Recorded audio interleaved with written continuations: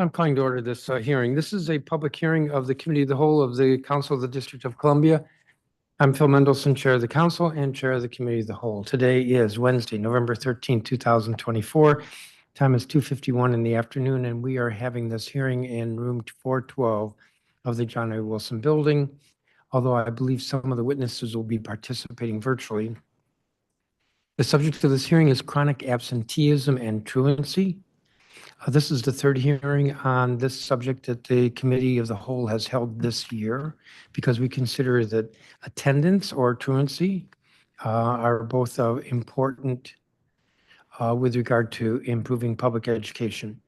The purpose of this oversight hearing is to hear from government witnesses, experts, school leaders, teachers, families, advocates, and students about school attendance, absenteeism and truancy, as well as barriers to regular school attendance and how to remove those barriers. In the 2023-2024 school year, 36.9% of DC public schools and 41.2% of public charter school students were chronically absent, meaning they missed 10% or more school days. Numerous studies have shown chronic absenteeism and truancy have serious consequences for students, ranging from falling behind academically to severe increases in the likelihood of dropping out. Moreover, juvenile delinquency strongly correlates with truancy. While schools have a crucial role to play by building relationship-centered learning environments, engaging families, and staging early interventions, they are not alone in the task of promoting student attendance. The Deputy Mayor of Education, the Child and Family Services Agency, Court Social Services, and the Office of the State Superintendent of Education, the Department of Human Services, and the Office of the Attorney General all play significant roles in supporting student attendance. The Committee of the Whole is particularly concerned with strategies to increase student attendance, the efficacy of early warning and support systems, and coordination across government agencies in tackling the dire problem of chronic absenteeism and truancy. This hearing will also serve as an opportunity to learn about the rollout of the DHS Truancy Intervention Pilot, which was enacted by the Council on an emergency basis in June of this year. The record in this matter will close in 2 weeks. That is, it will close at 5 p.m. on Wednesday, November 27th. So anyone who wishes to supplement their statements or who wishes to submit a statement and did not, you have 2 weeks to do so. The way we've organized this hearing is we're going to begin with what we've categorized as invited witnesses, and then we have following that about 19 or 20 non-government witnesses, and then we will turn to government witnesses, of whom we have 8. Give me just a second.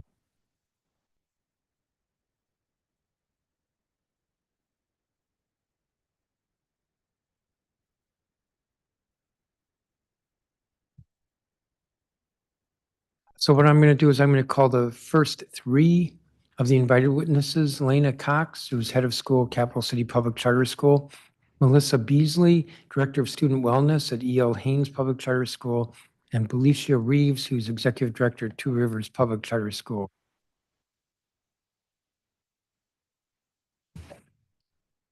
And my understanding is that each of you have shown significant improvement with regard to attendance. So we want to hear, I would say secret, but it's actually not a secret how to increase attendance, but there are strategies, and so we'd like to hear from you about that.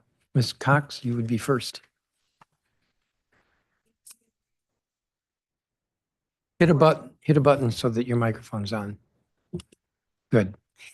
Thank you, council members, for hosting this important hearing on an issue that is critical to student success, and for inviting me to share about how we at Capital City Public Charter School build strong connections with students and families to reduce chronic absenteeism and truancy. My name is Lena Cox, and I am the head of school at Capital City Public Charter School. We serve more than 1,000 students from pre-K 3 to 12th grade and are located in Ward 4. We serve a majority, over 85%, Black and Latino student population. 81% of students are considered low income. 40% are considered at risk. We serve a high needs population where 43% are English language learners and 20% qualify for special education services. I'd like to first share strategies that we have found to help students and families connect with school. We are an EL education school. Our school culture and focus on the whole child helps us develop strong relationships with our students. Our crew and advisory structures in the middle and high schools, in which small groups of students meet daily with a teacher, means that when students are absent, it's noticed. Teachers and our office managers, the people who have the most contact and the strongest relationships with our students and families, make direct contact with our families to remind them that they are needed and wanted at school. It's not solely a robocall or generic email telling families that a student missed school. We build trusting relationships with families and students by making sure our outreach is personal and consistent. Our school model lends itself to building strong relationships with students and families. We do this through intentional structures like crew and advisory, but also through creating bonding experiences for students and staff. For example, all of our ninth graders participate in a 3-day, 2-night camping experience in September with our high school interim principal, Kendra Macco, other admin, and some of their ninth grade teachers. We know that ninth grade is a critical year for students, and we have found that creating an off-campus fun and bonding experience for our students creates that strong connection to school early. Other examples of our approach include Ms. Macco sending out weekly messages to families, sharing our current in-seat attendance rate, and reiterating the importance of being at school to both families and students. Our middle school, many years back, saw how much attendance was impacted on days before breaks and turned the day before winter and spring breaks into a new tradition called intercession. These days are teacher-created, cross-grade fun activities where students choose which to celebrate. Attendance on these days increased tremendously. Additionally, we use a student support team, which we call by its acronym SST, that involves critical campus staff reviewing attendance data weekly as a team to identify which students are chronically absent or close to being so. During these meetings, they develop an individualized plan for each student that includes family engagement. They then put these plans into action and come back to this meeting to see if attendance has improved for said students. So for example, a 6th grader was missing school suddenly, and after connecting with the student's mother, the SST team learned that mom was having a hard time paying the metro fare to get herself to school with her child because she didn't feel comfortable sending her 6th grader alone on the metro. So she was keeping the student home. Our team connected her with our family engagement team to provide funds from our Families in Need Fund to cover her metro card until she could afford it again. As you may have noticed in our data, our chronic absenteeism for students with disabilities is nearly half of the city average for this special population. I attribute this work in no small part to our Chief Inclusion Officer, Wanda Gregory, who oversees our special populations. She's a phenomenal advocate for students with disabilities, and in her role, she ensures that students with disabilities have the resources that they need. We use a fully inclusive program that provides services to students inside the general classroom. As students get older, they realize they're not different, but just a different set of tools to access learning. An important part of our program is teaching all students how to advocate for themselves and their needs, and this has tremendous benefits for students with disabilities in helping them name what supports they need. Finally, one of the benefits of being a pre-K 3 through 12th grade school is that many older students are responsible for bringing their younger siblings to school each and every day. So they feel the responsibility for their siblings' education, which keeps them showing up to their own classes. While we work really hard on this issue internally, we do face some external challenges. One challenge is the lack of consistent transportation to and from our school. This past spring, the K2 bus stop, which is a block from our school, was on the chopping block. We activated our students, families, and staff to push back against this potential cut. And luckily, this route was not cut. However, this is exhausting to have to fight for every year. The K2 is the only bus that takes our students from Fort Totten Metro Station to a block from our school. The other bus routes drop off students many blocks away. Sometimes students walk to Fort Totten Metro, which is a 20-minute brisk walk from our building, but the lack of safety along this route is concerning for us. A number of our students have been robbed while walking home, which intensifies families and students' fears, especially as it gets darker earlier. I urge the council to be thoughtful about critical transportation issues like bus services near schools when making budget decisions. And additionally, with the new federal administration coming in 2025, we've already begun planning and discussing how we will support our immigrant families and students. Our first step is to reassure families and students of their rights and our policies as a sanctuary school, but we can't do this alone. And I urge the council to revisit the guidance given to schools during the last Trump administration and find ways to strengthen structures and policies so that we can protect students and their families. Students are scared that their parents or other family members will be swept up by ICE, and we know that this will impact their attendance and academic success. Our support team has been working, but not nearly as quickly as we need to see for our students' attendance. Schools have become one of the few remaining wraparound community service spaces for families because existing social service programs aren't always working properly. It would be worthwhile to engage school and agency leaders together to improve existing programs and expedite what information schools have. Our ability to work alongside agencies that support our students' mental health needs, for example, would be extremely helpful. Given our understanding that the upcoming budget will be extremely tight, rather than propose funding new initiatives, it will be more effective to recommend improvements to existing programs and initiatives and ensure equitable funding through the uniform per student funding formula to support school efforts to reduce chronic absenteeism. As you've heard from many of the examples I've shared on what we do at Capital City, our teachers and staff are critical to supporting these efforts in addition to the myriad things they do. One of the strongest levers we can use to foster a sense of belonging for students is to be able to hire and retain high-quality teachers. Equitable funding through UPSFF ensures that our teachers and staff receive the same resources that all teachers and staff receive in the city. Thank you again for holding this hearing and for caring so deeply about our city's students. Thank you, Ms. Cox. Ms. Beasley? Good afternoon. I am Melissa Beasley, and I'm the Director of Health and Wellness at the E.L. Haynes Public Charter Schools. We are located in wards 1 and 4. We serve approximately 1,200 students in grades pre-K 3 through 12. And in my role, I provide oversight and monitor student health services, including behavioral and mental health attendance and social emotional learning implementation at all 3 of our campuses.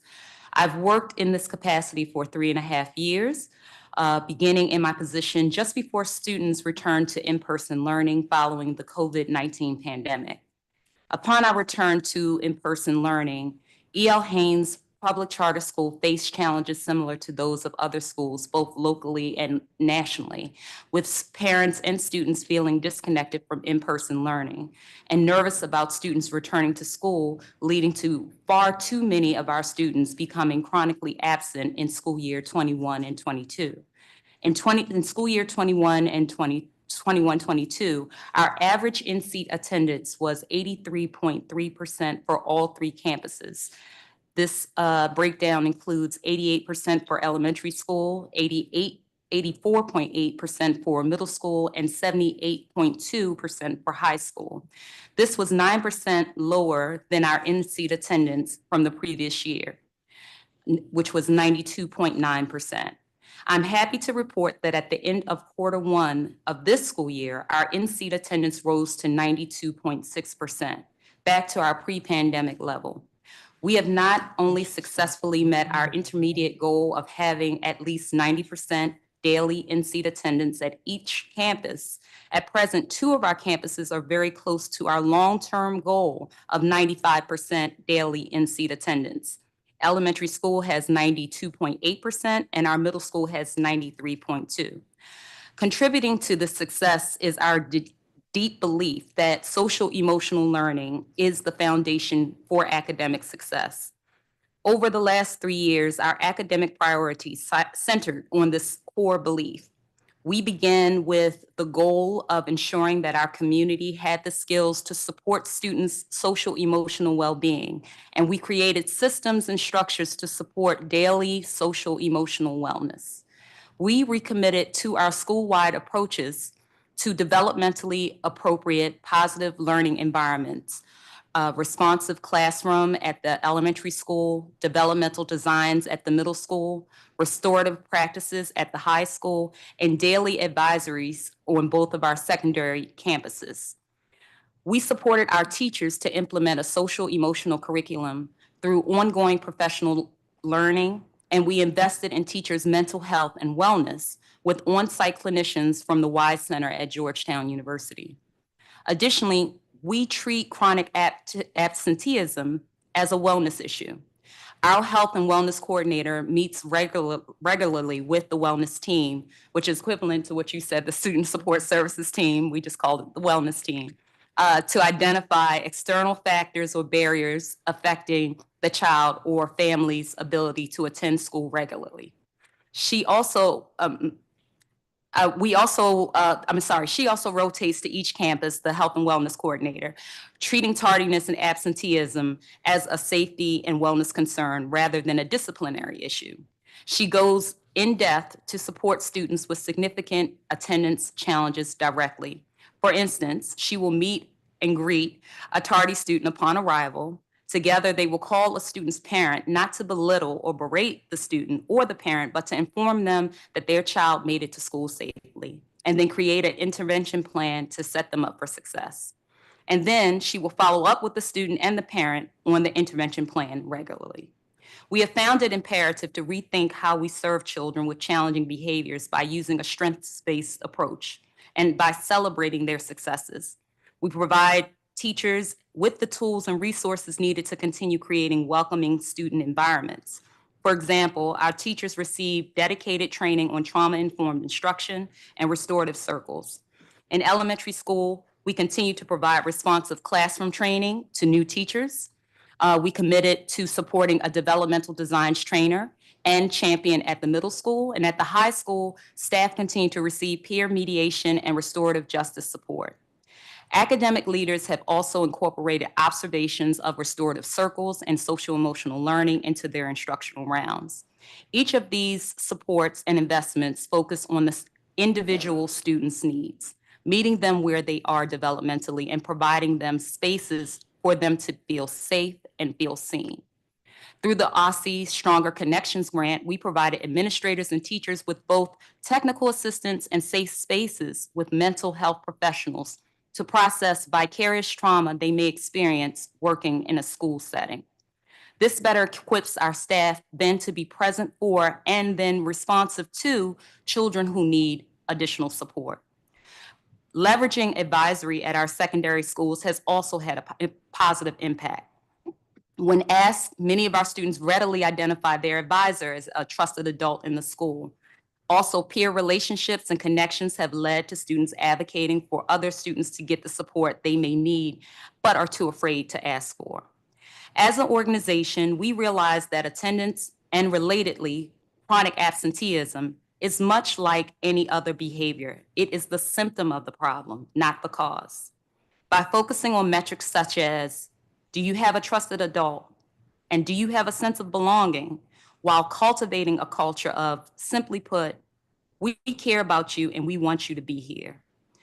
The direct outcome was improved attendance and reduced chronic absenteeism. I thank you for the invitation to join this charter leader panel today, and I look forward to your questions. Thank you. Thank you, Ms. Beasley. I don't have a copy of your statement. Did you submit it? I attached it to the email to Bijan and I uploaded it on your link. Okay, they'll get me a copy. Ms. Reeves.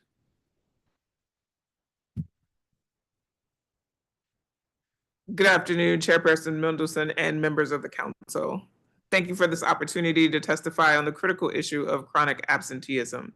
I am Belisha Reeves, and I am honored to serve as the executive director at Two Rivers Public Charter School, where we operate two campuses. Our Young Elementary and Middle School campus are both located on Education Hill in Ward 5, and our 4th Street Elementary campus is in Ward 6. Together, we serve approximately 1,022 students in grades pre-K 3 through 8th. At Two Rivers, we know positive school culture and climate can effectively combat chronic absenteeism. As an EL education school, our school culture is anchored by our core values, scholarly habits, and crew. In crew, each student has a trusted adult who advocates for them through the good, the bad, and sometimes even the ugly. Students build meaningful relationships with their peers and teachers, developing a strong sense of belonging and personal accountability. This daily gathering reinforces that school is a place where they are valued, supported, and encouraged to grow. In school year 22-23, Two Rivers Middle School endured significant teacher and leadership transitions, including the departure of their executive director. Upon joining Two Rivers in school year 23-24, our focus became culture, climate, and crew. We had to rebuild what was lost in our community. Principal Ashley Stone, who previously served as the assistant principal, was promoted to lead our middle school. She and her team worked diligently to establish and define what positive school culture looks like, feels like, and sounds like for our middle school. No longer an older elementary school, we implemented new strategies and regularly enforced them with all of our stakeholders. We put systems specifically in place for our staff to improve communications and build consistency. We increased our incentive programs for students to reward and encourage desired behaviors and expanded our arts and middle school sports programs to increase student interest. Lastly, we more intentionally engaged families through increased family surveys, added regular family communications, and weekly community meetings that were led by our student crews. Our leadership and mental health teams work closely with families to provide resources to support students facing barriers to regular attendance and more. After 1 year, our in-seat attendance improved from 88.5% to 92.4%. Our suspension rate was cut in half from 26.8% to 13.4%. And our major incidents reports significantly decreased from 494 in school year 22-23 to only 90 last year. We are proud of our progress, yet there is always more work to be done. With additional resources, I am confident we can achieve even greater success in reducing chronic absenteeism. We respectfully request the council's support in the following critical areas. Number one, increase funding for family and community engagement and mental health support. Additional and equitable funding through the uniform per student funding formula to support school efforts to reduce chronic absenteeism will help us put valuable professionals in critical roles in place at our school to support the needs of children and families. Number two, expand resources for early identification and targeted interventions. By providing schools with tools and systems to identify at-risk students early in the school year, schools are able to implement interventions before absenteeism escalates, including making mental health services and counseling available to students so that they stay connected to their education. Number three, transportation routes and student safety.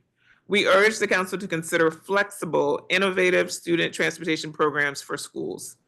On transportation, we are specifically appreciative of the coordination and collaboration with Councilmember Allen's office and DDOT as we continue to push for safer traffic solutions for our school and all the families on Education Hill, including bikers, walkers, and commuters. Distance learning led some of our families to believe in-person school attendance might not be necessary for learning. However, we all know that students learn best in a vibrant, nurturing school environment with skilled teachers and hands-on project-based learning. Go EL education. Students are drawn to schools where they enjoy attending. And at Two Rivers, our focus on culture, climate, and crew fosters a powerful sense of belonging, which is in turn improves student attendance and positive student engagement at our schools. I thank the council again for focusing on this important issue, and we look forward to partnering with you to strengthen student attendance in our city. And I encourage you to read our full written testimony submitted online with more detail. Thank you. Thank you. And I think this is a statement you're referring to. Correct. A couple of questions. You all mentioned holding advisories with students. How do you find the time for that? How do you fit that into the schedule?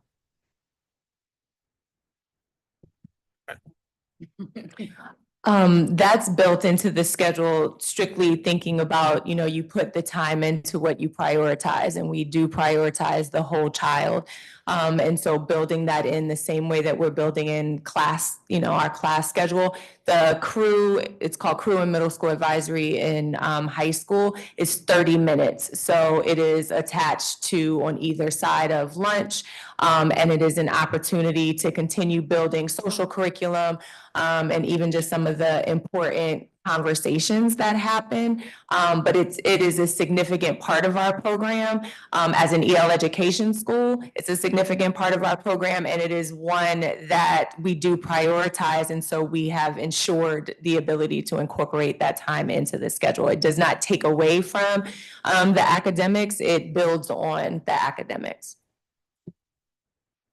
Let me see, you're at Capital City. Every student has an advisory? In our middle and high school, yes, all students are assigned. So in the middle school, it's about 10 to 12 students, and high school as well. They're assigned to one crew leader or one advisor. In the high school, it is multi-year, so 9th and 10th graders are together, 11th and 12th graders are together, to just build the consistency over that. But yes, every student is assigned a crew leader or an advisor.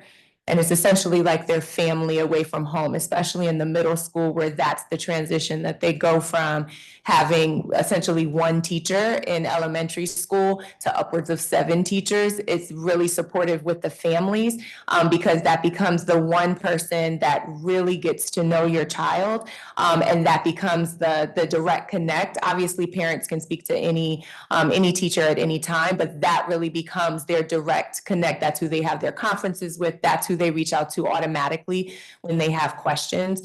So every student does have access to a crew leader or an advisor.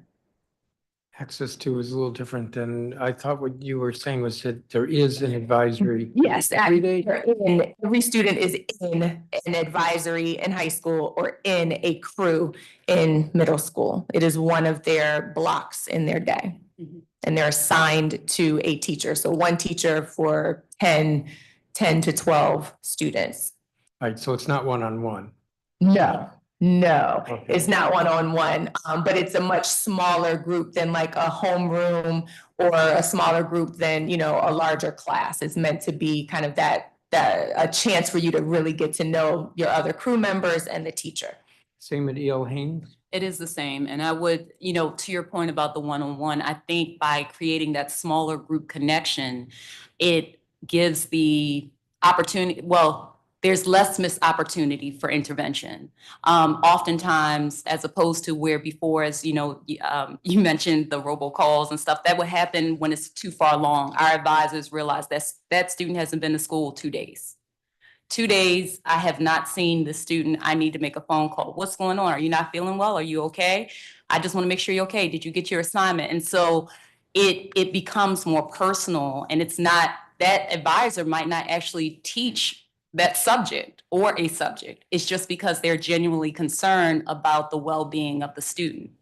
And then to your point about the peer support, I think many of our students became, as I mentioned before, disconnected and not having that ability to understand what connection feels and looks like, because everything was one directional, through a screen, through an email, through a text. But it's much different when you say something and it's interpersonal and you can see someone's body language and how they react. From that, now they're making connections. They're understanding the importance of peer support and looking out for each other. And what does it look like when someone's in distress and they need some help, but they may not be able to speak up for themselves, but you can speak up for them. So, Ms. Reeves, in your statement, you referred to crew. Mhm. Is it the same as your It- two colleagues are saying? It's similar. Both Capital City and Two Rivers are EL education model schools. I think a difference is that crew for us is in the middle school, and it's an hour in the morning and 30 minutes at the end of the day. So students start and end their day in crew on a daily basis. One of the big pieces that we talk about, I usually say we schedule what we value, and crew being that home away from home where every child has that trusted adult that they know is going to be their advocate regardless of what they're doing. When we talk about middle school and that transition period through puberty, students really need someone that they know, regardless of what I do. If I make a mistake, I have somebody that I can go to who is going to be there for me and help me through the situation.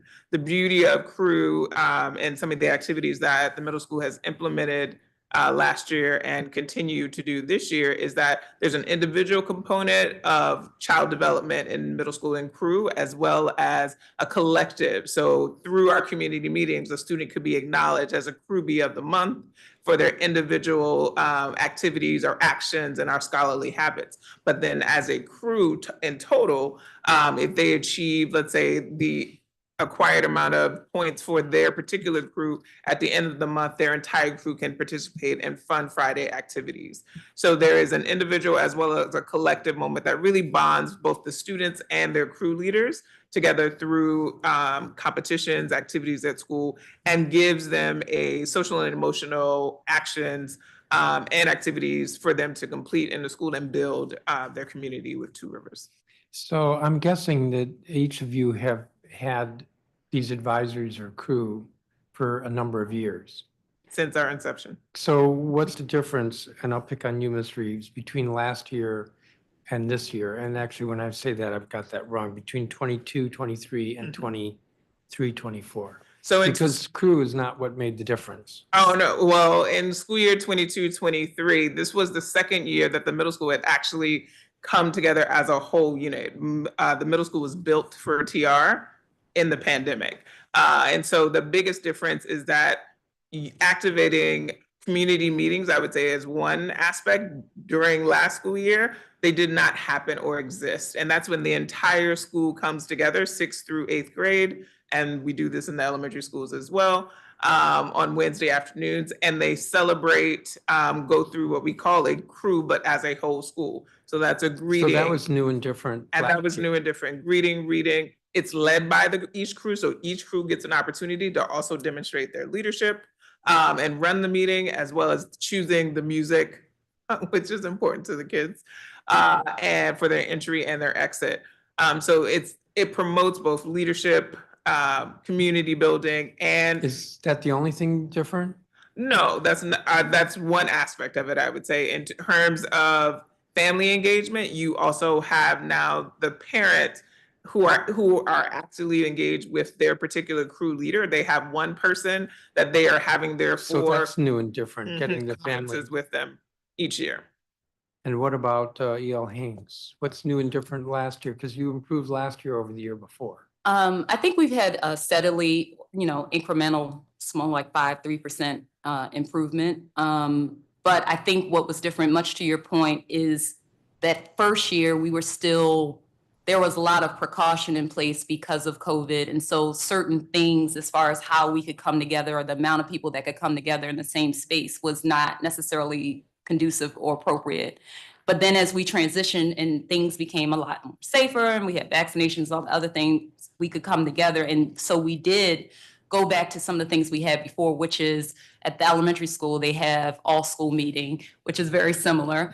And there's performances and celebrations and who's the scientist of the month, who is the scientist of the week, or all the things. But then the other thing I think is a little bit different is the intentionality around how our leadership is holding teachers accountable for actually doing the thing. So like, we don't have crew in the morning, but we have restorative circles at our middle school, which is very similar. It's still a 1-to-10 ratio. And I think what they're looking for is one, we wanted to make sure we actually gave people the training so that they knew what they were doing and they had the capacity to provide the service to the children in an appropriate way.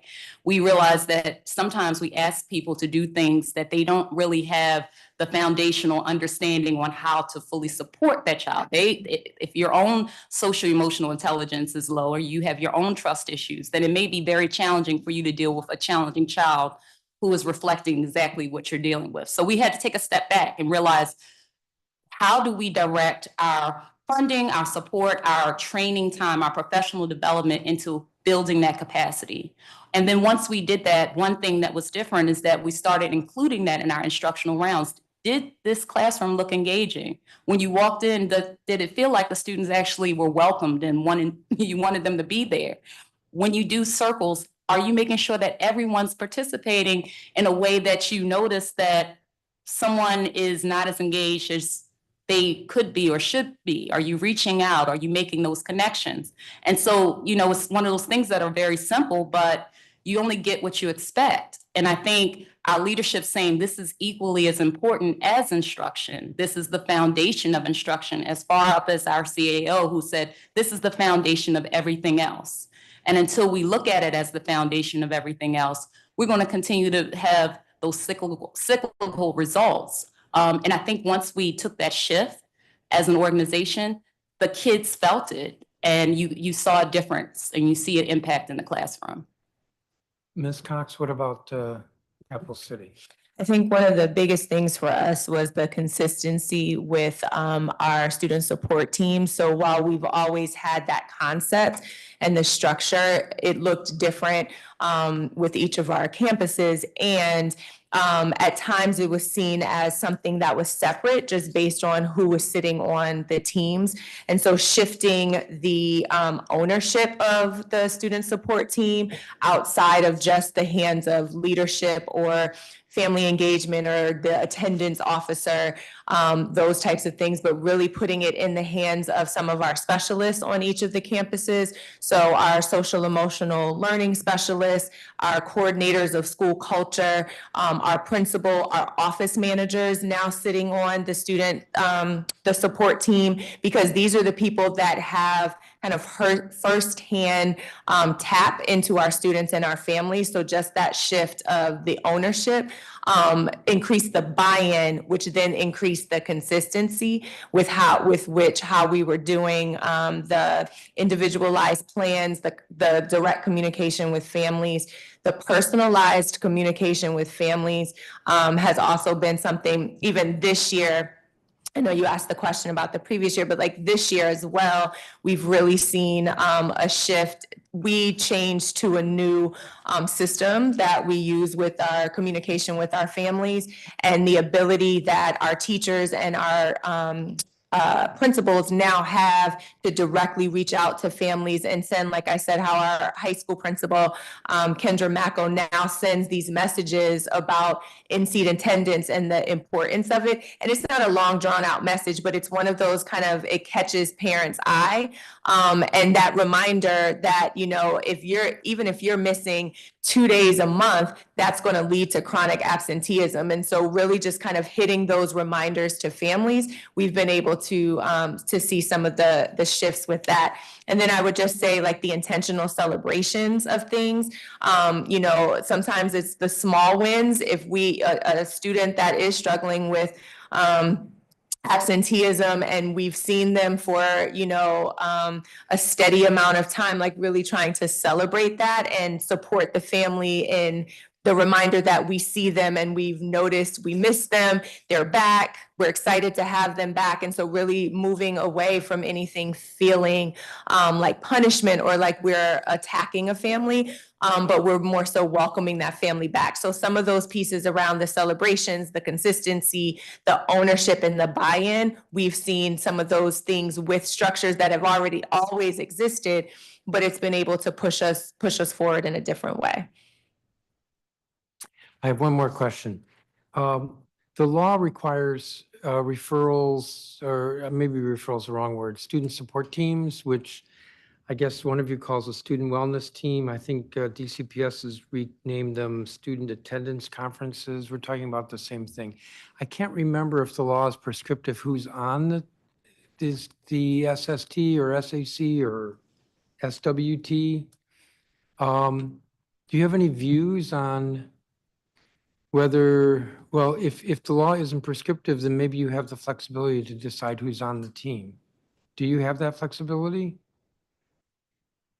I think we all do. A reason why I'm asking is because sometimes what I've heard with some schools, particularly where there's a high incidence of absenteeism, is that it's hard to get all the people together for a meeting. Mm-hmm. You're nodding like, yes, you've experienced that. Well, if you have the ability to choose who's on the team, then why is that a problem? I don't think it's a problem. I think there's competing priorities and very limited time to pull many people together. And I think that what we had to do is really revisit or rethink how we're thinking about this. Because if we're always trying to individualize and tailor our approaches to students and provide multi-tiered systems of support, then we should incorporate all of those things, not just the academic data, what's going on with this child, but what is their behavior saying? What is their attendance saying? And then we are a school that actually uses panoramas. So we actually use that as a data metric to see how the student purports their social emotional being. When you look, I think when we maybe reuse data, actually use data-driven forming of our thinking and how we pull together the meetings, it makes more sense who we actually need at the table. I think it's more about being smart in how we work through this, because sometimes we have meetings for the sake of meetings, which could be extremely frustrating to teachers who already feel inundated with many requirements, reports, progress reports, parent conferences, all the things. And so I think that's where the pushback was, because does the principal and the vice principal and the assistant director of special ed and the director of special ed, do all of these people need to be at the table to talk about this? Or can we be smart about it and use something like advisory, where we already have a one-to-one connection? We already have information coming back directly from one person saying, this is why this parent isn't coming to school. It's a Metro card. They just need some external support. And so, no, we don't necessarily need everyone on that team, but what we do need to, all the team to understand that is that they are a part of that team. Like, attendance is everyone's responsibility, not just one person. I think that's the difference. I think the shift is that everyone has accepted attendance is a part of their responsibility, and not necessarily it's just that person's role to push send on an email or to make a random phone call, but that everyone should be checking in on this child and knowing how they're not doing well and how we can make it better. Ms. Reeves and Ms. Cox, do you have anything to add to that? No, I think that does sum it up. I would absolutely agree with the piece of deciding who needed to be at the table and really learning from the data and and making decisions that weren't for just, well, these people should be, or we now have to try and reevaluate a whole schedule to then think about how to get the right people in the room. And sometimes that was a reactive response versus a proactive response in thinking about who should be at the table from the beginning. I 100% agree. Like, it sounded a lot like what we were dealing with at Capital City too. Yeah, and the only thing I would add is when you think about expectations, we make it clear to folks at the beginning of the school year of who could possibly be at an SST meeting, so that everybody knows and is taking responsibility for, if this person is in my crew, then I know if they come up for an absentee, that as their crew leader, I could be there. But our mental health team, our FDAs, our front desk associates, as well as the admin team or our SPED team, everyone knows that I have a option to possibly be on a SST team meeting, because we are all responsible for all of the children when it comes down to that specific aspect of their education. So the flexibility is greatly appreciated in that regard. Thank you. I could ask more questions, but I'm going to move on to other witnesses. Thank you, each of you, for your testimony. Who's not here?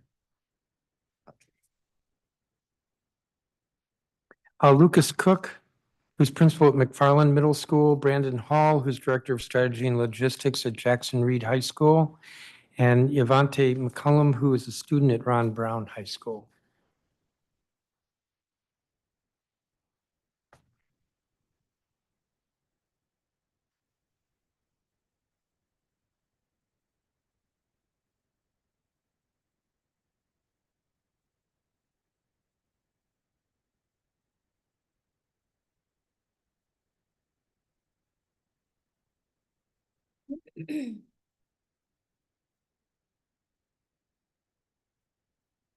Mr. Cook.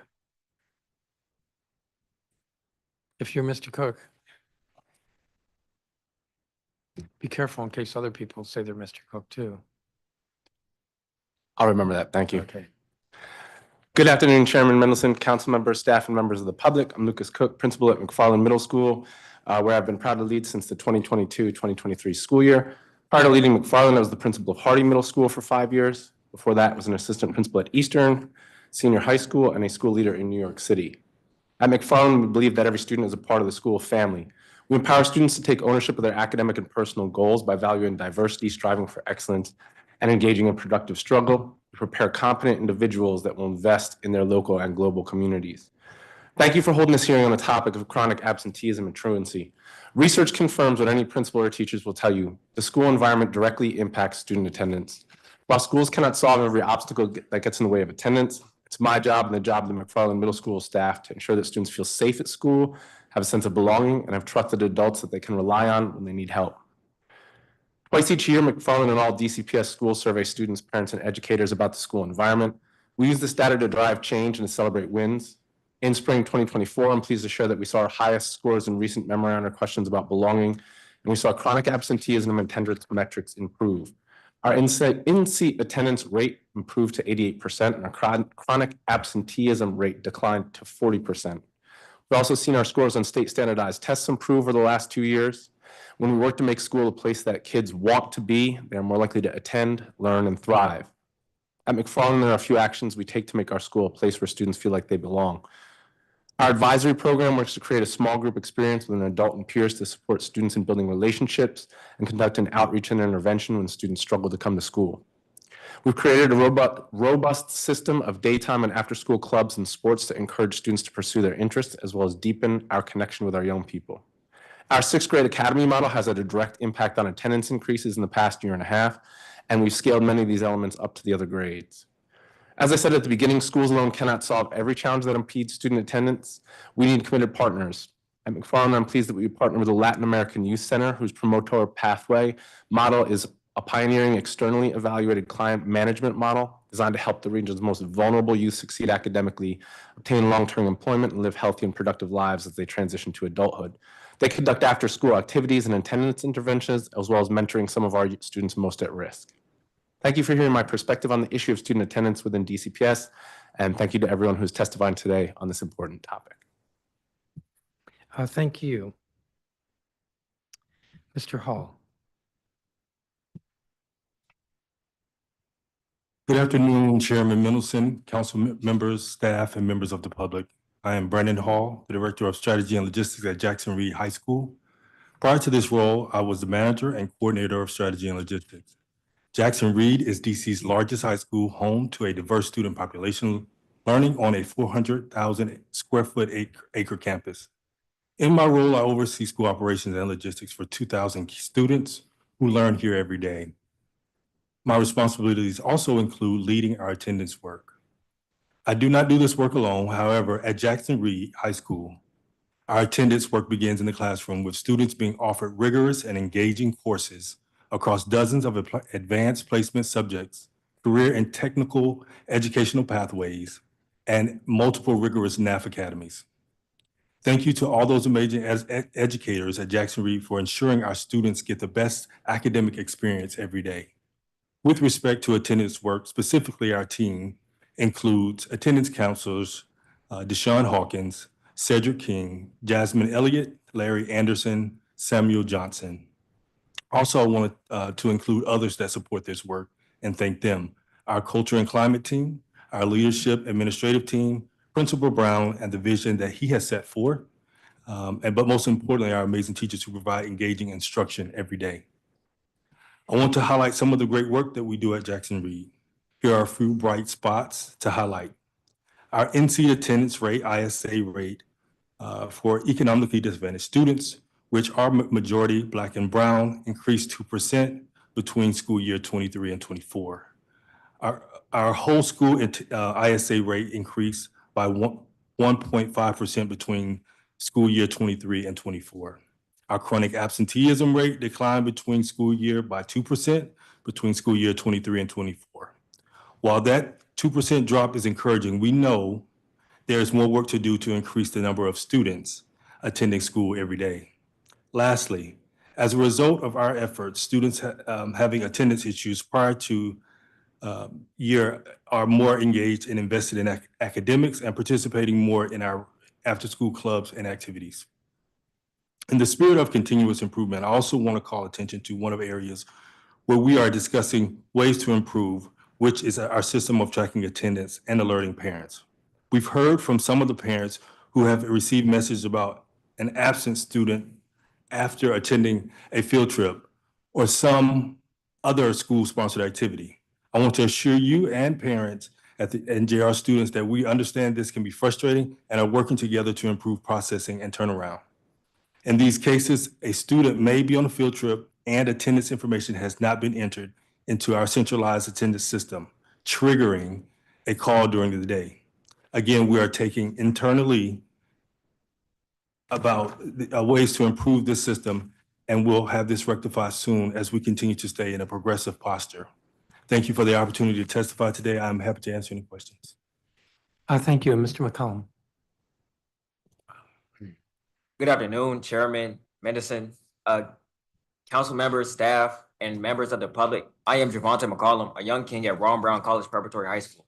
Thank you for holding this hearing on the topic of students that are chronically absent. At my school, the principal, educators, and staff do several things to ensure that we feel like we belong at school. Firstly, we call ourselves young kings and not students. We call ourselves young kings because we are expected to be great. We have community circles, which helps young kings feel welcome as well as love. We learn more about each other, community members, and ancestors that paved the way for us. We have more off-campus learning opportunities and experiences than just about any other school I can think of. More than just field trips, we are provided with opportunities to work with our hands while learning. My favorite includes the Manners Conference in Chicago. We learned with and from other high schools and college agriculture students, while others loved the public figure learning experience in Atlanta. Finally, we have upped our career and technical education programming. We have 4 CTE programs, including our award-winning JROTC Academy, computer science, video production, and my CTE program, agriculture. Yes, I raise chickens, goats, turkeys, construct fences, and cultivate crops. While these efforts are effective with many young kings, we can also do more to support our peers. As part of the high school redesign process, my brothers and I developed an intervention to support students who were not attending school as frequently as they needed to be. We came up with the Brotherhood Drive. First, using attendance data, we identified students that were having a difficult time coming to school. Next, my brothers and I interviewed the young kings and their families, mainly focused on what they perceived their needs to be. Finally, we filled the gaps. This include organizing parent carpools, using staff for transportation resources, and phone trees with Young Kings leaders. I am one of those young kings. My brothers were required to text me by 6:30 a.m. If I didn't receive a text, I would call them or their parents. If Young Kings and their cohort met their weekly attendance goal, we were rewarded with Uber Eats. Our results of the students identified across all 4 grade bands, 93% of students were not only maintained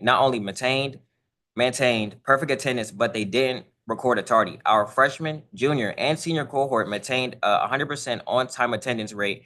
Ron Brown parents began reaching out to Young Kings for transportation help. Imagine that.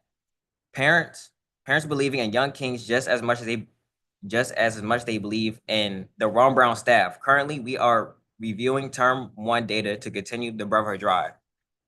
Thank you for your time, and thank you to everyone who is testifying today on this important attendance topic. Thank you, Mr. McCollum. And if you could give us a copy of your statement, that would be great.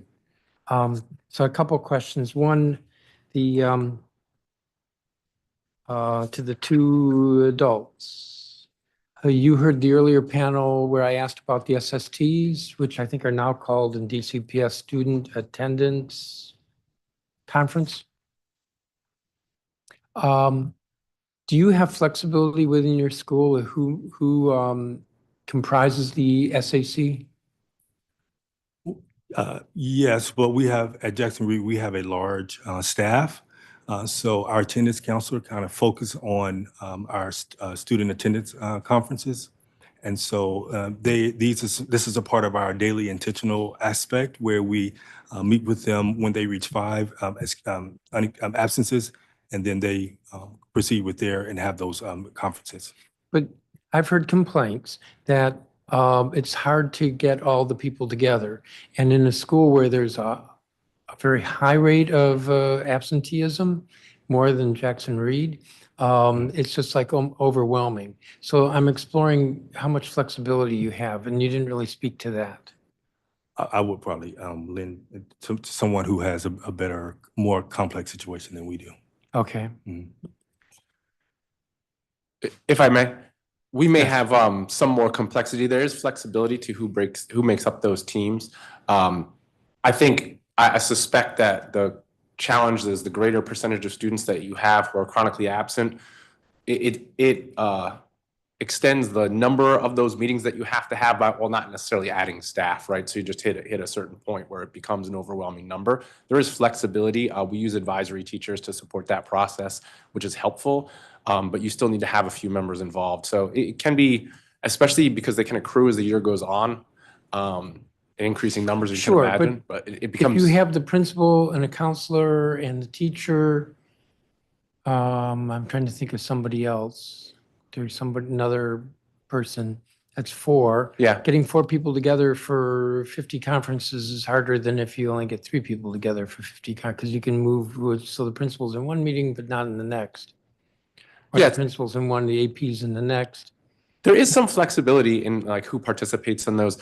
50 is if chronic absenteeism is, a student missing, once you hit the 5-day mark, talking about a very high percentage of students in some schools. So 50 meetings could be a low end of the number that you'd have to have. Yeah, because at McFarland last year, there were 110 from 6 to 10 absences and 121, 11 to 20 absences. So that's 231 and 134 over 21 days absent. Correct. So that gets you up to, I think we're up in the 300s. It was a lot of meetings. I believe we had a 95% SST completion percentage. But the way to impact that was leveraging multiple different teams, to meet all those meetings. Is there a better way to do it?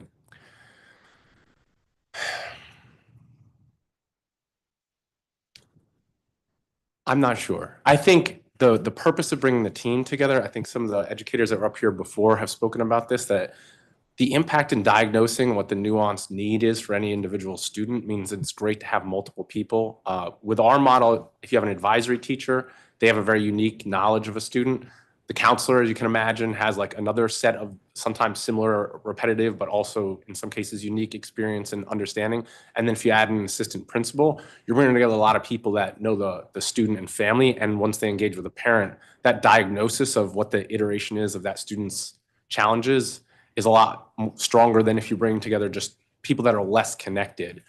So I don't know if there's a better way. It is manpower intensive. I guess my answer to that question is I'm not sure. Well, that's not helpful, but I don't mean that as a Sorry. criticism.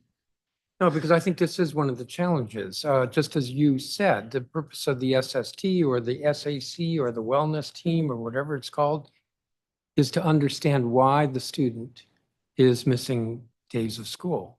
And the reasons can be very different. And that's important. But to overwhelm you to the point where it doesn't get done is not productive. Also, if I may, just to do it as a point of compliance is not productive either. Because then you're just serving the point of, checking off that it's been completed. Correct. I think I'll take the liberty of maybe inferring what you may be asking. The more adults that you can have involved in a school community as you can see, young people themselves involved in the outreach in a young person's life, the greater likelihood that you'll find the chemistry of the group that's going to have an impact. So I think latitude for what an SSC is constructed about. Hearing this young man speak, I'm thinking like maybe we need some high school students to come and be part of that process with our 11-year-olds. The more people that have their hands involved in figuring out, diagnosing, and supporting what the impediments are to a student's attendance, I think the better. So I think the long answer to what can be done is that the more people that we get involved in schools, community members, partnerships, young people themselves is probably the best bet on how we're going to have an impact on attendance.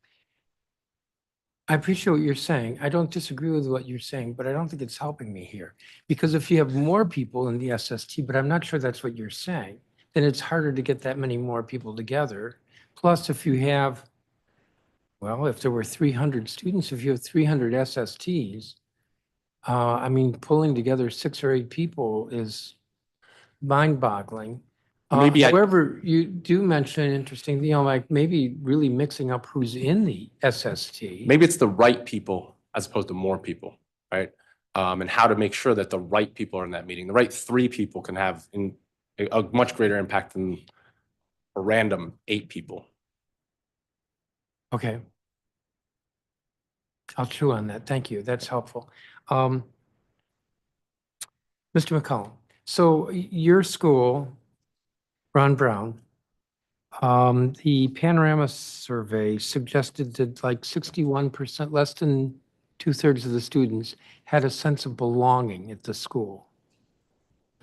Now, I don't know if you know what that means, and I don't know if I can really explain it, but I will say like feeling good about the school, feeling like this is a place I want to be. Does that sound, this isn't my real question, but does that sound out of step with your experience? My real question is, what could be done to increase the sense of belonging to get to like 80 or 90% of the students? To answer your question, really, the first part, I am well involved with my community, and I believe that Ron Brown makes me feel as whole and I'm accepted. Now, for the second part of the question, I believe we just have more of the students engaged into whatever we do that goes around in Ron Brown. We start getting more personal with the students. Not only should we have the teachers or adults talk with the students, it should be student with students, like me, myself, or my other brothers. So just much more engagement activities. Yes. All right, I think I'll leave it at that. There are more witnesses. Thank you, each of you, for your testimony. I appreciate it.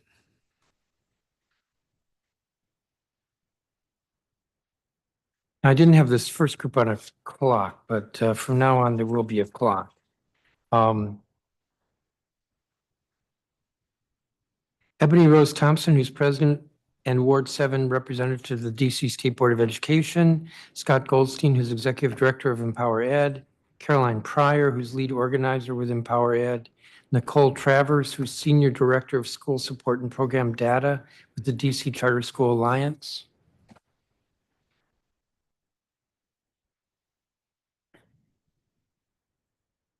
Charles Boston, who's Director of Youth Arboricultural Career Experience.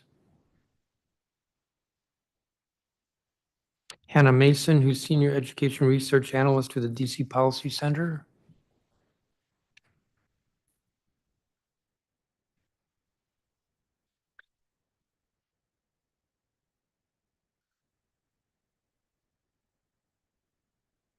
Jean McCarty, who's CEO of Outteach.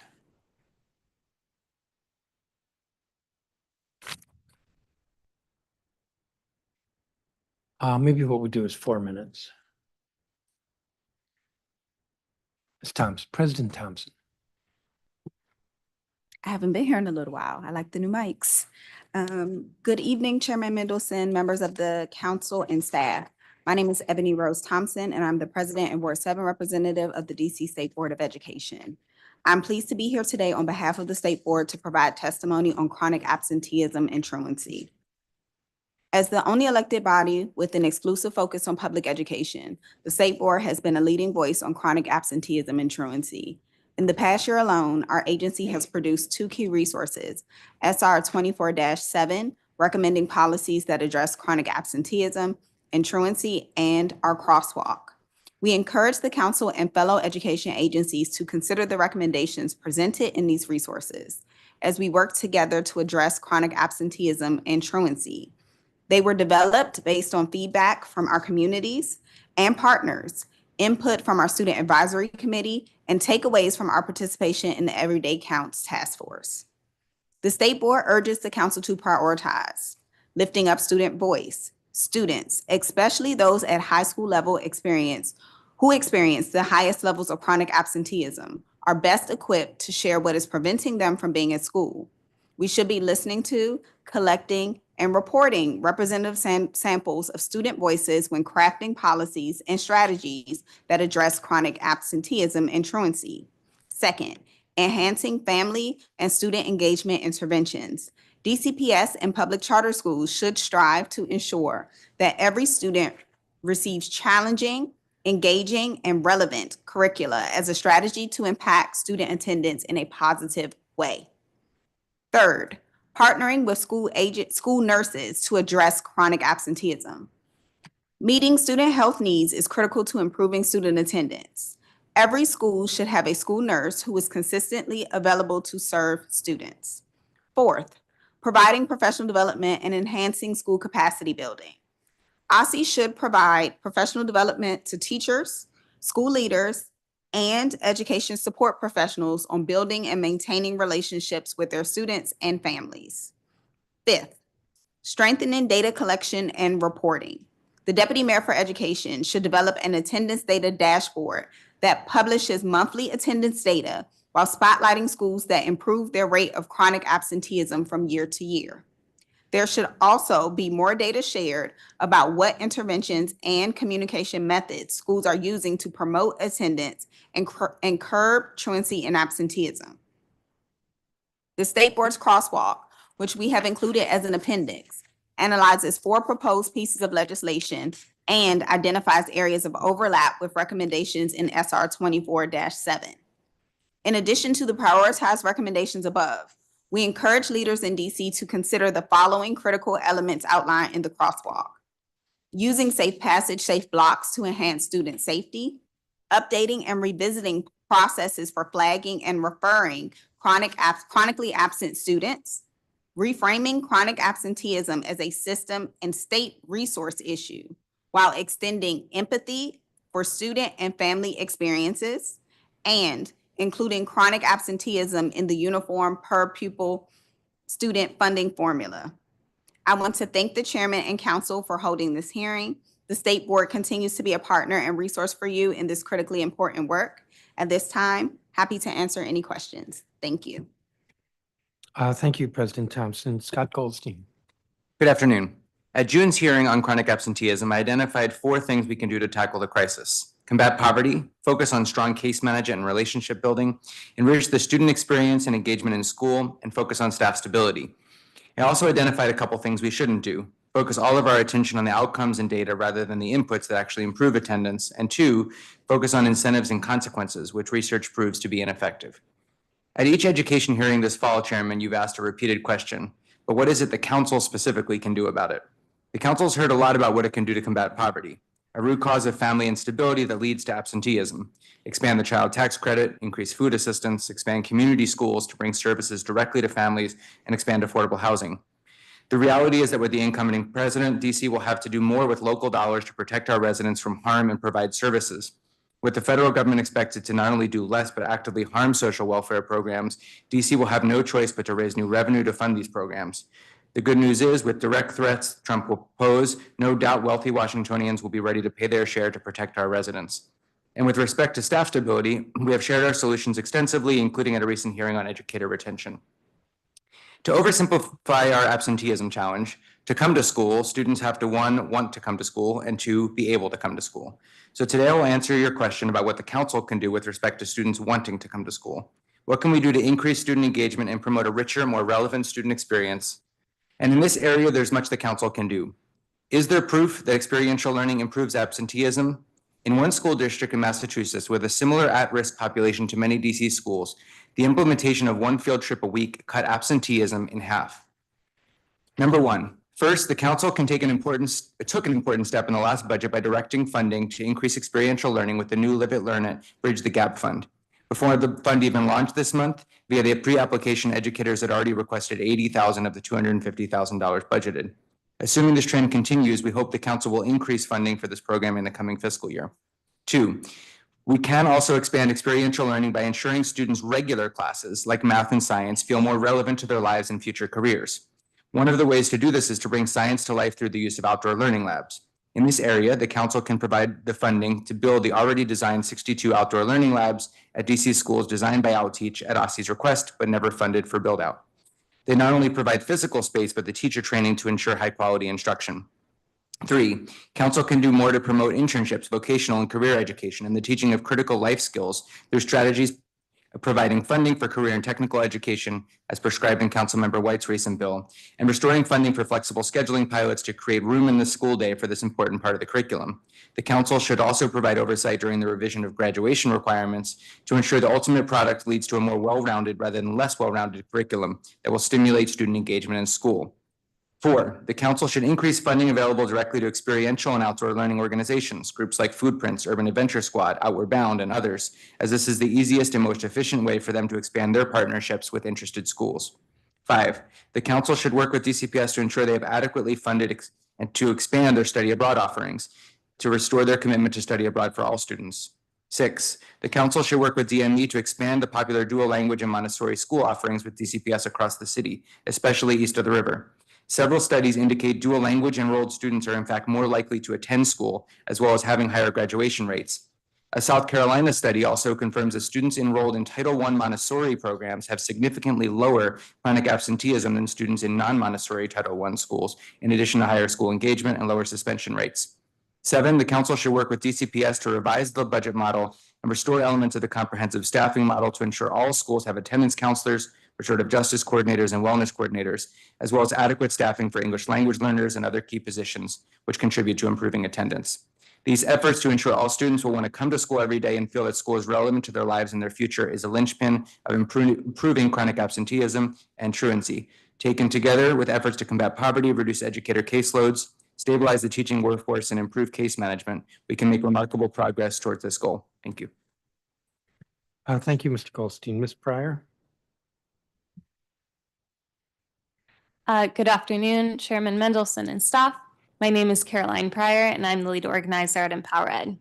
Thank you for holding today's hearing on chronic absenteeism and truancy. As we all know, this is a topic which garnered significant public attention in the last year, as data shows skyrocketing rates of absenteeism.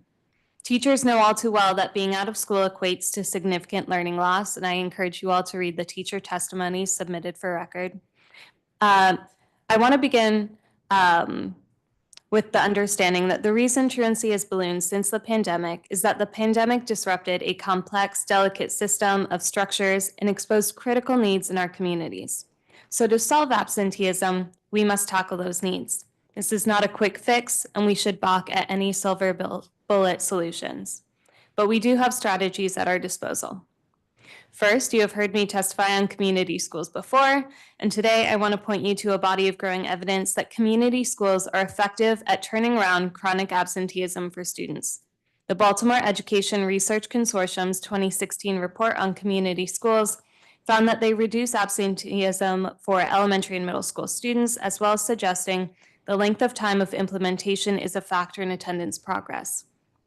This makes sense. Far from a silver bullet, community schools tailor programming and services to the needs of their students and families. No implementation is exactly alike because no school is exactly alike.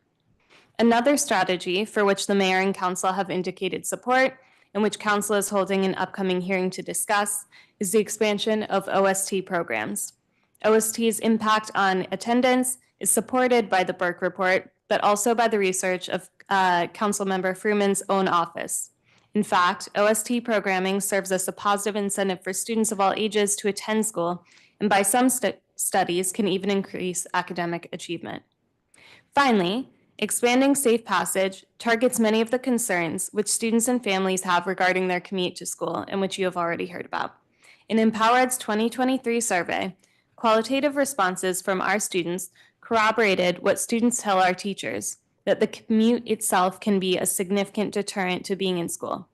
More recently, Youth Voice at the FBC's People Budget Forum also discussed a need to invest in Safe Passage.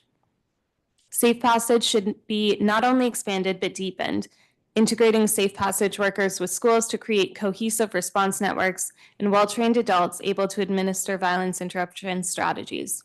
This is not an exhaustive list. Programs that bring exciting experiential and hands-on content to classrooms, as well as anti-bullying campaigns, will be highly effective strategies. But I recognize that these are not necessarily strategies for which Council can intervene directly. Instead, we ask Council to consider funding programs that we know build safety nets for students.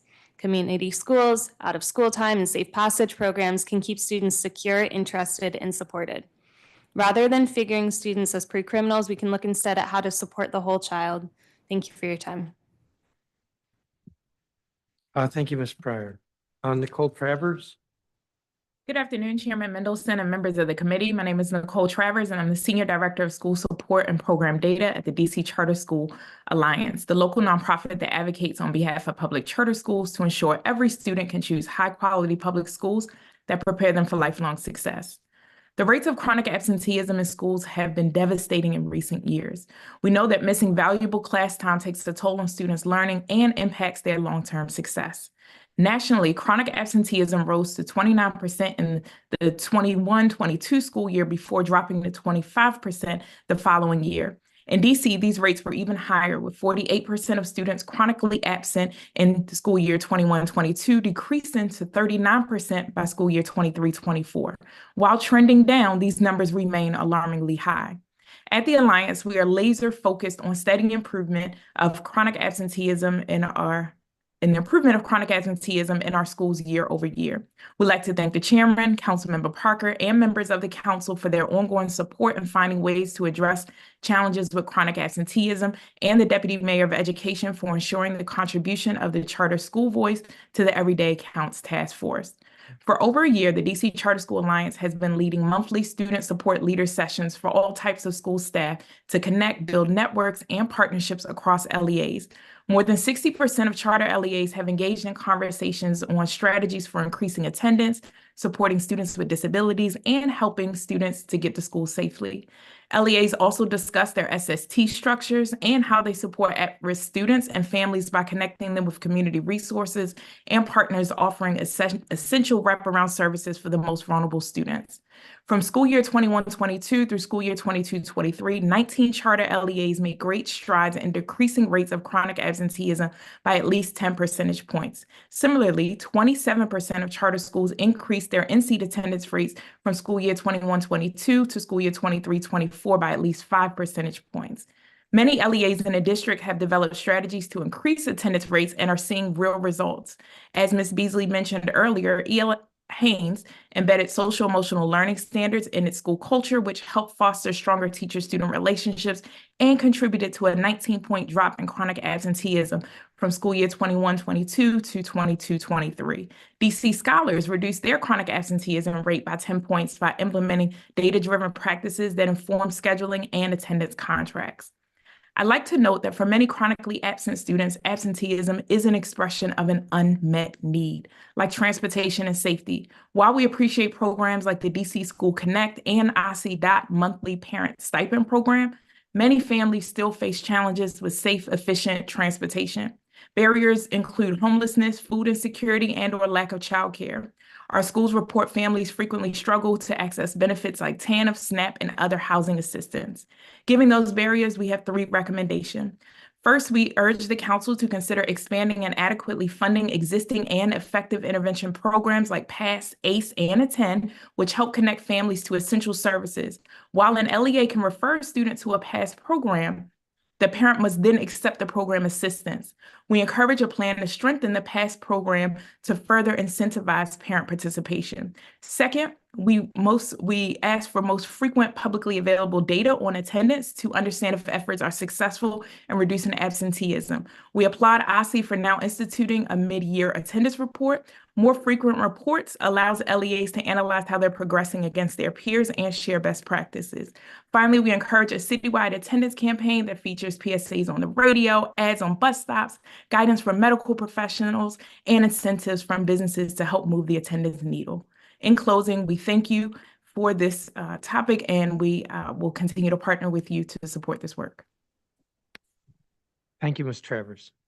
Charles Boston, I think, is not here. Hannah Mason. Good Online. afternoon. Oh, Please proceed. okay. Good afternoon, Chairman Mendelson and members of the Committee of the Whole. My name is Hannah Mason, and I'm the Senior Education Research Analyst of the Education Policy Initiative at the DC Policy Center, an independent think tank focused on advancing policies for a growing, vibrant, and compelling DC. Today, my testimony will focus on the reduction in chronic absenteeism rates in DC schools as of March 2024, stakeholders' perceptions of attendance, including new reasons for missing school that include substitute teachers and morning routine disruptions, and school leaders' insights into what has led to attendance improvements at their school and which strategies have been less effective. As of March 2024, data show that across all DC's public schools, chronic absenteeism improved by 4.3 percentage points over the same time during the previous year, and a majority of schools improved by at least 1 percentage point. Chronic truancy, which focuses on unexcused absences only, has improved by 5.2 percentage points, with economically disadvantaged students seeing the biggest drop in chronic truancy at 6.6 percentage points. This is encouraging for pandemic recovery because more students are attending school consistently, which means more students are accessing the support needed to address learning loss, but it is not enough to return to pre-pandemic levels. Insights from DC Policy Center listening sessions may help explain why chronic absenteeism numbers remain higher than pre-pandemic level. In summer 2024, we held listening sessions with students, parents, and caregivers and teachers and asked about perceptions and attitudes towards attendance. In these listening sessions, some of the same reasons for absenteeism that came up in other post-pandemic listening sessions were mentioned, including mental health challenges amid an uptick in violent crime, illness as a reason due to COVID or otherwise, shorter days, especially leaving school early, in-school person seeming less necessary, especially for older students, the option to make up work virtually, less perceived accountability, and some parents believing that attendance records aren't accurate. We also heard new reasons from multiple groups, including knowing the substitute teacher would be present and oversleeping or lengthy morning routines. Speaking with school leaders about attendance is important because they play a critical part in crafting and implementing policies that directly impact attendance. Interviews with school leaders across all grade levels and sectors who have seen significant decreases in chronic absenteeism while serving at least the city average of students designated at risk revealed both promising and less effective attendance strategies. Among these leaders, most indicated that increasing student check-ins contributed to attendance improvements, and most noted that fostering adult-student relationships also supported attendance improvements. All school leaders reported that students who missed school more tended to have lower academic achievement.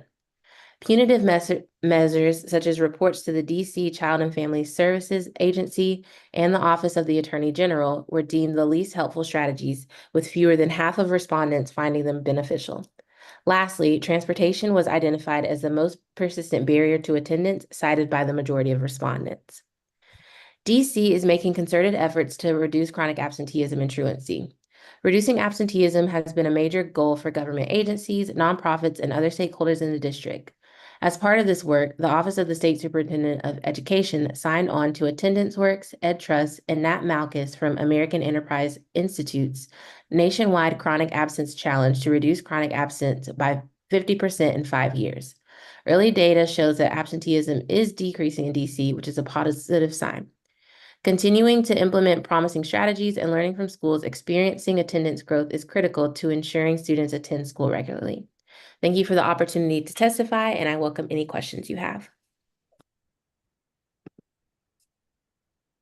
Thank you, Ms. Mason. Jean McCarty. Good afternoon, Chairperson Mendelson and members of DC City Council. My name is Jean McCarty, and I'm the CEO of Outteach, a nonprofit that's dedicated to inspiring and preparing the next generation of innovators through an early hands-on science education. I'm also the proud parent of a DCPS student. Chronic absenteeism remains a pressing challenge in our city and one that's deepened since the pandemic. Despite meaningful investments in mental health services, attendance tracking, and incentive programs, the data is clear that we need to do more. To address this issue, we must rethink how our schools engage students and their families, and we must reimagine schools as dynamic hubs of curiosity, connection, and opportunity, places that students are eager to go to every single day. The pandemic shifted perspectives, leaving some families questioning the importance of consistent attendance. To change this mindset, we need to ask ourselves, are our schools places where students see value? Do they connect classroom learning to the real world for them? And do families believe that a K-12 education sets the foundation for their children's futures and that their children's futures and dreams are attainable? A powerful solution lies in real-world hands-on learning. At Outteach, we've seen this approach transform schools into vibrant learning environments. Over the past few years, we've partnered with 62 schools in the district to create plans to turn their unused schoolyards into living classrooms with the construction of a simple outdoor learning lab. These spaces, with features like weather stations, animal habitats, and our science labs, offer students opportunities to engage purposefully with science and also with other subjects. For many students, it's their first exposure to this kind of learning, particularly for families without the resources for summer camps and programs and for after-school programs. Outdoor learning offers experiences that a traditional classroom or online setting can't replace. Research shows that hands-on active learning not only boosts retention, but it also inspires curiosity and it helps students see education as relevant and exciting. The Washington, D.C. and Baltimore region is a growing hub for life sciences, second only to Boston, with STEM careers among the fastest growing and highest paying opportunities. Yet science often takes a back seat in elementary school, with students nationwide receiving on average 18 to 20 minutes of science instruction per day. By prioritizing hands-on science early on, we can bridge this gap between our workforce and our education systems. Outdoor learning allows students to explore natural phenomena, ask questions, solve problems, and test solutions, showing them how science connects to the real world and to real careers. This interdisciplinary approach weaves science, math, and literacy together, building essential skills and strengthening our region's talent pipeline. Embedding real-world learning into elementary education is more than an academic strategy, it's also an attendance strategy. When students see schools directly tied to tangible benefits, to skills, careers, and opportunities, they and their families will start prioritizing attendance. I respectfully request that the council provide funding to build the 62 outdoor learning labs and the outdoor learning plans that Outteach designed, and to provide more funding across the city for outdoor and experiential learning partners like Outteach. Together, we can build a future where every child can thrive. Thank you so much for the opportunity to speak today. Thank you. Thank you, each of you, for your testimony. So, Ms. McCarty, your organization designed these outdoor labs, but do you also do programming? We do. So our approach is to design in partnership with the school and build the outdoor learning labs. And we also train teachers to use them to bring learning to life, focused on pre-K through 5th grade. Training teachers. So you don't actually run programs? We don't run our own programs. We think that, if we can work with a teacher to become kind of more equipped to do real world learning every day, that will have a bigger impact on students and many more students. Okay. A couple of you testified about issues like transportation and safe passage, and I noted that the OSCE report that just came out had this in its executive summary, that there was no statistically significant relationship was found between high school students' public transit time and their absenteeism rates in the 2023-24 school year. And there was a negligible relationship between violent crime and proximity to a student's house and their attendance the next day. How do you react to that, if you want to? Well, I'll say that we've heard. Now, you weren't one of the folks who brought these things up, but you're welcome to react, Well, since everybody else was being shy and bashful. Opened it up. And so maybe this will warm people up. I will say we've heard consistently from our student advisory committee members who are students who attend high schools across the city, that one of the things they actually do consider is safety. And I think a feeling of safety is different sometimes than what the data shows us. I also know that our Office of Student Advocate recently published this year's report, which is now up on our website. And one of the things they've consistently surveyed students about is how they've reported feelings of safety with actually a specific emphasis on young women, and how if initially asked, students will say, I feel pretty okay about it. But then if you push a little bit harder, you'll find that, young women are being solicited, young women are being assaulted, all these different things. And so I think that is also data. And I think those things don't always show up in proximity to students' homes or student schools because our kids are traversing the city. Any other takers? I'd like to add on to that as well. Yes. As Thompson noted, I think it also goes back to reported crime and what students perceive as she mentioned, what does safety feel like for them. And in addition to that, I think there's a connection of just thinking through the student support teams and the more relationships that are built within schools, that they're able to get access to information from students so that they can help to tap into those feelings and their thoughts ahead of them missing school. And that's why I think those teams are very important. So I have one last question, and that's for you, President Thompson. In your testimony, you said OSSI should provide professional development to teachers, school leaders, and education support professionals on building and maintaining relationships with their students and families. Don't teachers and leaders already have that figured out? Why do they need additional PD? So I hope so. I will say that my first job out of college was actually working for DCPS and family engagement.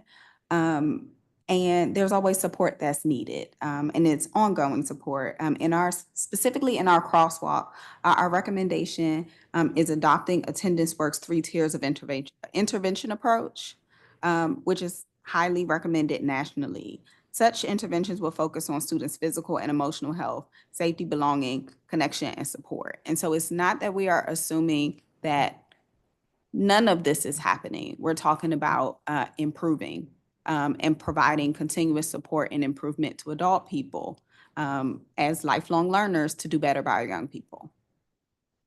All right, I'm going to leave it at that. Thank you, each of you, for your testimony.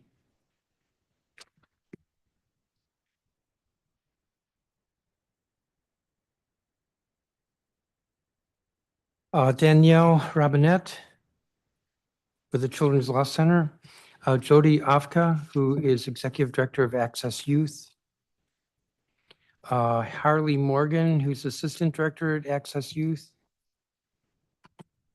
BJ Page, who's Executive Director, Youth Guidance,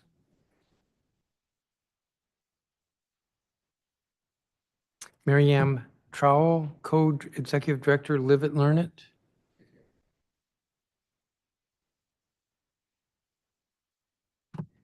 Catherine Procope, who's Executive Director, Howard University Middle School of Mathematics and Science,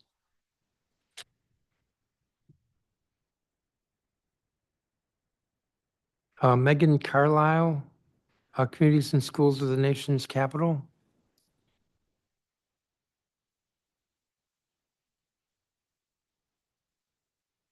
that's going to give me 4 at the table.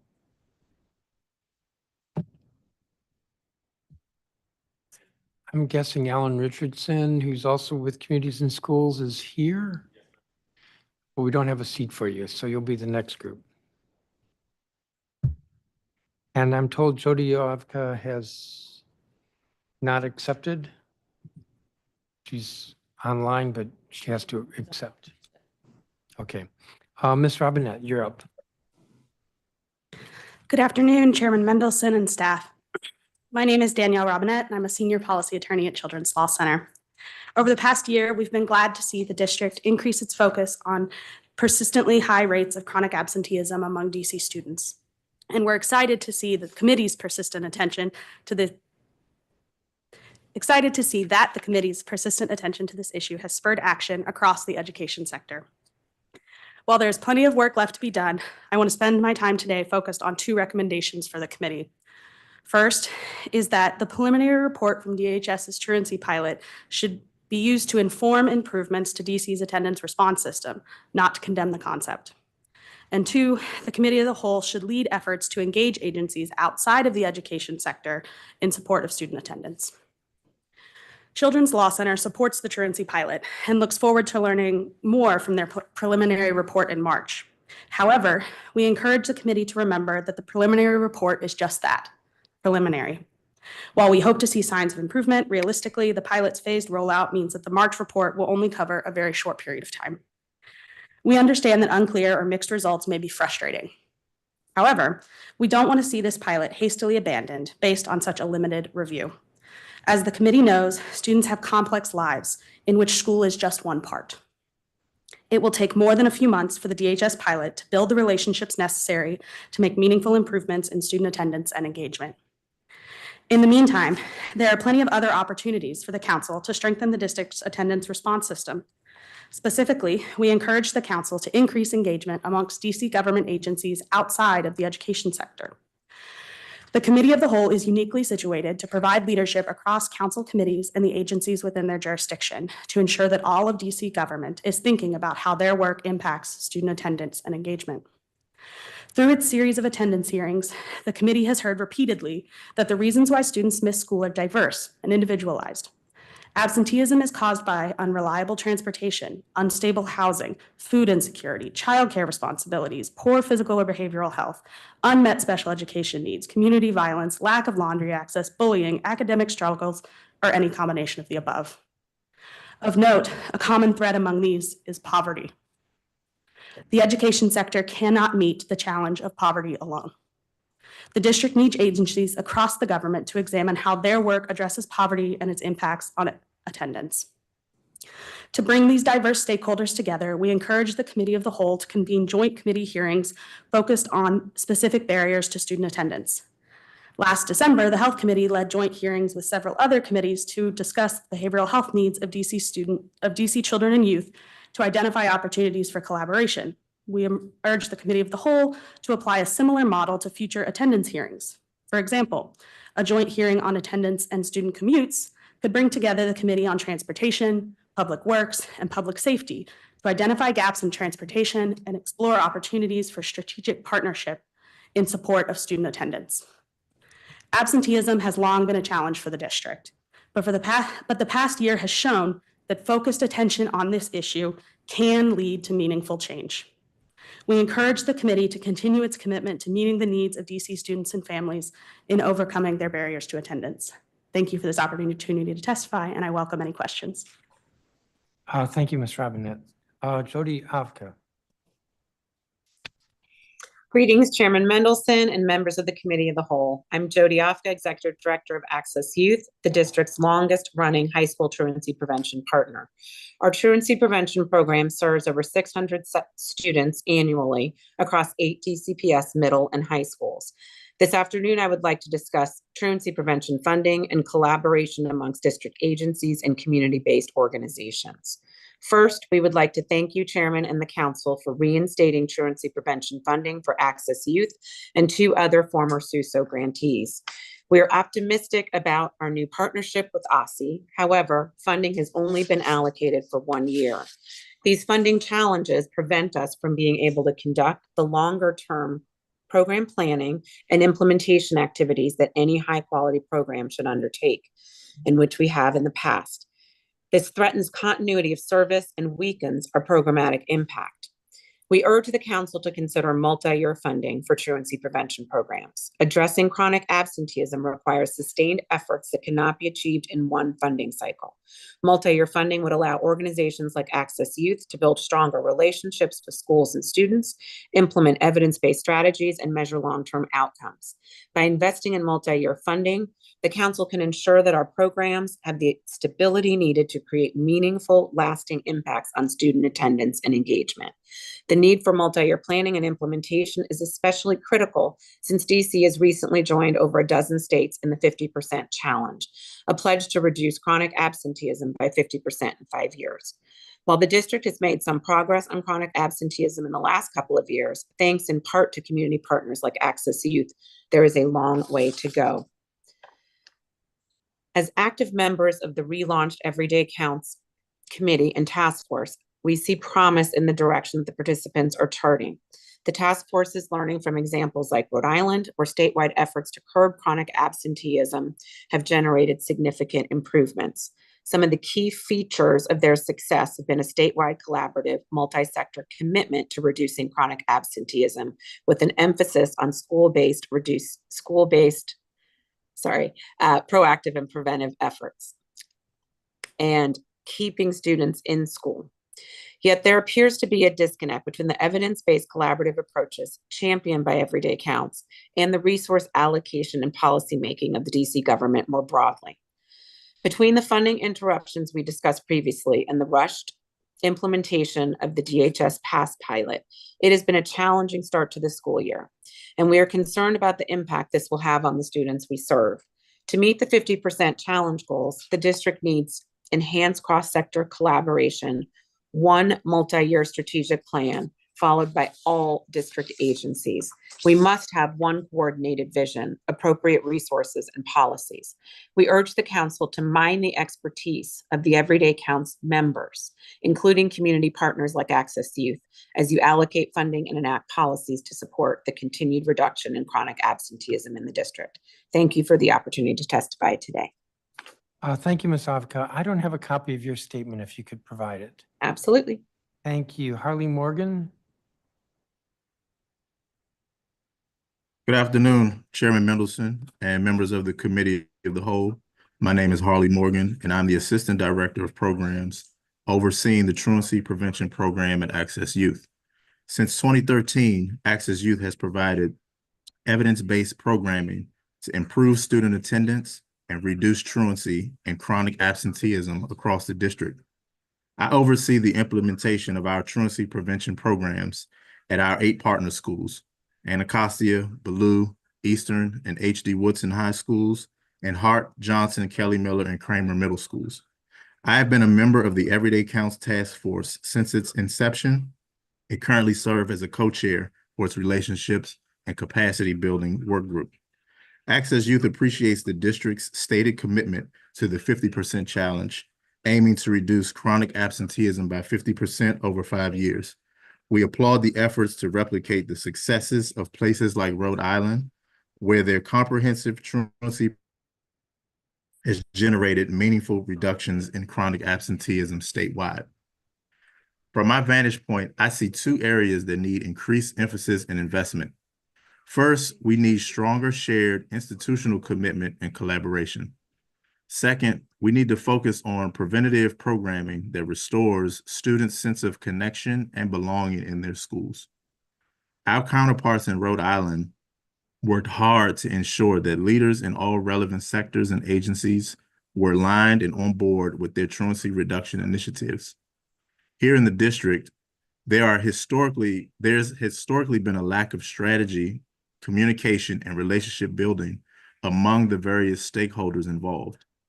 Year after year, we've observed ineffective information sharing and poor coordination between agencies, schools, and partners. Then, when the district misses its attendance goals, resources get pulled from evidence-based programs like ours, funding is pushed toward new initiatives, and the cycle of disruption and dysfunction continues. Our students face enough upheaval and uncertainty in their own lives. For their sake, let's prioritize collaboration, continuity, community, as we recommit ourselves to addressing chronic absenteeism. The district must also strengthen its investment in preventative early intervention approaches that focus on reconnecting students to their schools. We are pleased to see that more and more DCPS is emphasizing student belonging as a key metric of success.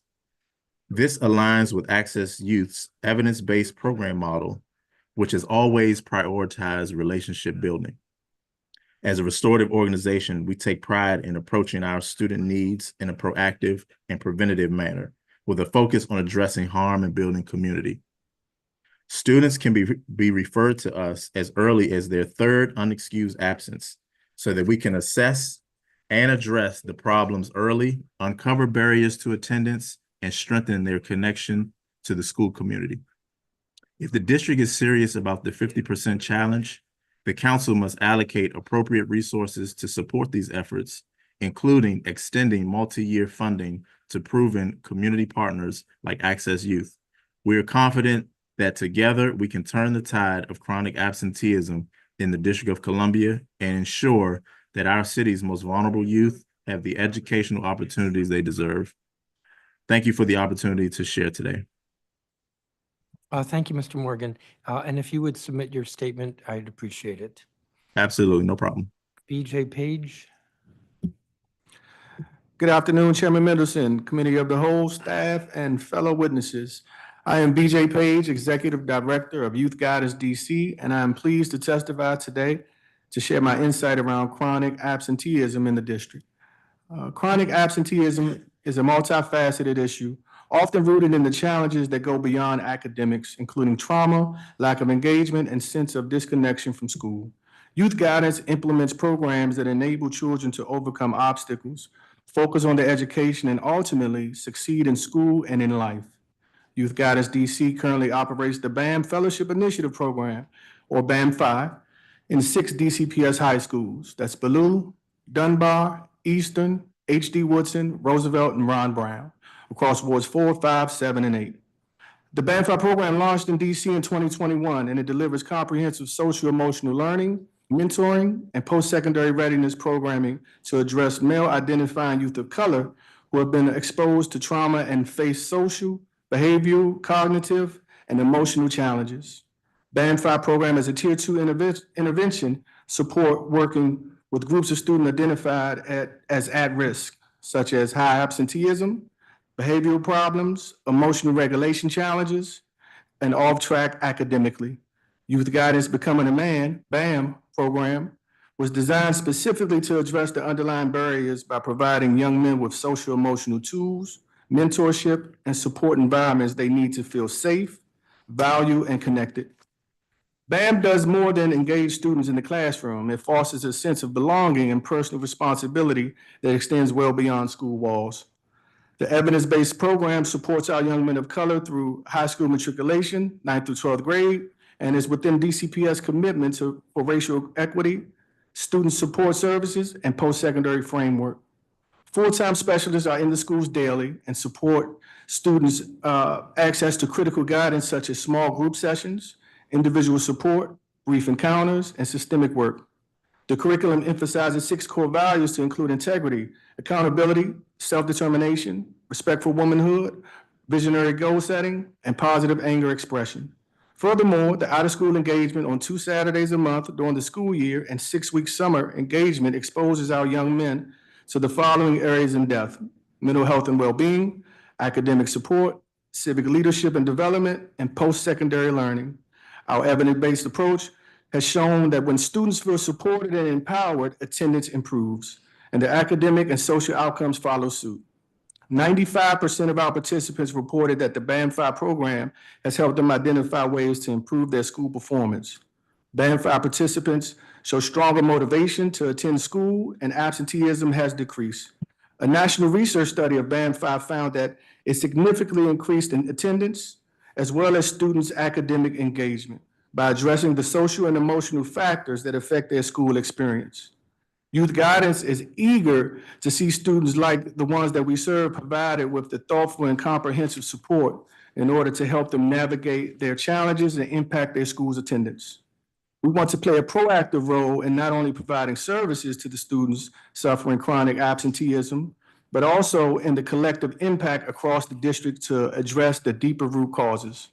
Our data outcomes show that BAM-5 participants are 25% likely to be present and engaged in school, 50% less likely to be arrested for violent crimes, 35% likely to be arrested overall, and 19% more likely to graduate from high school on time. Participants show significant improvements in health, academic performance, increased attendance, and overall reduction in risky behavior.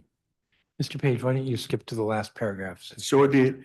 Thank you so much. In closing, we want to underscore our commitment to being active partner in the district's efforts to address chronic absenteeism. Recognizing the critical importance of early intervention, we're prepared to expand into middle schools, providing essential support to young men at a pivotal stage. Additionally, we're eager to introduce our young women-centered program, WOW, Working on Womanhood, to meet the needs of women who may benefit from Tier 2 support. Thank you to the council for its continued efforts and on behalf of all district residents and the opportunity to testify today. Thank you. Miriam Trowell. Good afternoon, Chairman Mendelson and members of the committee. My name is Miriam Trowell, Co-Executive Director of Live It, Learn It, a DC-based nonprofit that partners with cultural institutions and predominantly Title I DC public schools to provide experiential learning for students in grades 2 through 5. Thank you for the opportunity to testify today and for dedicating $300,000 in the FY25 budget towards addressing the experience gap through the Bridge the Gap Fund for pre-K through 12 educators. This investment recognizes that rich, immersive educational experiences should be accessible to all students in DC, not just those in wealthier schools or communities, and that DC educators' ability to provide these meaningful student experiences should not be dependent on the availability of PTO funds or their own fundraising efforts. To date, well, as of yesterday, the Bridge the Gap Fund has received 80 applications from DC educators, which will enhance students' experiences for nearly 5,000 students, with more than a third of applications coming from schools where 75% or more of the school's student population is considered at risk. Teachers in public and charter schools alike yearn to bring educational experiences to their students across all wards. Like many students nationwide, too large a percentage of DC students are experiencing an engagement crisis that has direct links to chronic absenteeism and truancy. Research shows that when students feel disconnected from their schoolwork or learning environment, they are less likely to attend school regularly. Consider these findings. Research from Johns Hopkins University found that sixth grade students, particularly those in high poverty urban schools, who showed early signs of disengagement, poor attendance, low effort, and misbehavior, were 60% less likely to graduate on time. And in a large-scale national survey by the Yale Center for Emotional Intelligence, nearly 75% of 21,678 high school students overwhelmingly report negative emotions in schools, with students describing their daily school experiences as tired, stressed, and bored. The predominance of negative emotions indicates a pressing need for educational approaches that make learning feel relevant and energizing. Elementary students also face a crisis of engagement. A recent study of nearly 800 elementary students found that 60% fell into slightly or moderately burnt out groups. Students in these burnout groups report feeling exhausted, cynical, or inadequate, often linked to restrictive teaching styles that limit autonomy and creativity. In contrast, students in the engaged profiles reported greater autonomy and support for independent thinking from teachers. What does this tell us? Students need learning experiences that are relevant and connected to the world around them. Yet when Live It, Learn It surveyed our 80-plus DCPS partner teachers in the fall 2023, and then again in the spring 2024, 56.44% of surveyed teachers reported that their students had only 0 or 1 field trip outside of Live It, Learn It's programming. When students feel connected to their learning and see its relevance in their lives, they're more likely to engage and to show up. The research backs this up. Transcend's educational analysis over 100,000 responses from the LEAP student survey reveals that students who enjoy positive school experiences are 25% less likely to be chronically absent than those who don't. I'm going to skip a page here. Let's ask ourselves, what kind of school experience do we want for DC's children? Should DC students only interact with history, science, or the arts in textbooks? Or should they also have the chance to connect classroom learning to the world around them? DC students deserve an education that engages, excites, and empowers them, helping them see themselves as part of their community and the larger world. Experiential learning can be one of the solutions to improving students' sense of belonging, increasing students' engagement at school, and reducing student truancy. Thank you for having me and for allowing me to speak on the critical role experiential learning can play in helping every DC student not only attend school, but thrive. Thank you. And Catherine Procope.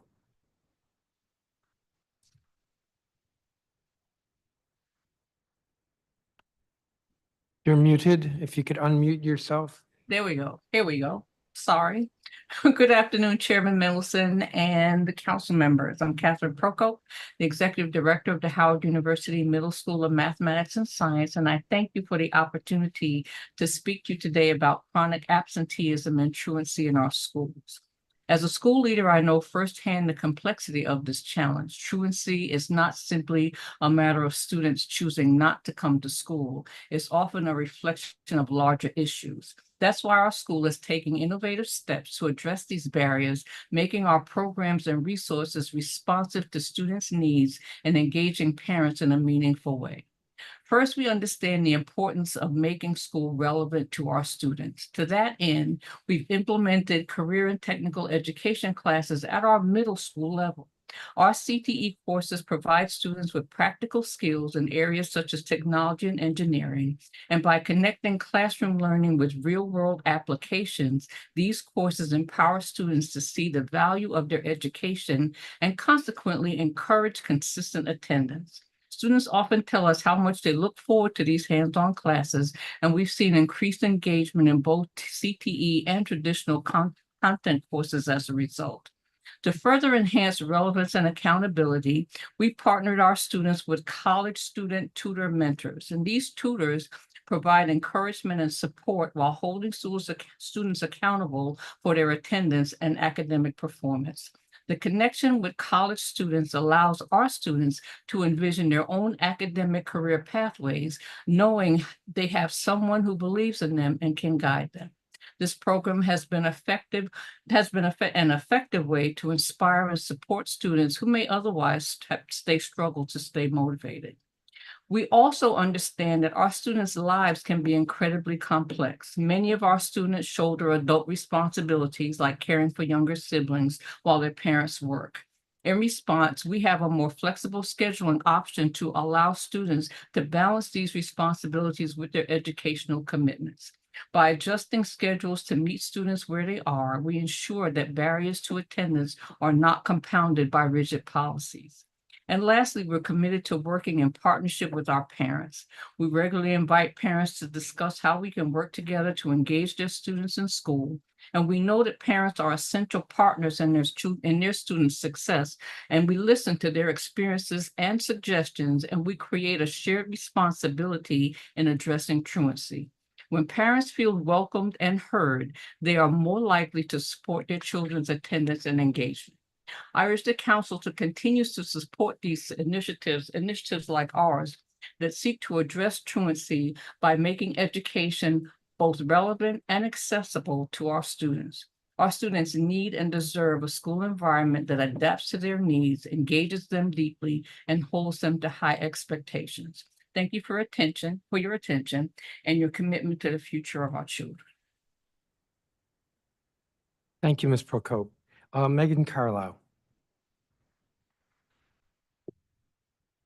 Greetings, greetings, Council Chairman Mendelson. My name is Megan Carlisle. I've been a Washington, D.C. resident for over 25 years and have two seniors, twins, at Jackson Reed High School. I joined the Communities and Schools of the Nation's Capital Board of Directors in 2021. I'll refer to Communities and Schools going forward as CIS, and now serve on the Executive Committee as the Secretary, and I also chair the Strategic Planning Committee. I want to share a conversation I had with our daughter just a few weeks ago. As I mentioned, she is a senior at Jackson Reed and is very busy putting the final touches on her college applications and essays and thinking about what she might want to study when she gets there. She is excited about her future. She can feel the possibility and potential that lies ahead. That's the setting for the conversation we had when I was taking her to school a few weeks ago. She said, Mom, do you realize that some of the kids in my school, in my class, are not going to graduate? She wasn't judging or mocking. She was genuinely concerned for them. The questions rolled out one after the other. What are they going to do? How are they going to support themselves? How will they be able to live in DC? It's so expensive. She's grown up in the district, so she's not naive. She's seen firsthand some of the struggles that her classmates contend with on a daily basis. She has friends who are responsible for getting younger siblings to school and others who spend well over an hour on crowded metro buses getting to and from school. But for some reason, maybe it's because she's so focused on her own future right now, the idea that some of her classmates are not going to receive a high school diploma was very distressing to her. She kept asking me, what are they going to do? I didn't have any good answers. When a community has students that don't graduate from high school, everyone suffers. Fellow students who see classmates miss long stretches of schools is stressful. Both of our kids have commented on that. Teachers struggle with how to help kids catch up when they do occasionally come back. Administrators grapple with how to incentivize students to attend and penalize those who don't, while still encouraging them to keep trying. The DC community suffers too. While the federal government may be the district's largest employer, we want to have a thriving business community to serve our residents and the tourists that visit. DCPS can and should be providing a steady, educated workforce to those businesses. That workforce should be able to live and work in DC, contributing to the diverse and lively neighborhoods of our city. Without that pipeline, our businesses and communities suffer. I think one of the difficulties in combating absenteeism is that the underlying reasons are unique to each student. The city and DCPS can and has put in systems in place to help bring awareness to the problem. I know that when I forget to send in the form excusing one of our kids from school, I receive a prompt text and phone call alerting me to the absence. These are needed and important protocols, but understanding why a child isn't showing up at school requires individual attention and care. Do they have to care for younger siblings? Are they embarrassed that they don't have clean clothes to wear? Are they afraid literally of the streets they need to navigate to get to school? Are they experiencing homelessness? The reasons are as varied and each requires a different solution. But what teacher or school administrator has the capacity to develop the kind of relationship necessary to learn those things about a student? This takes sustained, dedicated commitment. This is where CIS shines. Our case management model enables the site coordinator to build the relationship and rapport with the students to allow those conversations to occur. This allows the teachers to focus on teaching and the administrators to focus on school operations. Students who participate in CIS's program know that there is an adult at their school who knows them, cares about them as a person, notices if they aren't there, and will do whatever it takes to help them succeed. As one site coordinator recently told our board, he views it as his job to make sure all of his kids feel loved, challenged, and prepared every day. Chronic absenteeism is a complicated problem that may require long-term systemic changes to combat it, but we don't need to wait for those changes. We already know one thing that works to keep kids in schools. CIS's program works. The model has been in practice for decades across the country, and in every case, it helps bring down the rates of absenteeism. It's a simple concept with a powerful, lasting impact. Place a trained, caring adult in the school whose sole mission is to help the students show up, learn, and lead meaningful and joyous lives. Communities and Schools of the nation's capital hopes to be a partner and solution in the district's efforts to address chronic absenteeism and create a pathway of opportunity for all district students. Thank you for your time and for your continued support of CIS. Thank you, Ms. Carlo. I am supportive of CIS, but one of the schools you work at is Burville. One of the schools you work at is Burville? Yes. Yeah, I was looking at the data today. Their absenteeism rate, 44%, which is almost double what it was before the pandemic. You know, I don't have the, as a board member, I can dig into the statistics on what's going on in Burville and get back to you on that. Okay, I mean, what it says to me is it's more complicated than just CIS. I am supportive of CIS, but. And we know you are supportive, and thank you for that support. And I don't mean to imply that CIS is the only answer. All of the testimony that you've heard today are from dedicated groups around the city that are working to combat it. Thank you. Ms. Robinette. So I think you were a little extemporaneous, which is fine, but then I'm going through the written statement and trying to find, you said, you started out by saying something about don't condemn the DHS pilot, don't condemn. What were you saying? Yes, I think our concern is that often in the district, pilots are instituted, and then perhaps if they don't have immediate success, we move on. I think many in education, I was a teacher before I was a lawyer, are familiar with this kind of pendulum swing, initiative fatigue. And our worry is that if this first preliminary report out of the pilot is not proof positive of the model, that we may not continue it. And we are encouraging the council to give it a chance to really be established before giving up on it. So I'm going to argue with you a little bit. So I have Please to do. remember that Children's Law Center is very much opposed to the current structure where referrals are made to CFSA and very supportive of the referrals being made to DHS, which is what the pilot is testing. So I'm guessing there's a little bias there, whether you agree to it or not, agree to that or not. Well, we gave the CFSA model 10 years before we tried something else. So maybe it's fair to give this one more than. Don't get me started on CFSA. I'm a little disappointed, and I haven't said this to anybody, I'm a little disappointed that the ramp up is slow. However, it also is indicative that what the mayor was proposing wasn't ready for prime time, which was that all the, no, I can't remember, high schools, elementary schools, I think it was the high schools would be shifted to DHS this year, meaning like 2 months ago, 3 months ago.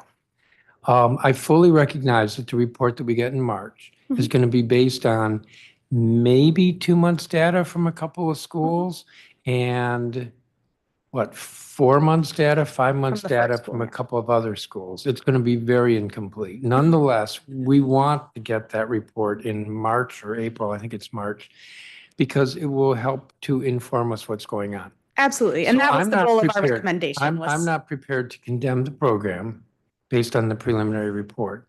I think even the report that we get at the end of the school year will have some limitations because it will not be a complete year for those schools. But it will be a better report than the one in March. So I think we're trying to figure this out in terms of using DHS as a part of the solution. Absolutely. Glad to hear it. And we very much agree that we hope that both the March report and the year-end report will be iterative tools to help continually improve the district's attendance response. Yeah, I think I'm going to leave it at that because the time is getting a little late. Thank you all for your testimony. Alan Richardson, Communities and Schools of the Nation's Capital. Justin Lessick, Executive Director, Sojourner Truth Public Charter School.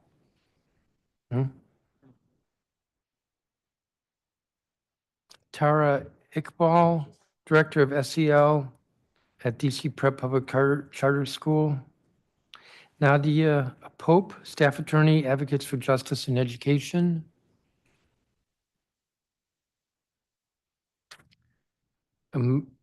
Martita Fleming, Director of Operations at Washington Latin Public Charter School.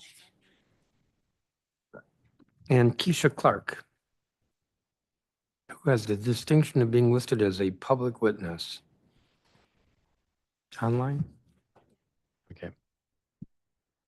Mr. Richardson, you're up. Good afternoon, Chairman Mendelson, council members and staff. My name is Alan Richardson, and I'm the principal of Stanton Elementary School. I'm a proud Washingtonian, an alumnus of Spingarn High School, and a longtime resident of Ward 5. I've been an educator for 19 years, and in that time, I've embraced my role not only as school leader, but as a committed servant to the community. Today, I'm grateful for the opportunity to speak about the transformative partnerships Stanton Elementary has with the community and schools, and how it's been instrumental in addressing chronic absenteeism and truancy amongst our students. Since I became principal of Stanton in 2021, I've witnessed the positive impact that CIS has had on students, families, and the school community. And as a whole, CIS provides essential resources that address the underlying issues contributing to absenteeism and truancy. For example, many of our families face barriers to basic needs that impact their children's ability to attend school consistently. CIS recognized that some of our students were missing school simply because they didn't have access to clean uniforms or laundry facilities. To address this, CIS set up a laundry room at the school and purchased additional uniforms for students in need.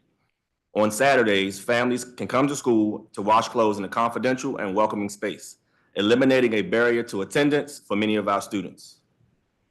CIS also plays a critical role in supporting the socio-emotional and community building aspects of our school. Our previous site leader ran a mentoring group for boys, which has become the cornerstone stability and guidance for young men at Stanton. Students developed strong, trusting bonds with the site coordinator, who was present and engaged with our students well beyond the scheduled sessions. Similarly, our current site coordinator, Ms. Phoebe, conducts a girls group, creating safe, supportive space for our young women, even making herself available outside of scheduled times. Whether covering recess or duties, or pulling small groups for individualized support, the CIS team is deeply embedded in the fabric of our school. Ms. Phoebe goes above and beyond every day, serving on 4 school committees, including mental health, attendance, family engagement, and instructional support, making her a key member of our school support network. She collaborates seamlessly with our school social worker and counselor, conducting home visits, making calls to families, and actively contributes to family engagement initiatives in addition to managing her caseload. Her presence is a constant source of support for our students and staff, showing the deep commitment of CIS to our school. Finally, I would like to recognize Dr. Lewis, the Executive Director of CIS. Dr. Lewis has always made himself available to our school, showing up consistently to provide support, guidance, and a willingness to adapt CIS resources to meet our unique needs. The impact of community and schools at Stanton Elementary cannot be overstated. By addressing chronic absenteeism and providing unwavering support, CIS is not only helping keeping students in school, but also empowering them to succeed. The commitment of CIS to our students, families, and community as a whole has made them an invaluable partner to the work that we do. I hope more schools can have the opportunity to have CIS in schools as an active partner and support system within their buildings, so that more students and families across Washington, D.C. can benefit from their transformative programs. Thank you for allowing me to share this testimony and my gratitude for CIS's partnership in serving our schools.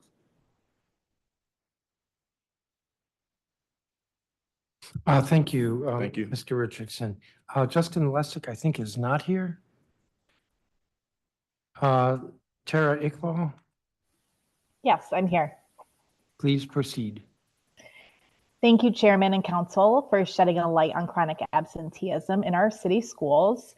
My name is Tara Iqbal. I'm the Director of SEL at DC Prep. DC Prep is a public charter school network that serves more than 2,100 preschool through 8th grade students in wards 5, 7, and Ward 8.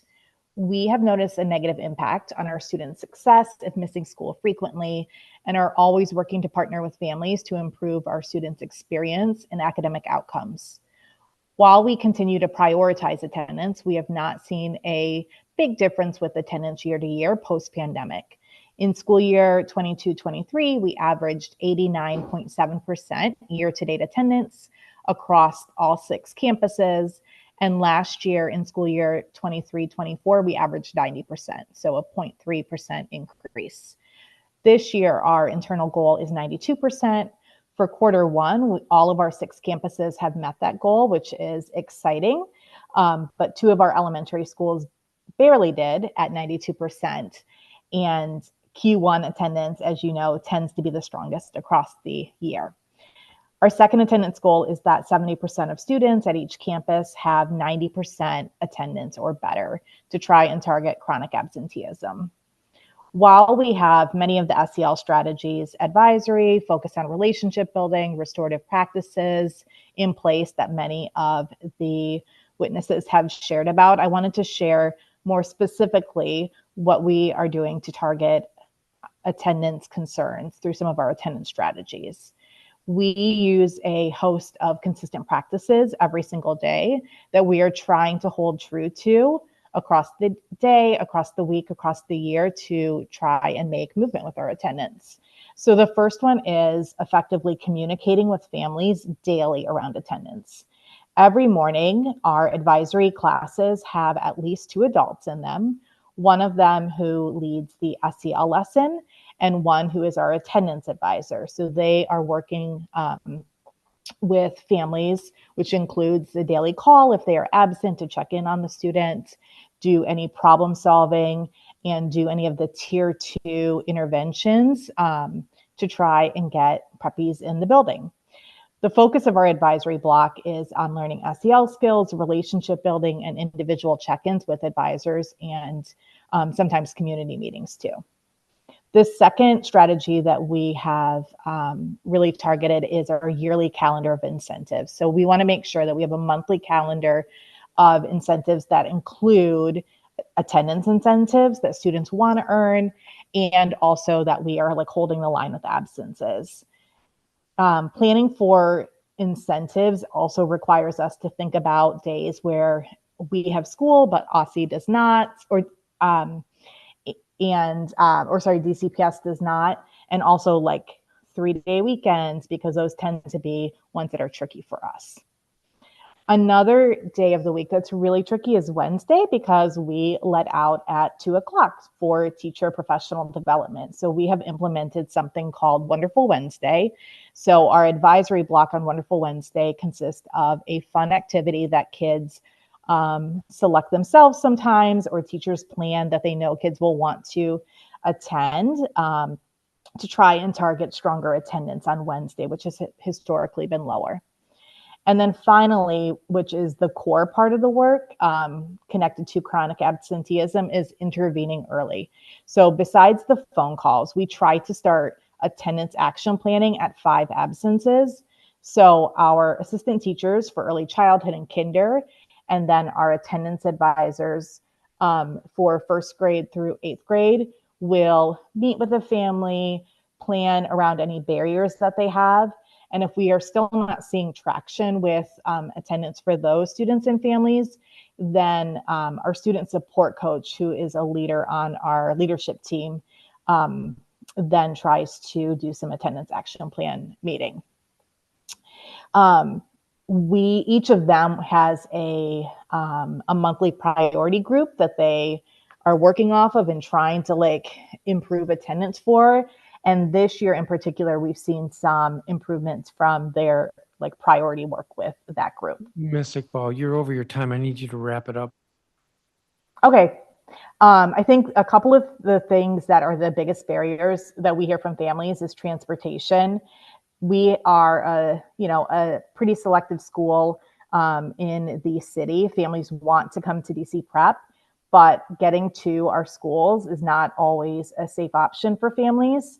And they don't want to send their young kids. So that is typically something that is shared from our families. A second one is our partnering with our EC and kinder families. EC in particular, because it's non-compulsory, is trickier to engage families when their young ones are sick.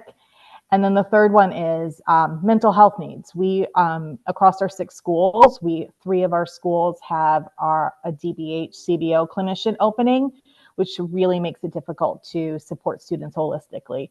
So your attention to making sure our schools are equipped to support students is really, really crucial.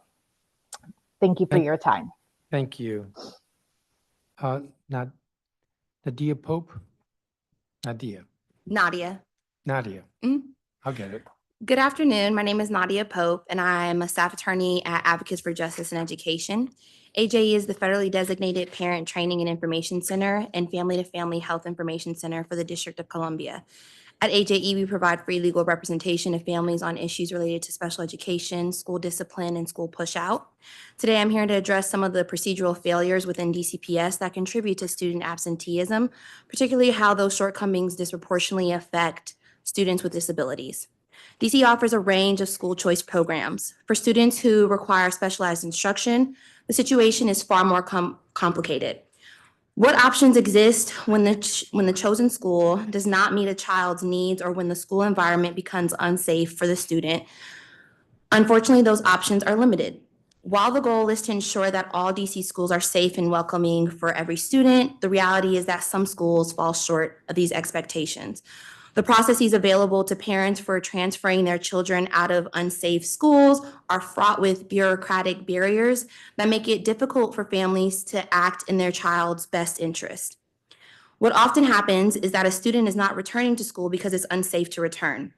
For example, I've had clients requesting transfers because their child is facing incessant physical bullying from their peers. And despite repeatedly reporting these incidences to the school, the bullying continues.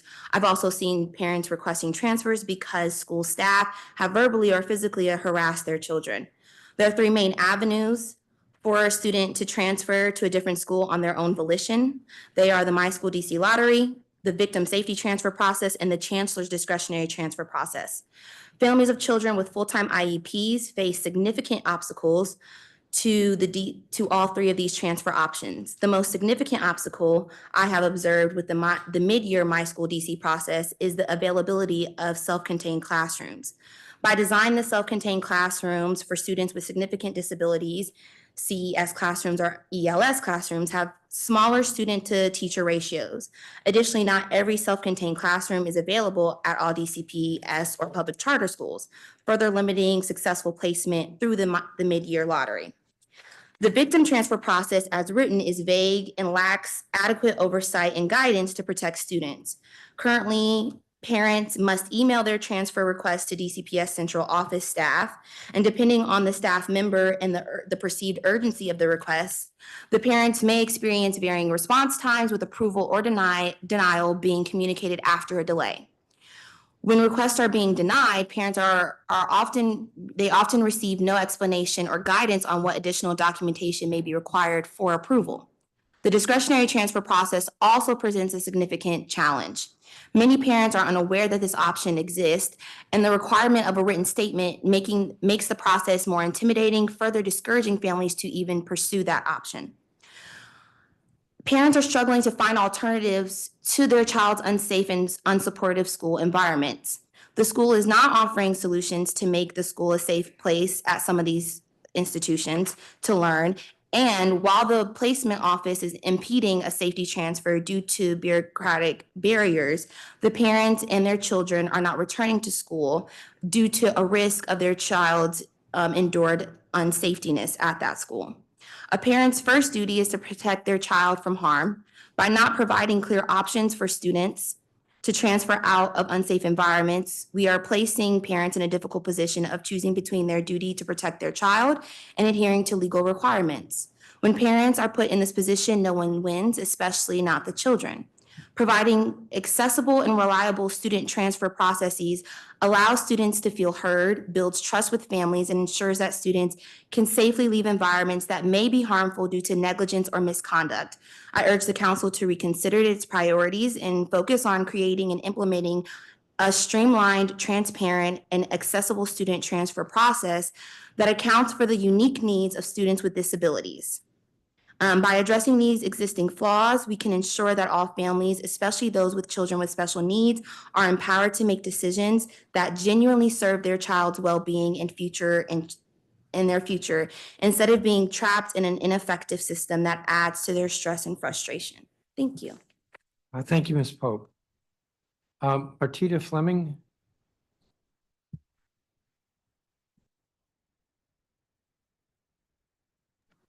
Can you hear me? I can now. Thank you. So good afternoon. My name is Martita Fleming, and I serve as Director of Operations at Washington Latin Public Charter School. I appreciate the Council's attention to this critical issue of chronic absenteeism, and I'm grateful for the opportunity to share the strategies we've implemented at Washington Latin to maintain consistently high attendance rates. At Washington Latin, we're proud to report that our high school has maintained a daily attendance above 90% for the first several years. Our middle school has been consistently above 95%, and these figures are not coincidental. They're the result of a deliberate, community-centered approach that focuses on building strong relationships and supportive, personalized environment for every school and every student. Our model is based on small class sizes and close-knit school community. Our lofty curricular goals demand educational intimacy. We cannot afford for our students to be anonymous. This creates an environment where students are seen and valued. Mutual trust and respect are central to our culture. Because our students are known and cared for, they come to school not only because they have to, but because they want to, and they know they will be missed if they are absent. Second, we believe reliable transportation is essential for keeping students in school. We provide our own bus service to and from several neighborhoods in DC, ensuring that transportation challenges do not become a barrier to attendance. However, we are not able to provide busing for every student who has a need. As we move our Anna Julia campus middle school and high school to its new permanent location next year, we hope to see a WMATA shuttle service between the Fort Totten Metro and our campus on Harewood Road. Such shuttle service has been available in the past and would significantly help our students get to school safely and on time. Beyond these strategies, we recognize the importance of family engagement.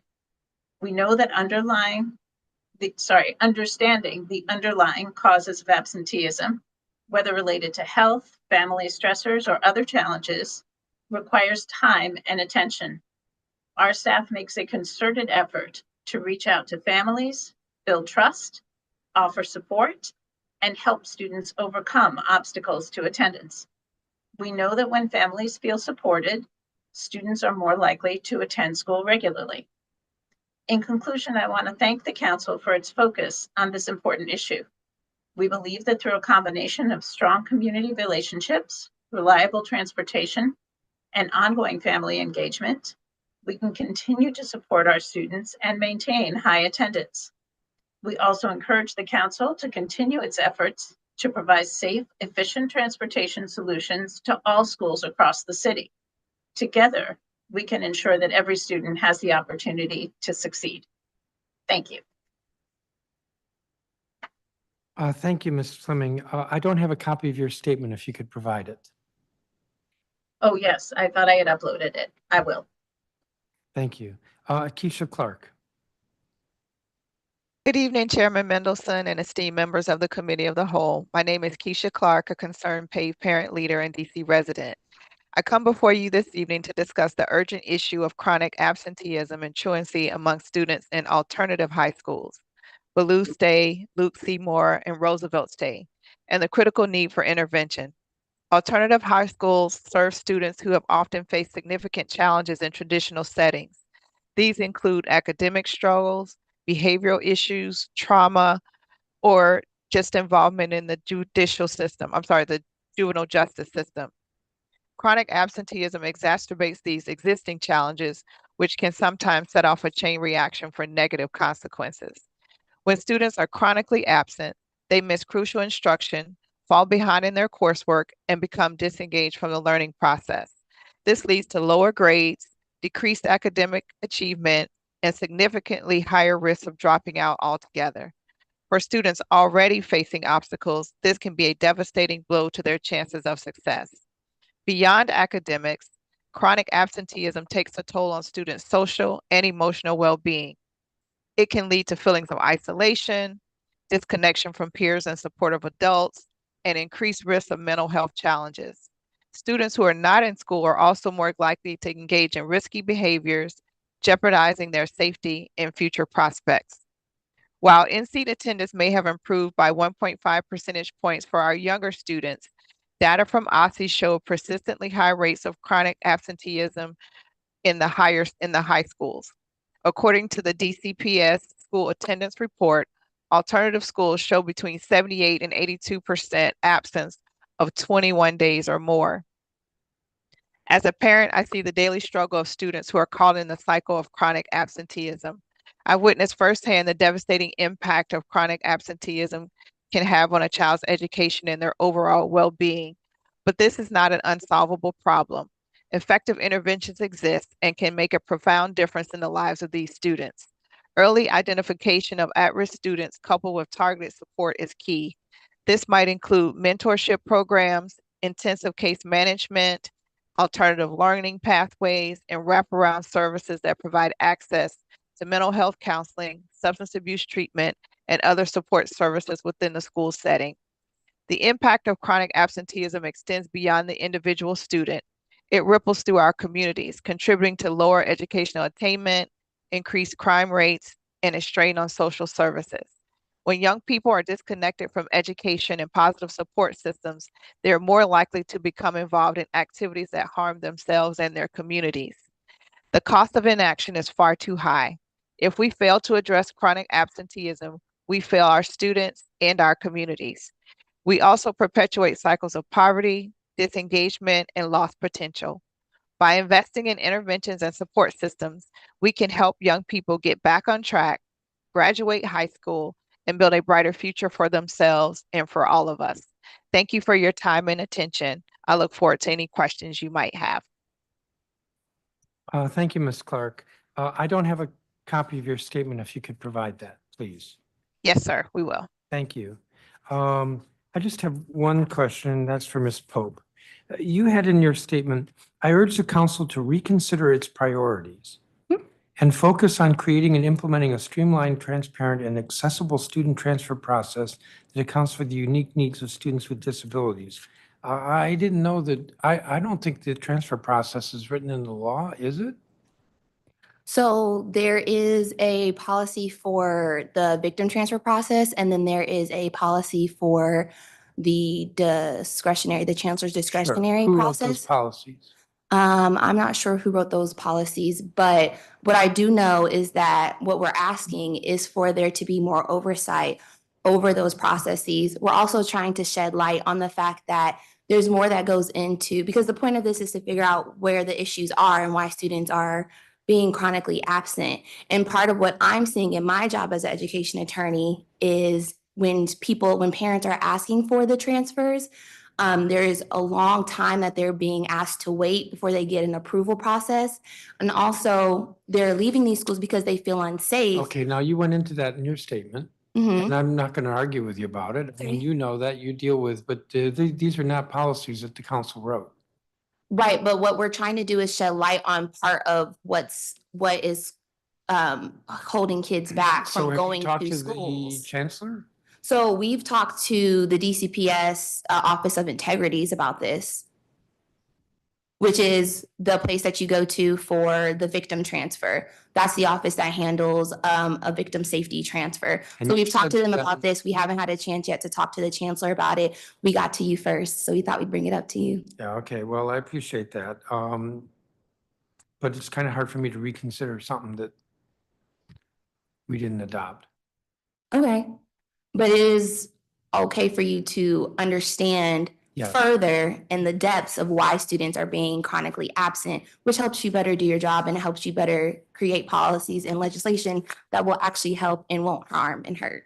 Sure. Yeah. Thank you. No Thank problem. you, each of you, for your testimony, including those who are online. Thank you. So we're going to turn now to the government. I have 8 folks, so I'm going to call the first 4. Dr. Louis Farabee, who is the Chancellor, Paige Hoffman, who's Chief of the Office of School Improvement and Supports at DC Public Schools, Cynthia Ruiz, who's Chief Integrity Officer at DC Public Schools, and Alicia Washington, who's Assistant Deputy Attorney General for Public Safety Division in the Office of the Attorney General. I feel like we're missing somebody.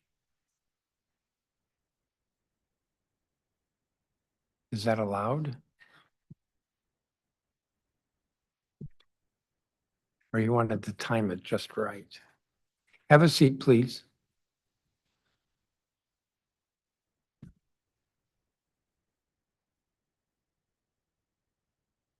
Assuming you're right, we can wait.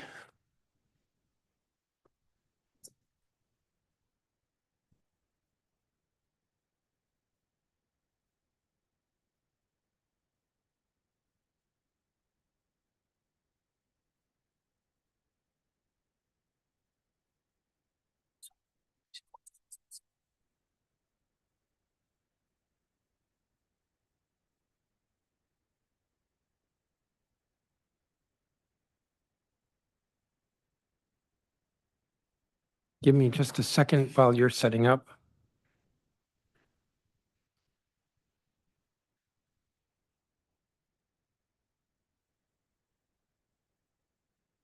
I lost his statement.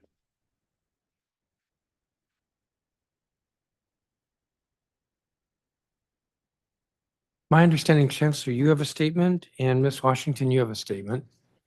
And so, Chancellor, when you're ready. Good evening, Chairman Mendelson, members of the committee, and distinguished guests. My name is Dr. Louis D. Fearby. I am the Chancellor of District of Columbia Public Schools, and thank you for the opportunity to testify today about DC's work to address chronic absenteeism and truancy. I'm joined today by members of my team. I'm joined by Paige Hoffman, who's the Chief of the Office of School Improvement and Support, as also Cynthia Ruiz, who is the Chief of the Office of Integrity. Chief Hoffman office manages our Connected Schools program, among other responsibilities, and Chief Ruiz office manages our enrollment and attendance efforts across the district. Across the country, school districts saw a massive impact of the COVID-19 pandemic, and we're still managing the fallout from it. I'm pleased to share that last school year, all DCPS attendance metrics improved, with our average attendance increasing to 87% and our chronic absenteeism rate decreasing from 41% to 37%. While we are not satisfied with these rates, we are heartened by the progress and grateful to DCPS staff, government partners, parents, students who made this improvement happen. DCPS is committed to working with our government partners to cut chronic absenteeism in half over the next 5 years as a part of our truancy pledge made by DC and 14 other states. Reducing chronic absenteeism is important for student outcomes and future success. When we say that a student is chronically absent, we mean that the student has missed 10% or more of the school days in a year for any reason.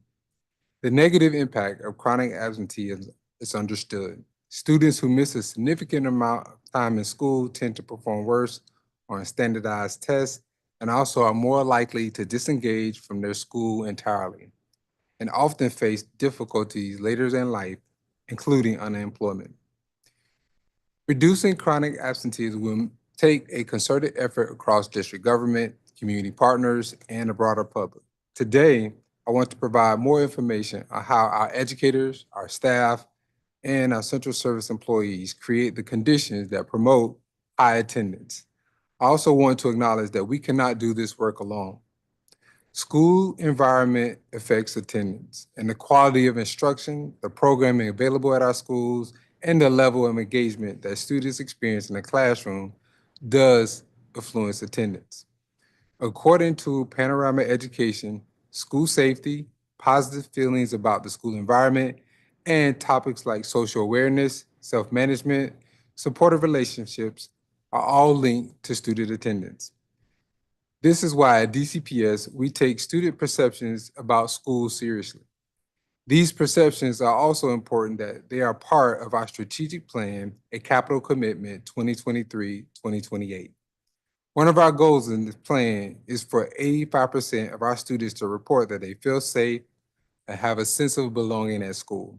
To that end, DCPS is taking several strategic steps, including surveying our school communities and responding to data about school climate, and investing in career and technical education, and expanding our Connected Schools initiative. First, DCPS surveys students twice each year using the Panorama survey. Students answer questions about their sense of belonging, whether they feel challenged at school, and how prepared they are, and how satisfied they are overall. We also survey parents and staff and publish those results on a publicly accessible website. We then use this data to inform programming at our schools and interventions where necessary. I'm pleased to share that last spring, DCPS recorded our highest ever score for our questions to students about their sense of belonging at school. We also know that we have more work to do. As you can see in our key takeaways on slide 3 and slide 4. Second, Because we know that students who are engaged in career technical education attend school at higher rates than their peers, this is one reason we prioritize these programs of study.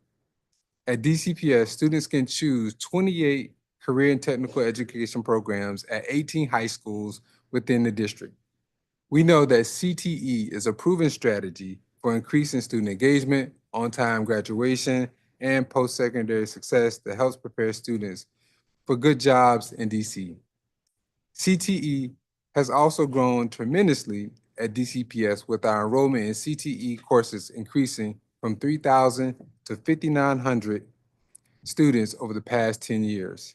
CTE programs of study are also aligned to labor market needs, including high growth sectors.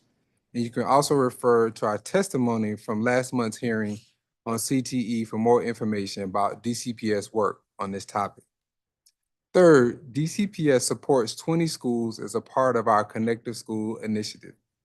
These schools are resource hubs for their community to meet student and family needs in and out of the classroom. These schools build ongoing partnerships with community organizations to provide services to students. A connected school manager at each school supports the implementation of these partnerships and support from central services. These partnerships can provide counseling, after-school activities, food assistance, and high-impact tutoring. They can also support the family and connect them with external resources to address health issues or housing insecurity. I'm pleased to share we have seen this program expand, and you can see on slide 5. Importantly, research from Johns Hopkins University has found an increase in attendance associated with connected schools, which you can also see on slide 6. Whether we're supporting students through our connected schools, providing engaging courses through our career and technical education programs of study, or surveying our teachers, students, and families to see what works, DCPS is taking big strides to create the kinds of school environments where students want to be every day, and we remain committed to this work.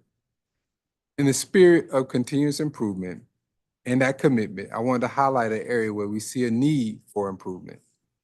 Our transitions from elementary to middle school and from middle school to high school.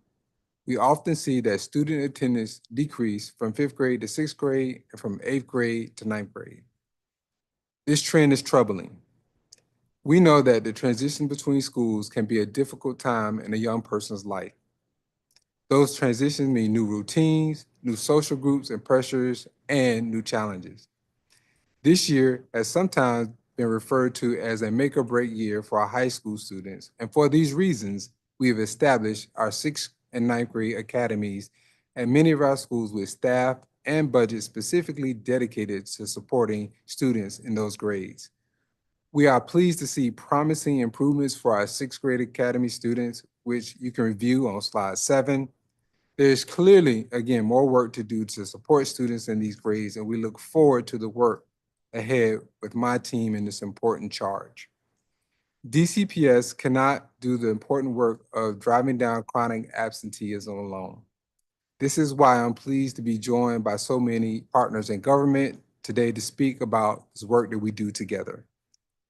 It is going to take all of us to improve attendance in the District of Columbia, government, families, students, and community organizations. DCPS partners with the Office of the State Superintendent of Education and the Department of Health, ensuring that school buildings are healthy places for our students to learn and for our educators to work. DCPS pleased to have begun a new pilot program with the Department of Human Services to intervene and to provide targeted support for students who are chronically absent at least 3 of our high schools in DCPS. To our partners at the Child and Family Services Agency, thank you for the work that you are doing in investigating allegations of abuse and neglect, including educational neglect. DCPS is a member of the Deputy Mayor of Education's Everyday Counts task force, and we are also pleased to collaborate closely with the body on citywide strategies to improve attendance while leaning into and learning from other local education agencies, students, families, and partners. Finally, DCPS families play a critical role in ensuring students attend school, whether by directly transporting students to school, reinforcing the importance of school attendance at home, and collaborating with school staff to address academic challenges. This challenge is going to take all of us, and we are deeply appreciative of the support we have seen from our partners and what they provide. I want to begin where I started. Across the country, we saw a massive impact from the COVID-19 pandemic, and we are still managing the fallout from it. Attendance at school is improving, and we know we have so much more work to do to ensure that students feel connected to their school and are prepared for what's next. Thank you, and I look forward to answering your questions at this time. Thank you, Chancellor. Ms. Washington. Good evening, Chairman Mendelson. My name is Alicia Washington, and I am the Assistant Deputy Attorney General for the Public Safety Division, responsible for overseeing the Office of the Attorney General's truancy programs. Thank you for inviting us to this important conversation. OAG is committed to reducing chronic absenteeism by addressing barriers that interfere with regular school attendance. The collateral consequences of prosecution often result in families and children being worse off. Neither incarceration of parents nor penetration into the juvenile justice system are effective in getting children in the schoolhouse door, and in fact, often make regular school engagement less likely. Therefore, OAG has chosen to focus on programs that support families and change their mindset towards school attendance. Truancy and chronic absenteeism are problems that have existed since the implementation of compulsory school attendance. Nationwide, as of the 2022-23 school year, over a quarter of U.S. students in kindergarten through 12th grade missed a month or more of the school year. This is nearly double the number of students who were chronically absent before the COVID-19 pandemic. The district, unfortunately, is not immune from this national trend. Truancy is virtually always symptomatic of underlying issues that exist in a child's life. Because there is no one single issue that causes truancy, there is no one single solution to the problem. In 2020, the Juvenile Justice Advisory Group issued a report recommending that rather than trying to address truancy through prosecution in the juvenile justice system, the district instead should address truancy through community support. This includes investing in resources to provide youth, families, and caregivers across all wards with 24/7 access to culturally relevant and linguistically competent opportunities that meet the needs of every family. And when truancy does occur, providing quick and effective access points to services outside of law enforcement or juvenile justice agencies. OAG's approach to truancy adopts this model. OAG received truancy referrals for students aged 13 to 17 from Court Social Services Division. Once we receive a referral, OAG can divert the student to a truancy prevention program or decide to prosecute. In keeping with the 2020 JJAG recommendations, OAG primarily uses diversion to community support programs, including the Department of Human Services, Alternative to Court Experience, or the ACE program, as well as the Parent and Adolescent Support Services, or the PASS program, Intensive Case Management Program. OAG is working in partnership with DHS to increase the number of referrals to the ACE and PASS programs and to develop mechanisms for follow-up on diverted cases. Over the last 5 school years, that is school year 2019 to 2020 through school years 2023 to 2024, OAG has diverted 252 truancy referrals to ACE. For younger children aged 5 to 12, their parents, in 2018, OAG proactively established our own truancy prevention program called Addressing Truancy Through Engagement and Negotiated Dialogue, which is the ATTEND program.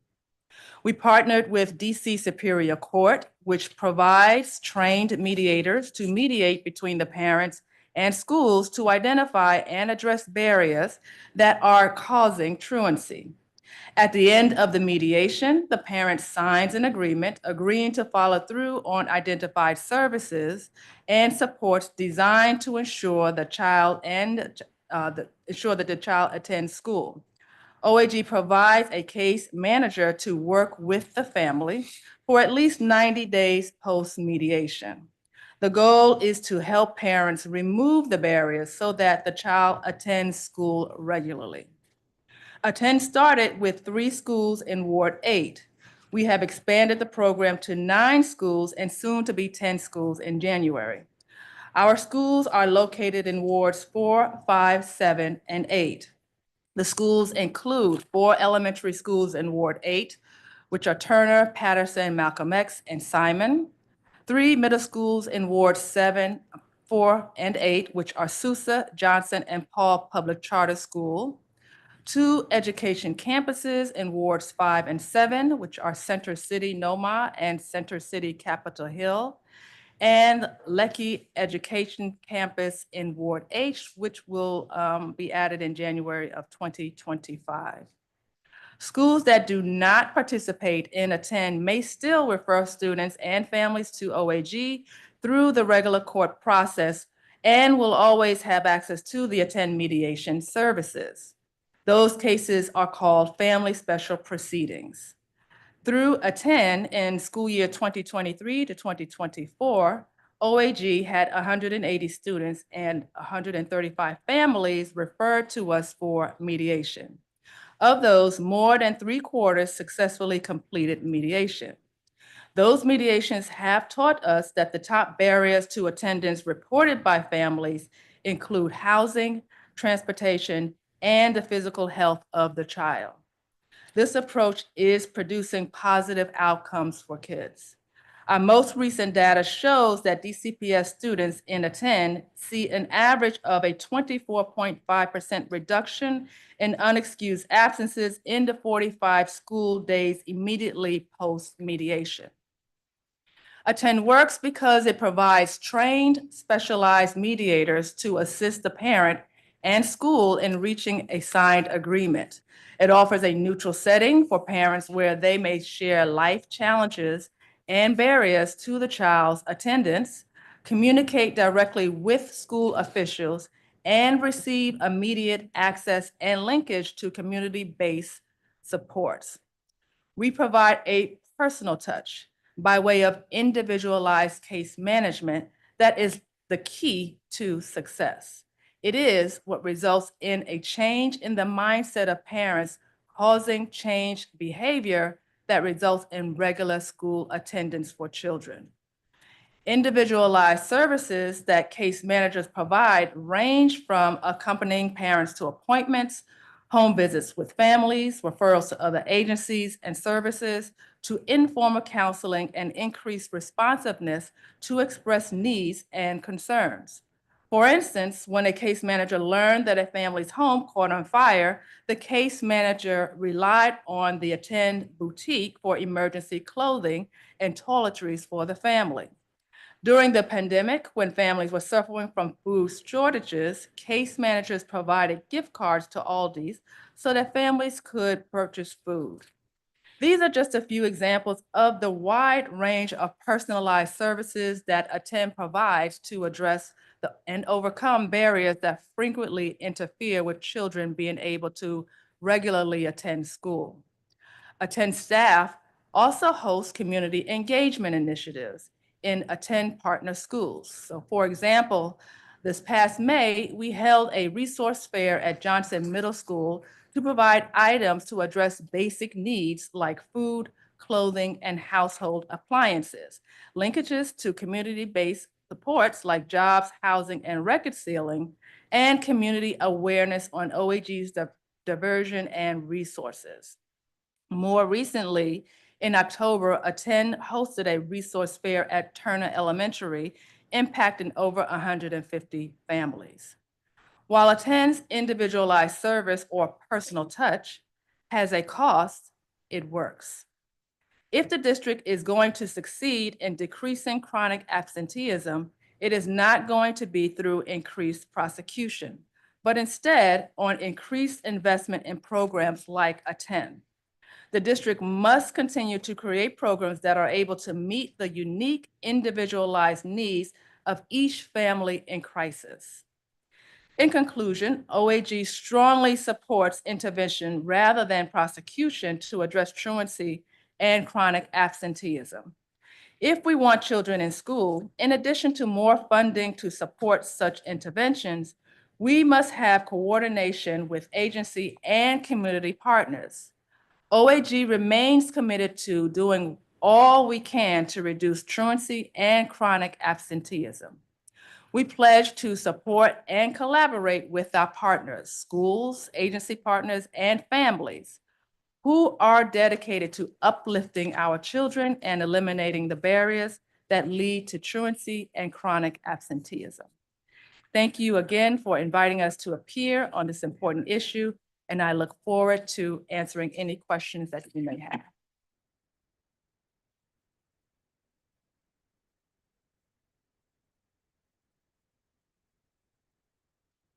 Give me just a second.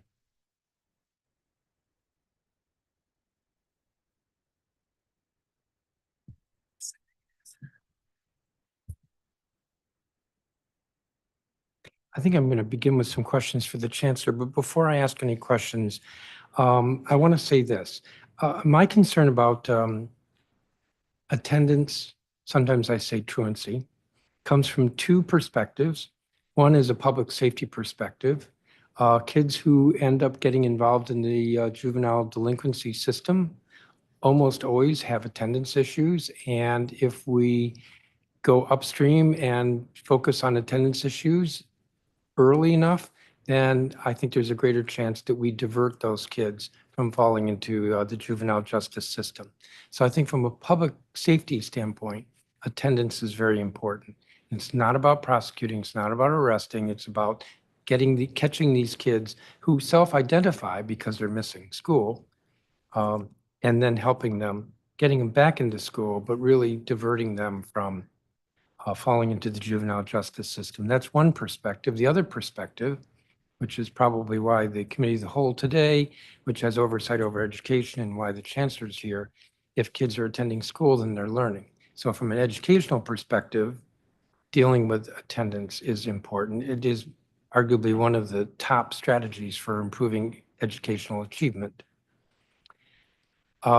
Before the pandemic, we would have these hearings, and I was of a view that we were doing a lot with getting better data, but we were not doing much in terms of really improving attendance. That was before the pandemic. That with the pandemic, we saw not just here, but across the country where attendance or absenteeism became a greater problem. And the district, that's true in the district, it's true elsewhere.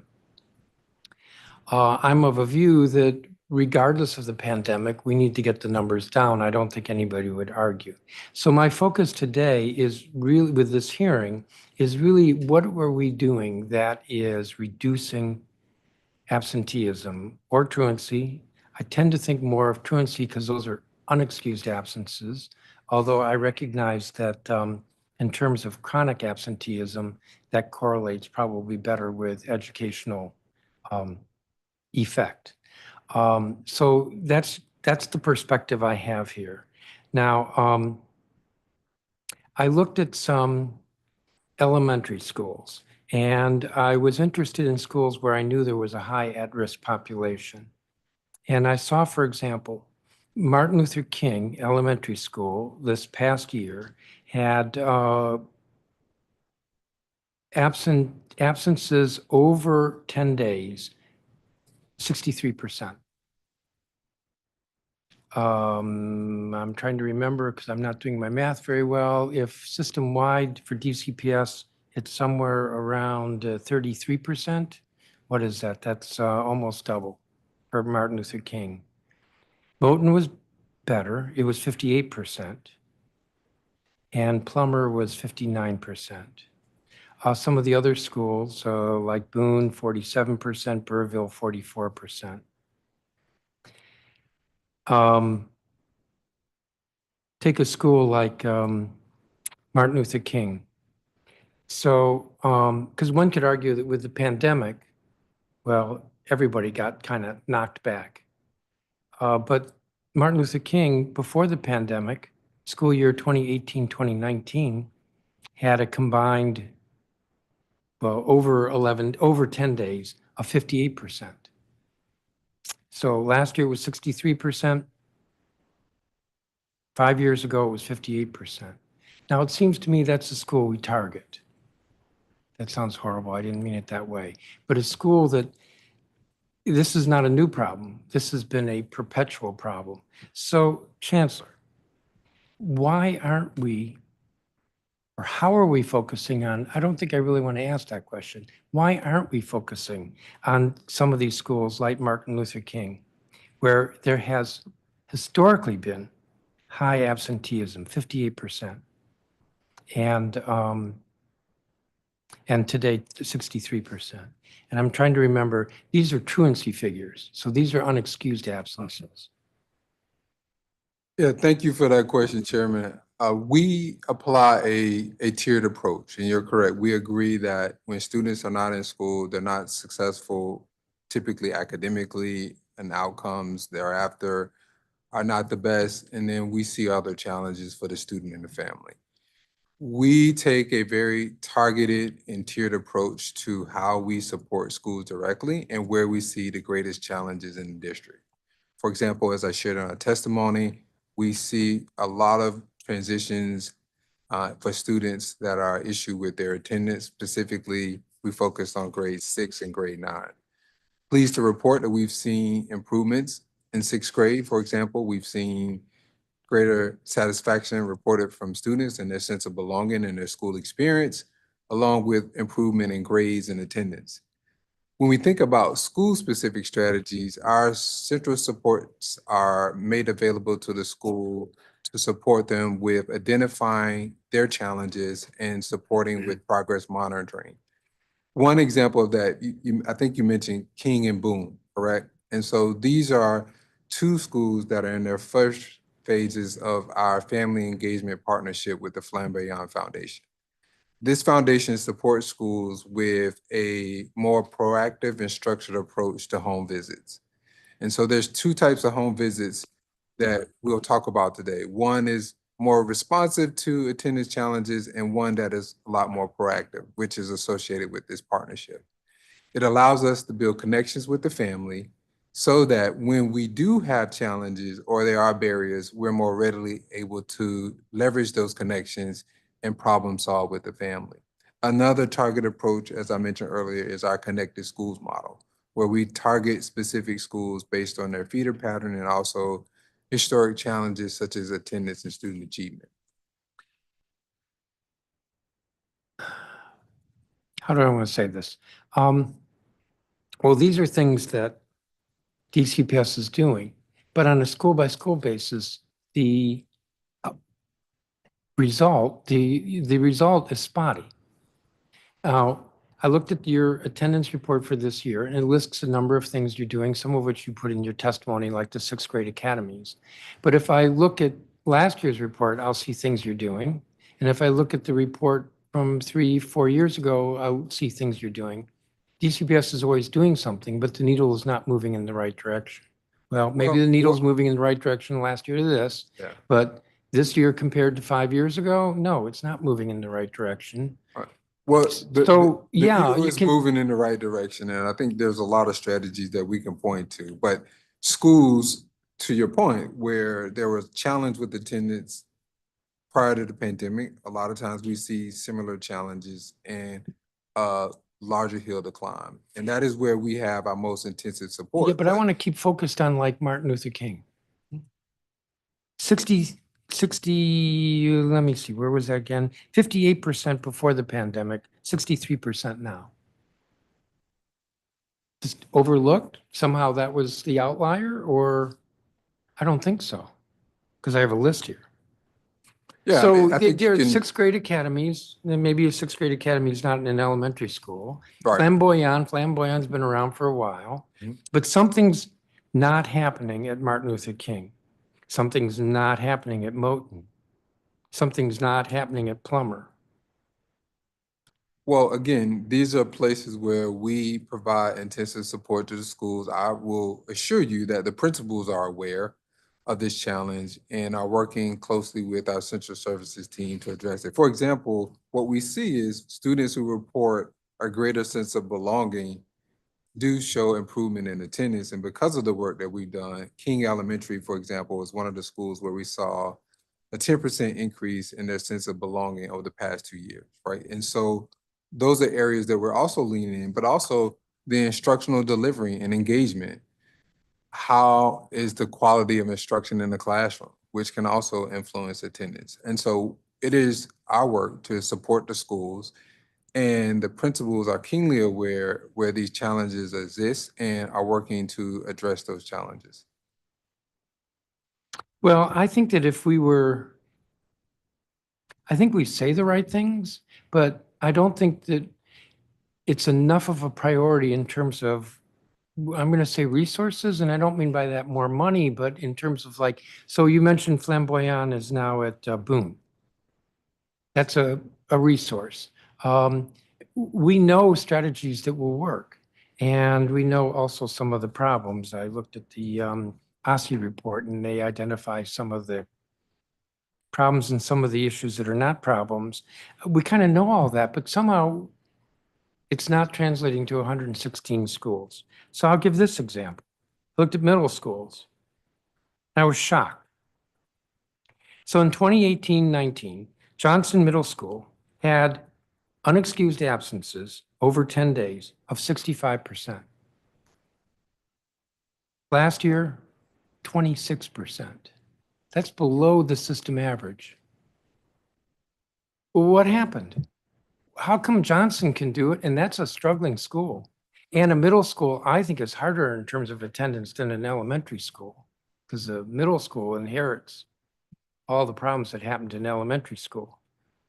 And yet somehow Johnson went from 65% pre-pandemic to 26% last year, which is my point. We know how to do it. It's happening in some schools. It's not happening in every school. Why not? Well, it's not a one size fits all where there's one strategy that works at one school and it is effective. Totally right. The principal's doing something right at Johnson, but the principal isn't doing anything at Johnson that the principal at these other schools couldn't be doing. But family engagement, making school more interesting, creating a greater sense of belonging. It's, if the principal at Johnson's doing it, the principal could be doing it at the other schools. And again, Johnson is one of our becoming school pilots where we're changing their core practices. Well, why aren't you around the changing the culture. core practice? I'm sorry, I'm interrupting you. Why aren't you changing the core practices at other schools? Well, again, the strategy. Somebody wants to bail you out. Yes, so I'll let Chief Hoffman chime in here, but the strategies have to be differentiated based on the school community and the needs of that school community. But Chief Hoffman, you're welcome, please. Yeah, thank you so much. And thank you for the question and the opportunity to really lean in and talk about what we're doing to elevate examples like Johnson to all schools. Johnson was actually one of the first schools in the district to raise their hand to join our Becoming pilot. That pilot is focused on the fact that we know science tells us that there are key practices that teachers and school staff need to do in order to create the learning environment that you're talking about that welcomes students in, that welcomes their parents in. One of the things that we've spent time since the pandemic doing is really working with those schools that raise their hands, like Johnson, like Kramer, where you also saw really significant shifts in attendance, and actually codifying those practices. So not just here's the research article, but also what does it look like to make these changes and practices in the DCPS context? Because you're right, if you go to Johnson, from the moment a student shows up at school, staff are out there greeting them. Staff are welcoming them into the building so they feel that love. They're running love groups. And that so can't our happen at the other schools? It can, and we're so excited to have codified those practices so that we get a toolkit. Because just saying, do what Johnson does to, schools across the district, that's not going to lead change. We actually have to make a blueprint for them. And so we've spent the past year codifying what Johnson does. So there's a script. This is how you run a love group. This is how you actually move the needle for students. And we've also been able to capture video videos of what this looks like in practice. And so we make all of these available. And one of the things that we're really excited about is the opportunity for this work to show up in Leadership Academy, because we know that it's really important. And what's unique about Johnson and what Principal Coleman is doing is that she's leading with that vision. This year, we're able through Leadership Academy to highlight examples of what does it look like to lean in, to create an environment where productive struggle is centered, and what are those practices like they're doing at Johnson that allow you to raise also the rigor for student experiences. And so we agree, we need to take what they've done and share it with more. And we're starting with our leaders this year through Leadership Academy to do that. Now, you know, I have no patience here, so I want all the schools to do that. And I get that because I've talked about principal stability, and I also get that you can't just force somebody to do something that if you're forcing it, it's less likely to work successfully. But it seems to me that DCPS has got to find a way to get all of the principals where these rates are so high to buy into what you're describing. And I'm not feeling that. Yeah, so there's certainly strategies that we have learned are successful in are providing the aligned professional development. But again, I believe firmly that the strategies are going to look different school by school based on what the students and families are experiencing in that community. Yeah, by but and it's not large, going to look that different. I mean, what Ms. Hoffman said, greeting the students, that's, I mean, I've actually heard that about other schools where they're improving attendance. That's, all right, so the principal says hello to Johnny as opposed to Sue, because Johnny's at this school and not Sue. I mean, yeah, there's some community, there's some customization there, but these strategies are not unique in the sense that you can greet at one school, but you can't greet at another, or you can make one school interesting, but you can't make another school interesting. And I think what you shared, Chairman, too, is the holistic approach and the vision that the school leader sets, that it's not just to your point greeting, because if I greet you and you feel really good when you walk in, but that's not translating into the classroom, that's not going to move the needle either. One of the things that we've done this year is really align our comprehensive school plan, which is the plan that every single school makes at the end of the year. They do a needs assessment.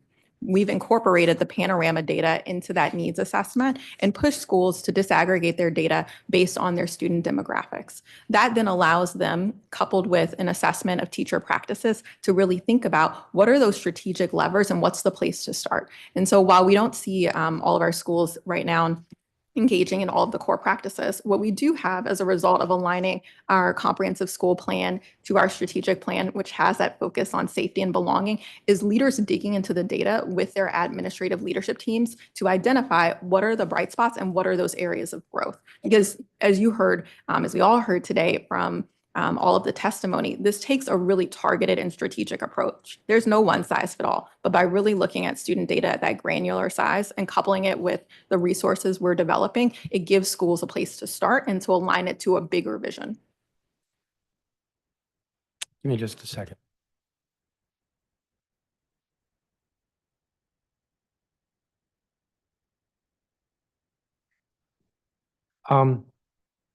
Well, I was going to ask, does DCPS have an office that focuses on schools with high absenteeism? But it sounds, Ms. Hoffman, like that's what your division does.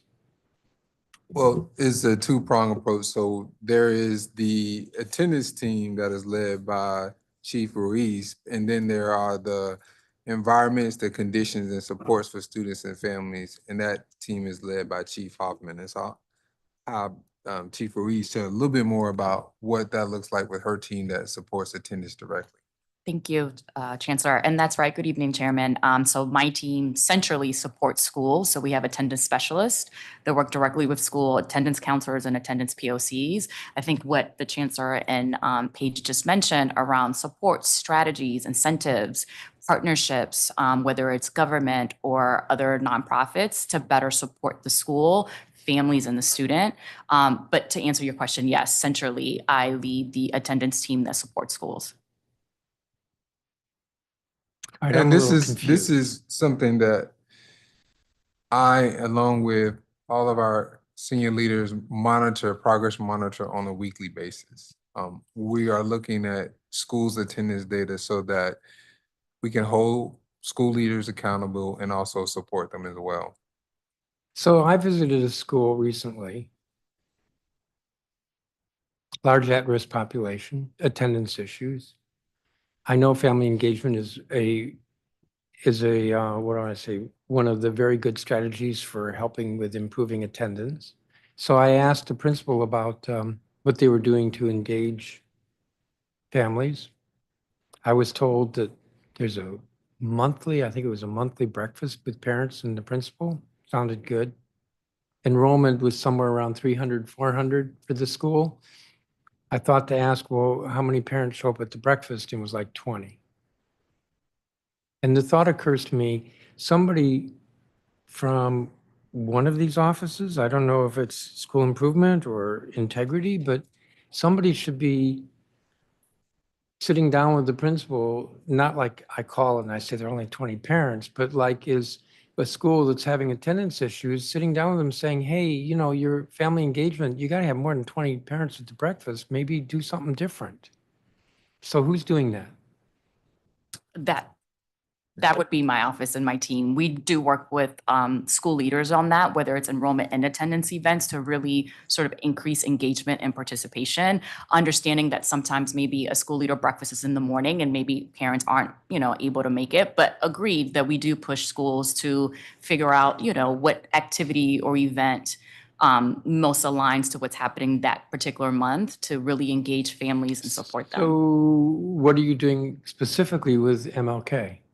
At King Elementary School, well, we've done a lot actually. So King was just recently welcomed some Eagle students, just kind of figuring out ways to better engage and reach out with providing the principal rather, support on incentives and initiatives and, you know, figuring out ways to better engage with the community. I can, if you need me So to have you come looked back. at monthly numbers? And this is a two-part question. Have you looked at monthly numbers and have their numbers substantially improved from 63%? So we'd look at data on a weekly basis. And you in particular talking about King, like have they improved from the beginning of the school year? I need to double check. But happy to double check and circle back with you how their data is, you know, has increased over the last couple since we started school. I will say, Chairman, if you look at our district data as a whole, where we are year to date in comparison to where we were last year, similar to where we ended last year, our data is progressing in all the areas of in-seat attendance, chronic Well, absenteeism. yeah, but I don't want to see next year, and I think I am, a 4-point drop. What was it? It went from 41% to 37%, and that was chronic absenteeism, not truancy. I want to see something more than that. Yeah, we also saw So- improvement in truancy. My point in that is the progress monitoring that we do throughout the year ensures that schools are on a path, and as a district, we're on the path I'm not feeling for it. continued improvement To results. be honest with you, I know I'm interrupting, sorry, but I'm not feeling like there's enough extra going on with these schools. You know, again, I looked at schools pre-pandemic, 2018, 2019, and compared their attendance figures with last year, which is the report that just came out. And so we know the schools, and I don't feel like there's enough going on to focus on the schools. If Johnson can do it, they can all do it. I mean, tell me I'm wrong. If Johnson can do it, they can all do it. Well, again, as I shared earlier, the conditions at each school are not the same, and the rate of progress is not always going to be the same. So for example, King this year, they're making progress, but we also have to monitor closely some of the schools that made progress last year to ensure that they Yeah, stay steady. I don't think that's acceptable because the kids who aren't coming to school are kids who are not going to achieve academically. So it's not like, well, we can take 3, 4 years or a 4 or 5 year ramp. It's like we're losing the kids now. It just, I understand your thinking, but last year's students are not always this year's students. And Well, I have to make a note, or staff make a note. We're going to ask about Martin Luther King next year. We'll add that to my list of posters schools. There was another trend I noticed. And that is that if I compare before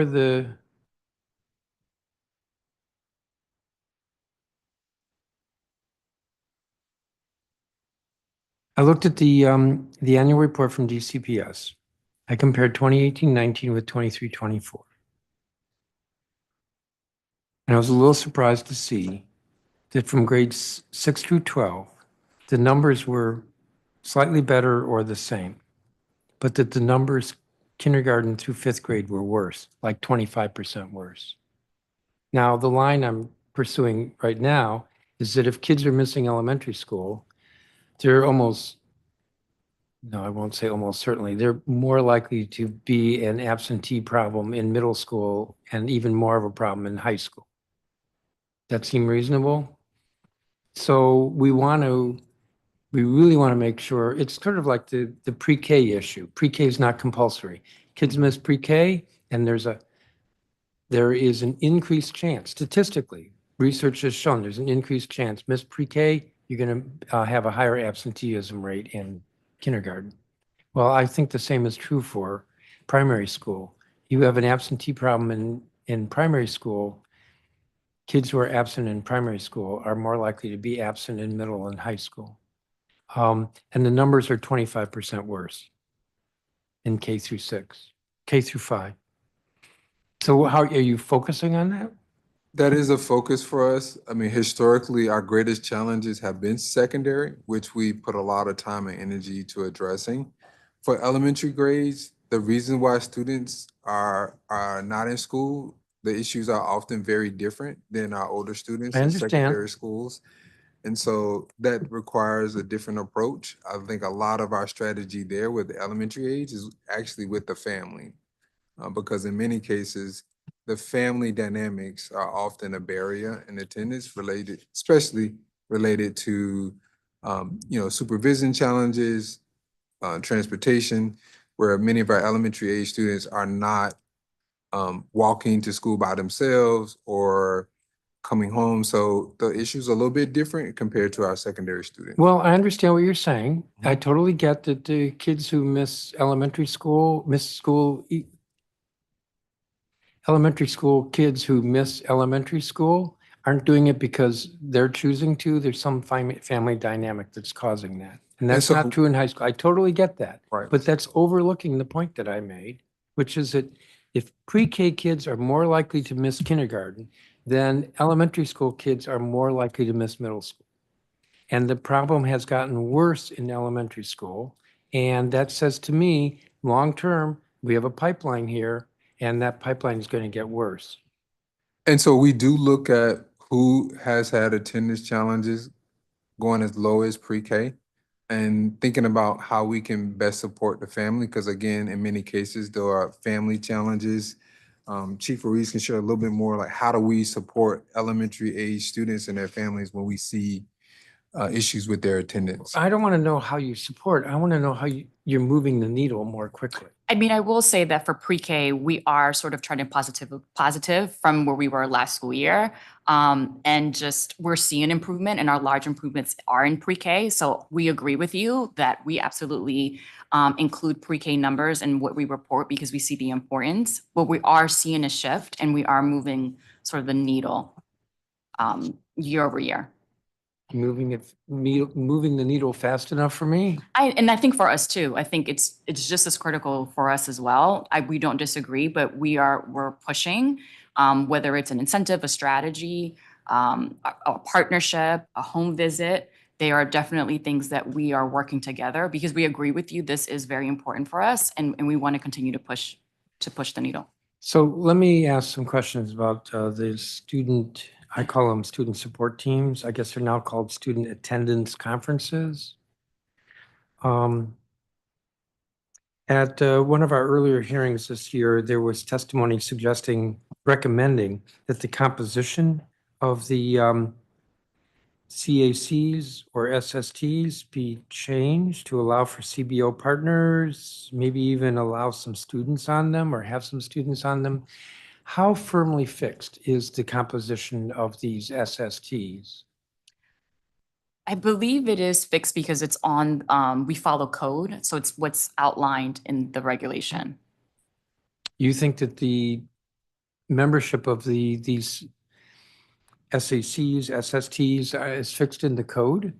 Or I think what you're saying is, would we welcome outside partners around bringing them into the student attendance conference?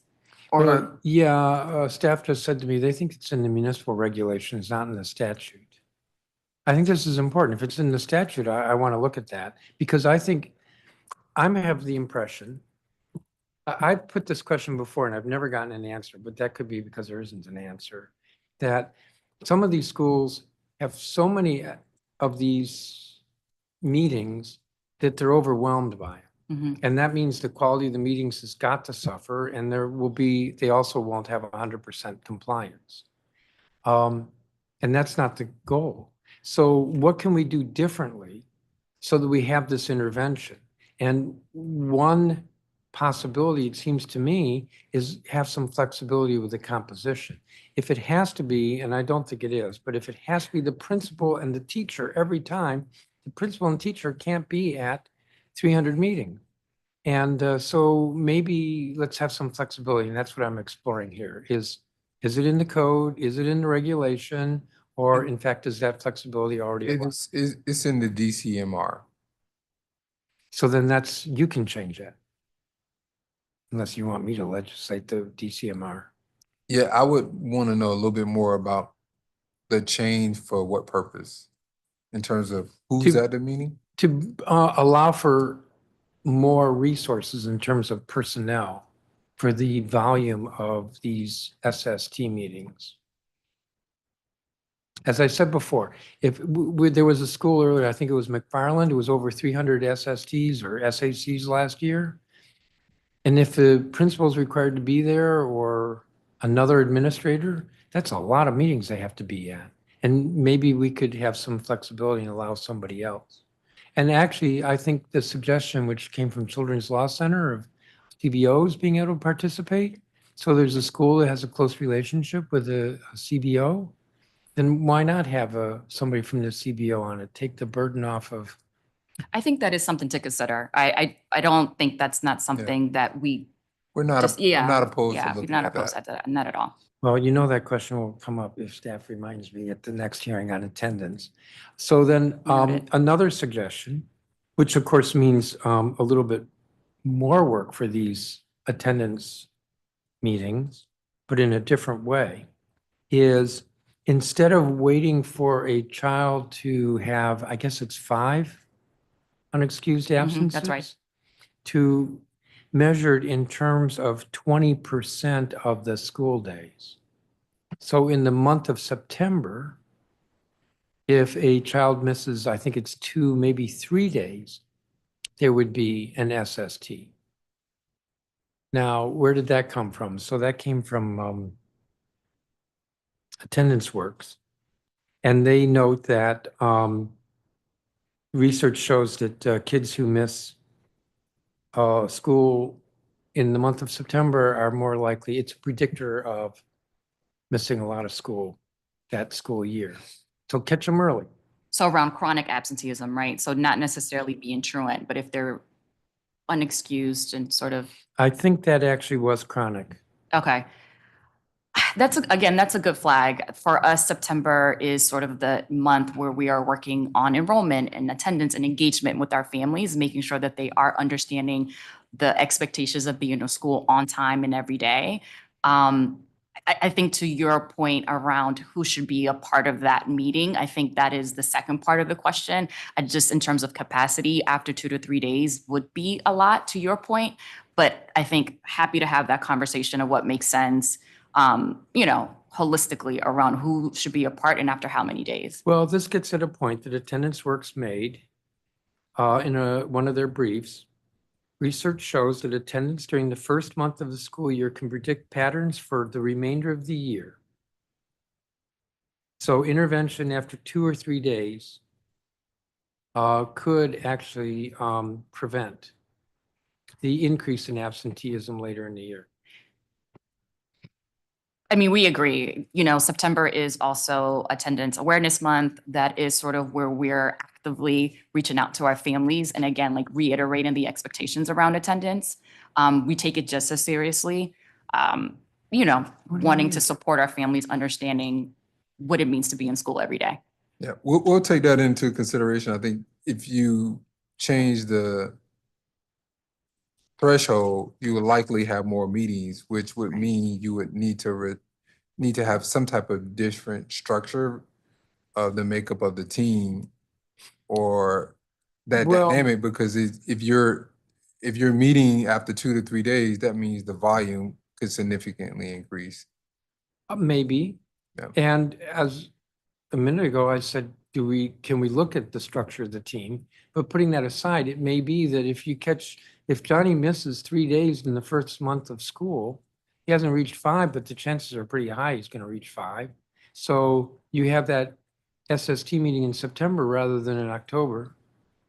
And maybe if the intervention goes well, you don't have the meeting in October, which is even better, right? Right. Let me keep moving here. Some other suggestions. Rhode Island is using parent ambassadors. You know what I'm talking about? We are familiar with with sort of the strategies that Rhode Island has sort of Parent implemented. ambassadors? Are you saying that, are we familiar with, like, are we doing it or the Rhode Island Well, I strategies? suspect you're not doing it. Are you familiar with what they're doing there with parent ambassadors? Not necessarily to that extent. They the get detail. paid a small stipend. They have to volunteer 10 days, 10 hours a week. They work on attendance and also family engagement. They get more involved in the school. And of course, they're parents at the school, so they're engaging other parents at the school. It appears to have been very successful, or is being successful, because I think it's fairly new. I Yeah, think we're happy to look at that. I'm Yeah. not familiar with that particular model. And another, which I think is from Rhode Island, is that every school administrator supports 5 to 10 students. That would be kind of, the word mentor was not used. I was kind of thinking of it that way, but maybe that's too intense. Yeah, But I'm where you familiar. have this idea of connecting an adult, every child is connected to an adult. Yeah. That you, instead of putting this on the teachers, you put it on the administrators. And maybe it's not every kid in the school, maybe it's the kids who have the absentee problems, but as another strategy, I appreciate that you like the idea. I was just going to say that we have a number of schools that are working similar to an advisory model. Again, not grounded necessarily in classroom teachers, but that are using, a variety of staff.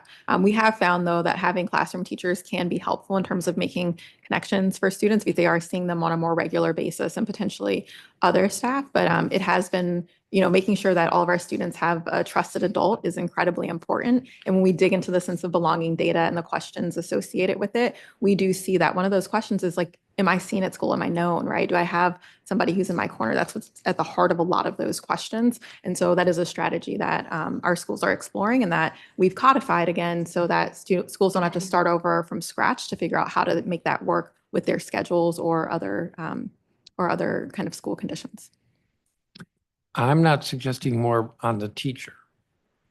Noted. And one of the things I was talking about the administrators having 5 or 10 kids, but then the parent ambassador. Well, we're happy to look into the parent ambassadors program in terms of the stipend, and I think that is something we can pursue and look into. I do know that some schools do leverage parents as much as they can, whether it's the PTA or just, that touch point. But happy to look into a little bit more in terms of what Rhode Island is doing. Do all middle schools and high schools have advisory programs? Not all, for the most part, I think our schools do have advisory program, but not all of them do. Yeah. I don't think they all do them in the same way as well. It That's depends upon the schedule of the school, and how the principal organize it. Which kind of gets back to whether one of your offices is working closely with schools on different strategies for attendance, because as we heard from the charter schools, these advisories are apparently, they consider to be very helpful. Yes, and we are codifying them. Another way that schools are implementing them is by leveraging partners. And I think we heard today from a number of partners who have been really helpful in ensuring that our students have a trusted adult in the building and can make those touch points that help to elevate if there are student needs that are coming up. But again, there are many other strategies that we have been focused on that have also yield positive outcomes, such as our focus on high impact tutoring, which is correlation to improve attendance, career and technical education for our secondary students, also improved attendance, after school programming for our middle school age students, which also is correlation to improve attendance. So we work with each schools to ensure that they know what the best practices are and that they incorporate that into their plans based on their school community. I'm going to keep moving. DCPS has a partnership database, but I'm not sure there's very much central oversight over how partnerships are made or utilized by the individual schools. How does DCPS match specific school needs with specific partnerships? Yeah, so we do have a partnership team that supports our schools with their partners. A great example is that the work we do with our connected schools as well, which gives them a repository, a partner that they can connect to. And to build off of that, one of the things that we do at Connected Schools is something called community mapping. So this past year, we were able to engage over 800 stakeholders across these schools.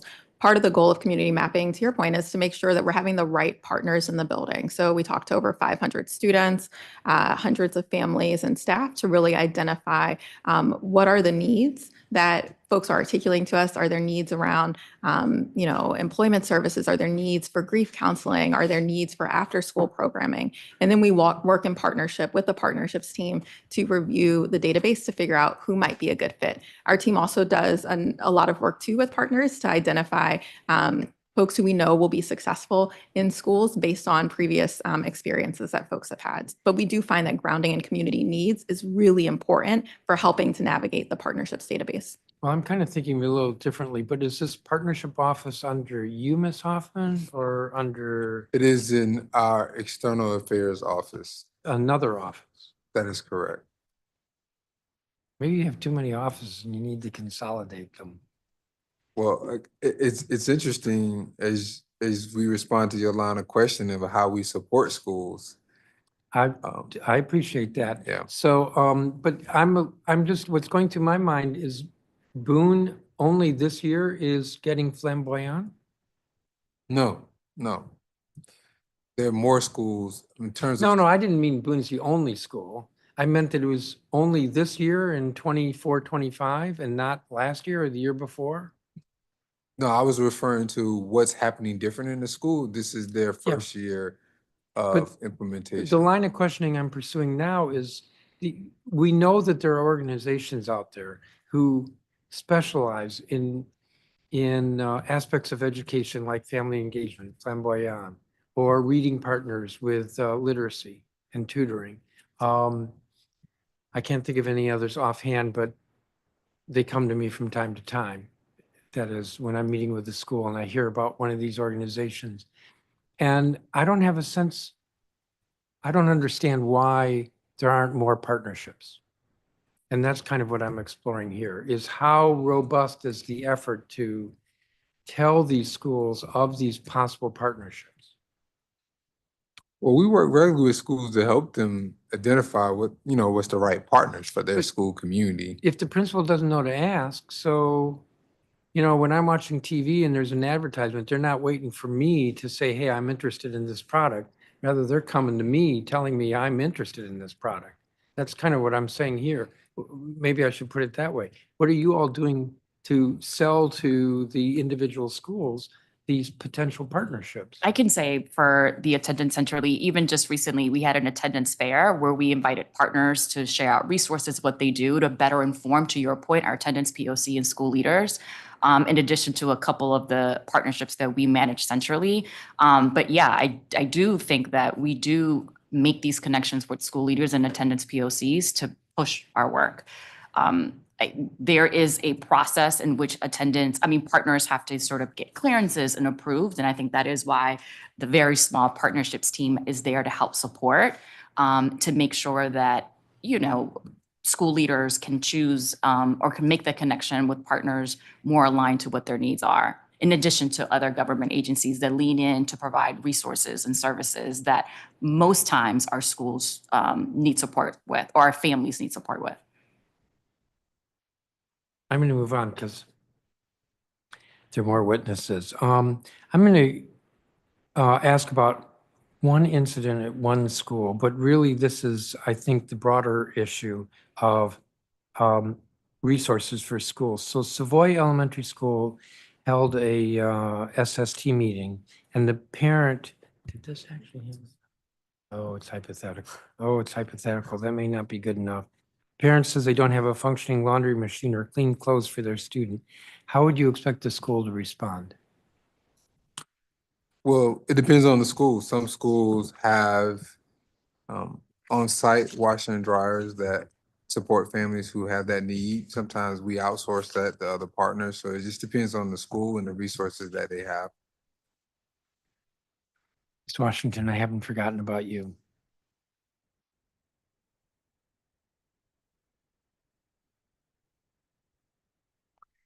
I'm being whispered that Ms. Hoffman, you had to leave at 6:30. So I don't have any other questions for DCPS. At least I don't think I do. That doesn't mean you all get to get up, but if you need to leave. I have just a couple questions for Ms. Washington. The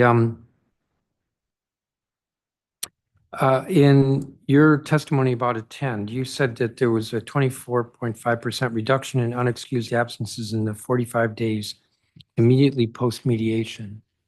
But what about over a longer period of time? Have you measured that? We looked at 45 days before mediation and 45 days afterwards.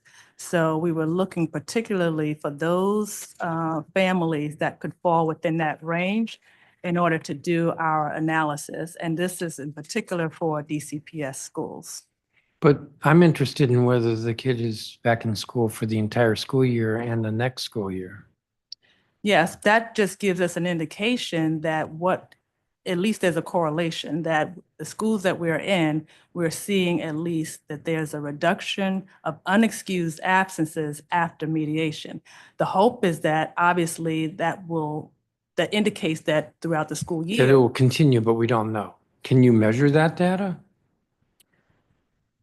I think that's more difficult because at least from our data analysts, we like to take a look at the number of days before mediation and the same number of days after mediation. And you only have so many days to work with, school days that is, that we're working with. Sure, within a if that's year. the comparison, but Mhm. the other comparison would be whether a year later, that 45-day post-mediation trend continued. Yeah, I think that would be the next study. So we can continue to look at some of the trends and see whether or not we see continued improvement.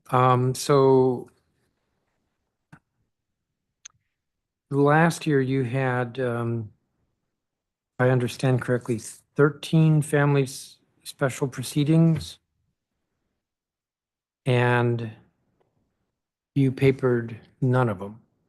And you had 755 PINS referrals, and you papered maybe 1.3%.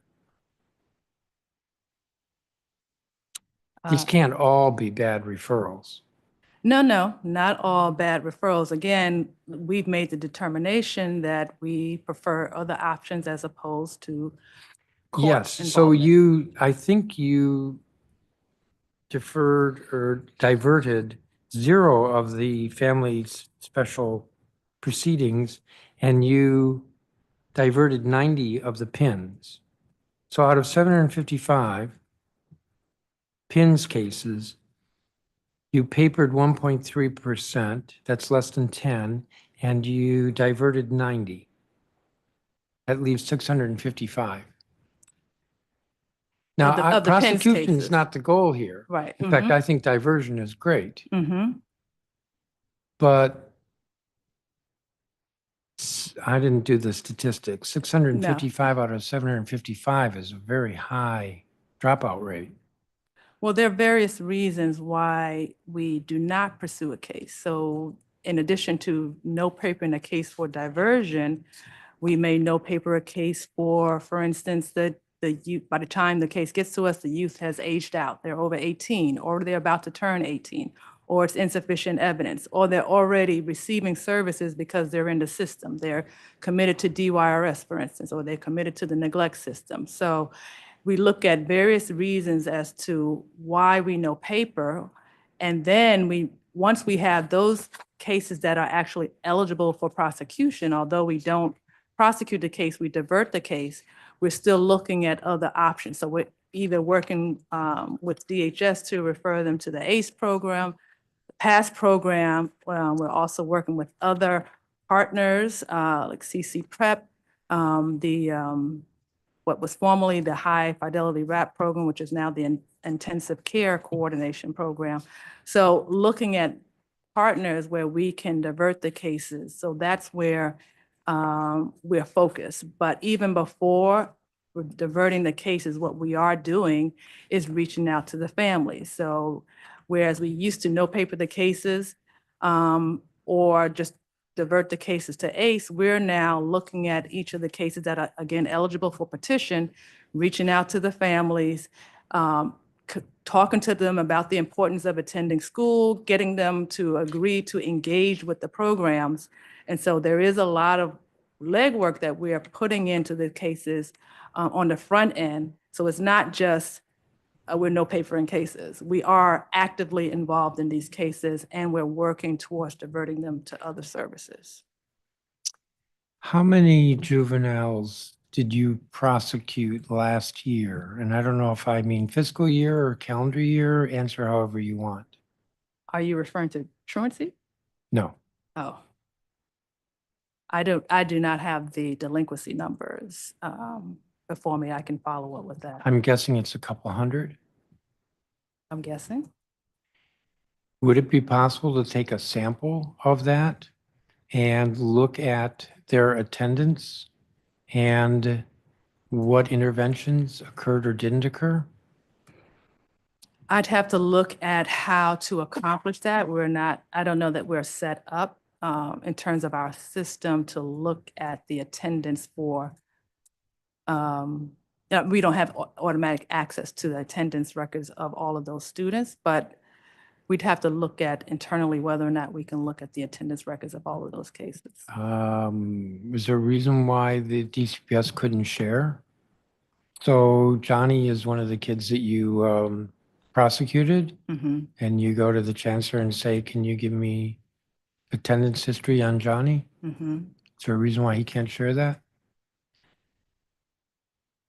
Well, I mean, we do have a partnership where they share the attendance records in those schools that we're partnered with.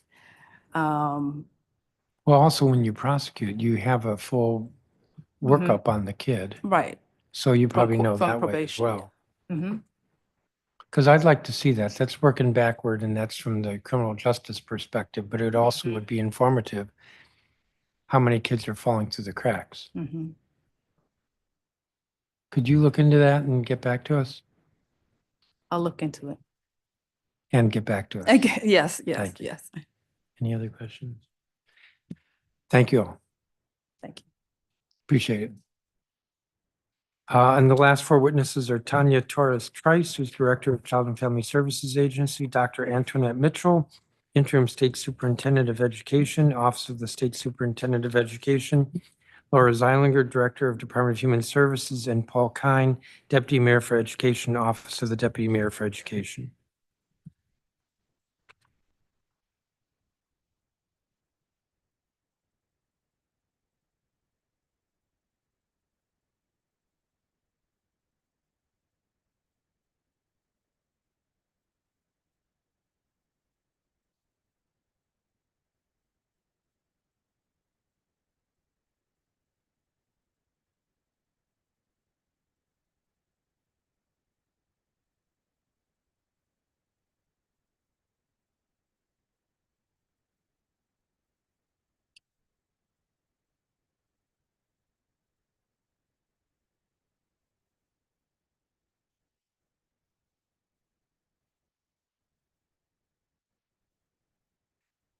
Are you all okay if I go through follow the order that I listed, which is CFSA, OSSI, DHS, and then the deputy mayor?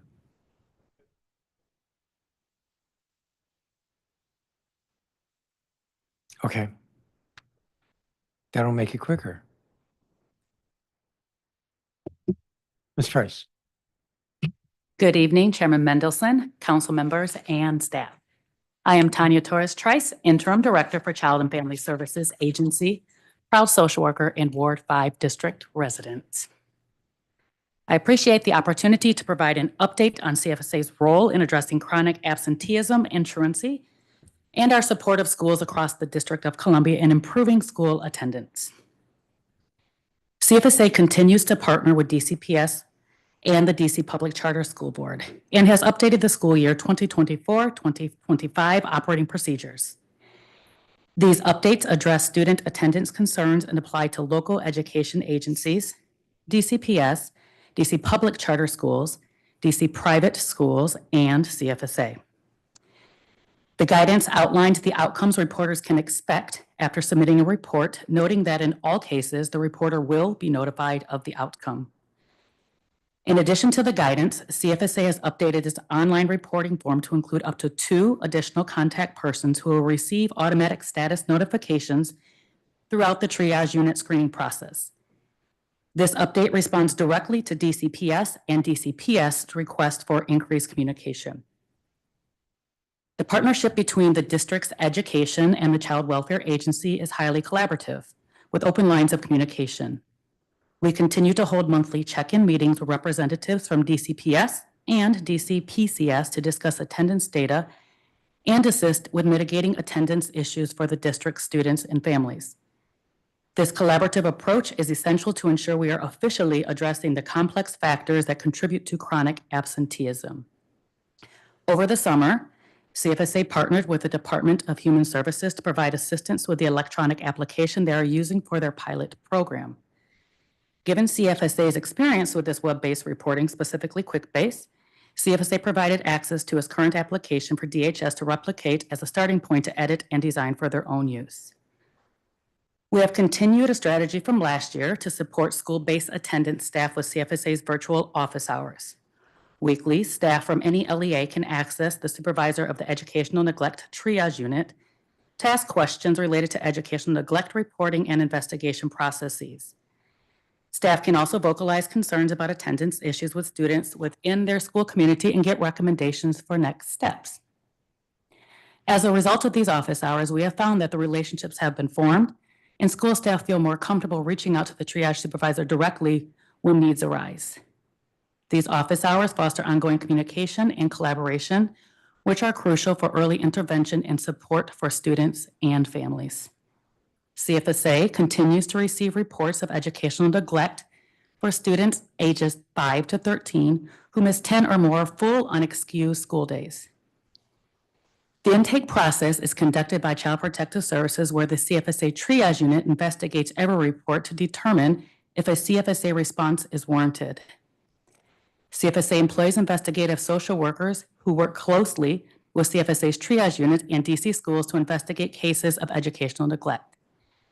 The triage unit facilitates improved communication with schools and engagement with the families to identify the underlying issues that result in children and youth not consistently attending school. For school year 23 through 24, there were 6,717 educational neglect reports submitted to CFSA. Of those 6,717 reports, 6,328 were screened out, 238 were screened in for investigation, and 80 investigations resulted in a substantiated finding for educational neglect.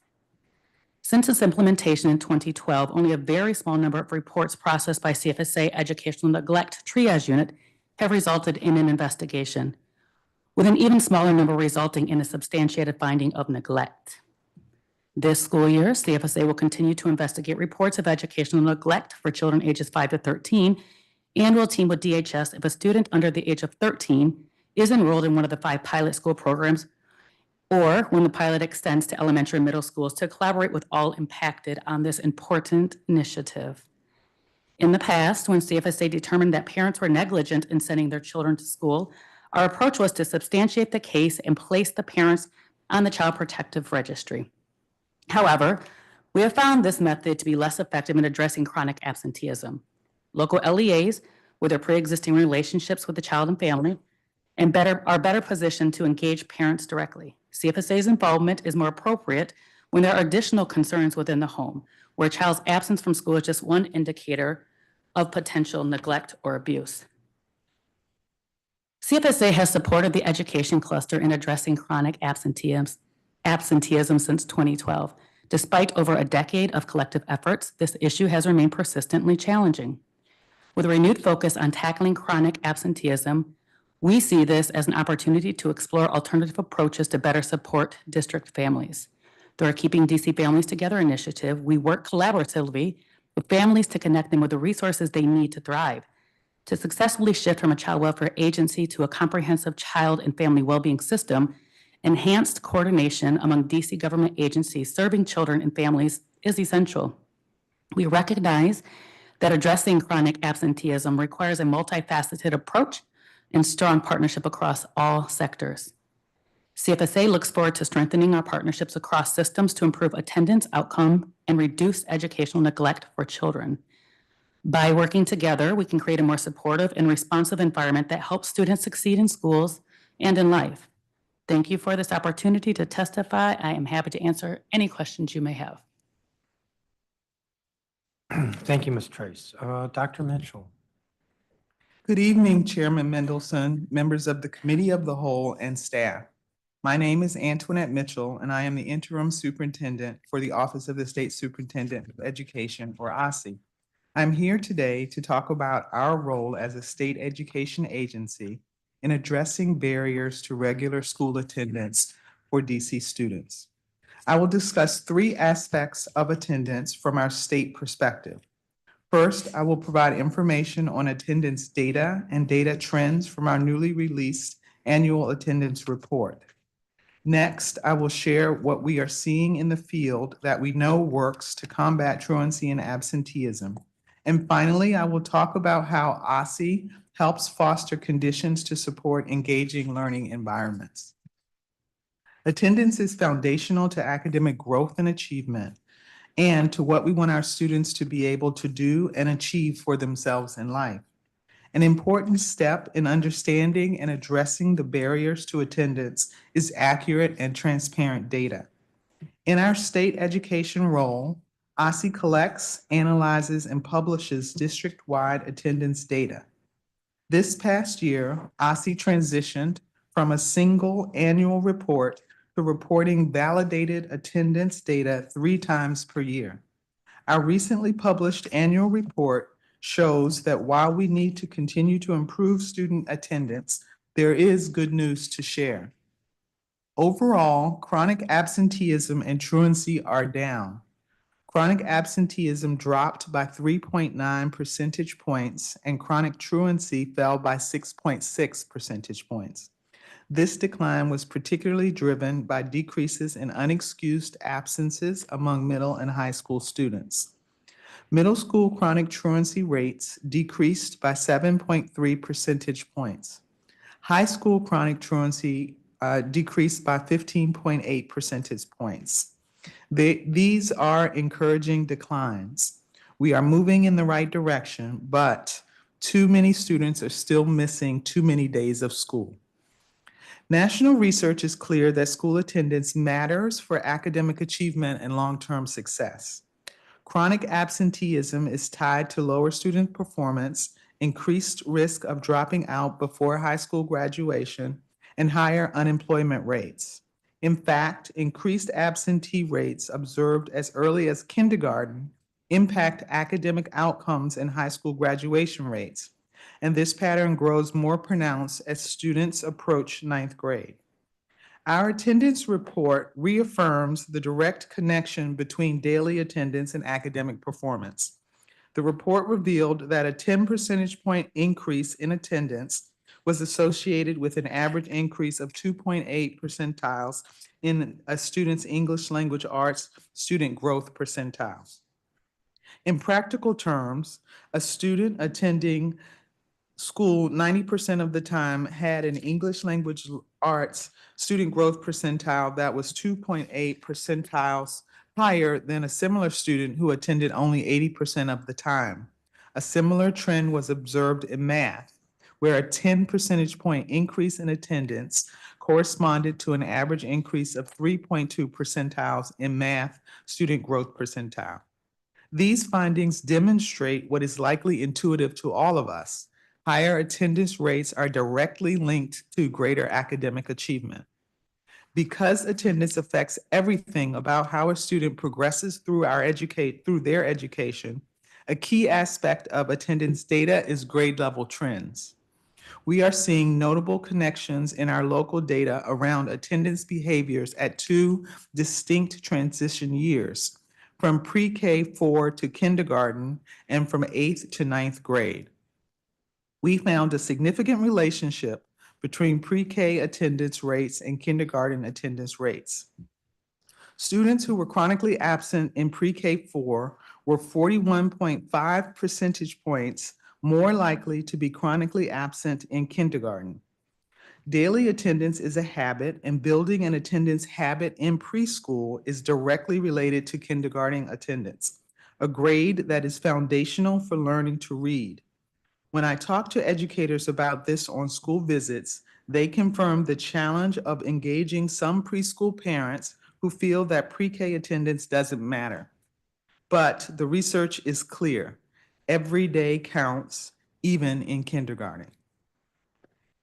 Another critical transition is from middle school to high school. Last year, 36.6% of 8th grade students were chronically absent compared to 57.7% of 9th grade students. This is an improvement of 4.6 percentage points from the year before, but still notably high. 9th grade is a critical transition. Most students are changing schools, and there are normal developmental shifts happening in the adolescent brain that can make peers more influential than parents. While we are seeing improvements, grade level transitions, particularly during the sensitive transition to 9th grade, remain an area of need across the district. OSSI highlights these important trends so that DC LEAs can focus efforts on supporting transition points, like DCPS is doing through their 6th and 9th grade academies work. In addition to collecting, validating, analyzing, and publishing district-wide attendance data, one of OSSI's central roles in supporting student attendance is to elevate research-based best practices. Emerging research demonstrates the vital role that school culture and climate play in student attendance. A recent national study by Panorama Education found different reasons for absenteeism based on grade level. In elementary and middle school, in-school safety and school climate were most associated with chronic absenteeism, indicating that reducing physical fights and building student joy are key at these grade levels. In high school, chronic absenteeism was most strongly linked to social awareness, self-management, supportive relationships, and growth mindsets. These findings highlight the importance of cultivating students' sense of belonging in high school. The national data align to what we have heard locally through anecdotes. At a recent relaunch of the cross-sector Everyday Counts Task Force, students, school administrators, and advocates shared stories about what made a difference for student attendance.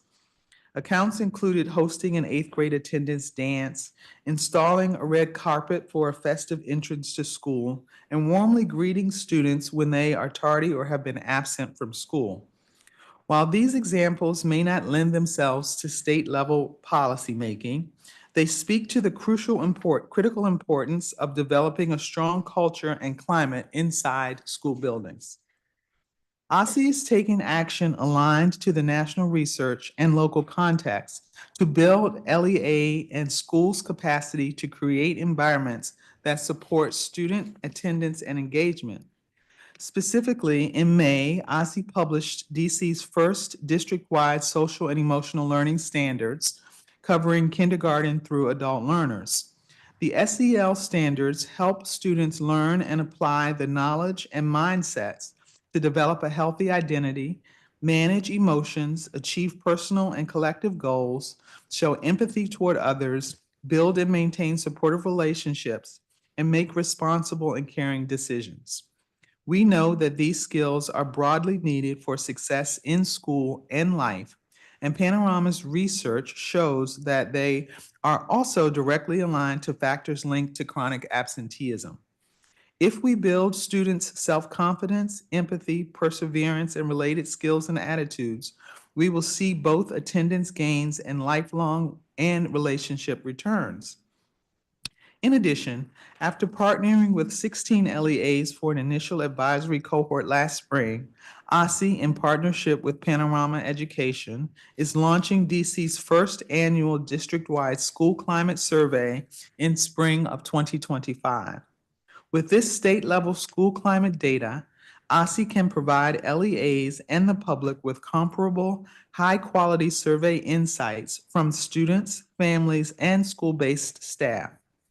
We will publish the data on the DC School Report Card, and it will serve as a critical tool to improve school culture and climate by shining a spotlight on what works locally as well as those areas in need of improvement.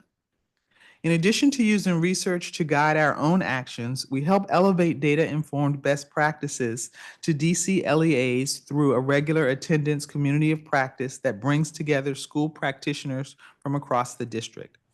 We are looking to further strengthen this community of practice and our cross-divisional attendance initiatives through the forthcoming hiring of OSSI's first state attendance coordinator. Finally, OSSI recognizes that rigorous, engaging academic instruction is foundational to a high-quality education and an essential ingredient in school enrollment and attendance. We support this goal by adopting rigorous, relevant academic standards and by providing high-quality professional development to DC educators, such as those focused on structured literacy. Our investments in supporting learners through evidence-based interventions like high-impact tutoring also improve attendance. Further, we are taking new steps to increase relevance for students by reimagining the district's graduation requirements and bolstering the Advanced Technical Center to increase student choice and provide clear on-ramps to well-paying local careers in high-demand fields. In summary, the recent data demonstrate that district-wide attendance is improving. This reflects a combined effort from families, students, schools, and government. It is incumbent on families to ensure that their students build strong daily attendance as early as pre-K and to help foster the social emotional skills such as empathy that will keep their students engaged and connected to schools. Schools must ensure that they have the policies and procedures in place that keep students safe, build joy, and enhance students' sense of belonging. And OSSI must remain committed to meeting LEA needs to cultivate a culture of attendance and strong academic outcomes. We also help set the tone on the importance of daily attendance. This is why DC joined 14 other states in signing on to a national pledge to reduce chronic absenteeism by 50% over 5 years following the pandemic surge in absenteeism. And I am pleased to report that we are currently on track to meet this very ambitious goal. We need students to attend school every day because daily attendance is foundational to academic achievement, social emotional growth, and lifelong success. Thank you for the opportunity to testify before you today regarding the important issue of daily student attendance. I'm pleased to answer any questions you may have. Thank you, Dr. Mitchell. And let me see. Ms. Seilinger, you're on the witness list, but you don't have a statement. And Deputy Mayor Kine. Thank you. I am last, but I will do my best to express both enthusiasm and a sense of forward momentum. Good. Good evening, Chairman Mendelson, members of the Committee of the Whole, staff, members of the public. My name is Paul Kine, and I'm honored to serve as the Deputy Mayor for Education for the District of Columbia. Thank you for the opportunity to testify today. at our public hearing on chronic absenteeism and truancy. Across district agencies and stakeholders, we hold a shared commitment that our schools are the safest places for young people to be, and that showing up every day is critical for students' academic achievement, their social emotional development, and their overall well-being. This is an urgent need felt across Mayor Bowser's administration, across the council, and the broader public, and why we have continued to put attendance at the center of all we do. As a result of our investments and the hard work of our school staff, we have seen sustained progress in our attendance metrics, with a 4 percentage point reduction in chronic absenteeism and a nearly 7 percentage point reduction in chronic truancy between school years 22-23 and 23-24. While we are, of course, heartened by this progress, this rate of change must increase to achieve our shared goal of getting all students back into the school buildings. And as Dr. Mitchell shared, it is also why we are excited to join 14 other state leaders in a public pledge to cut chronic absenteeism by 50% over 5 years. Organized by Attendance Works, Ed Trust, and the American Enterprise Institute, this challenge calls on government leaders to direct resources to address persistently high rates of chronic absenteeism in the years following the pandemic, and to create individualized state roadmaps to achieve this shared goal.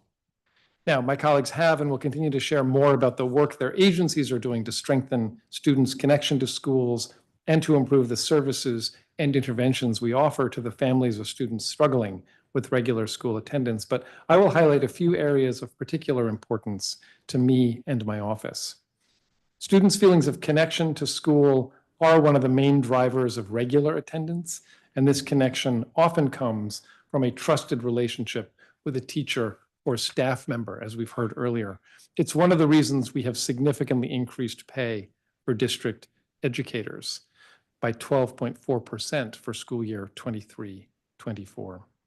To improve students' physical and psychological safety, we have continued our investment in the DC School Connect micro-transit program that serves students in wards 7 and 8 safe passage areas. We have expanded safe passage coverage across the district. In fact, just today, we released the $10 million grant awards for safe passage, and we've prioritized out-of-school funding to communities with the greatest needs and adopted new social emotional learning standards. Finally, to cultivate a joyful and purposeful learning environment, we have made investments in high-impact tutoring, career and technical education, as you've heard, and the advanced technical centers. High-impact tutoring reduced the probability of absence by 6.9% for participating students.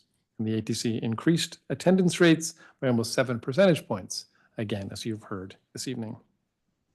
The district has also launched a new pilot truancy referral process led by our partners at the Department of Human Services. And here I'd like to acknowledge the leadership of Director Zeilinger and her team who are here this evening. We appreciate the council authorizing this program over the summer, which is allowing us to pilot a new process that we believe will improve attendance outcomes by addressing the barriers students and families face to regular school attendance. These interventions come after schools have convened student support team meetings to connect with students and families to remediate the barriers to attendance and strengthen their connections to school.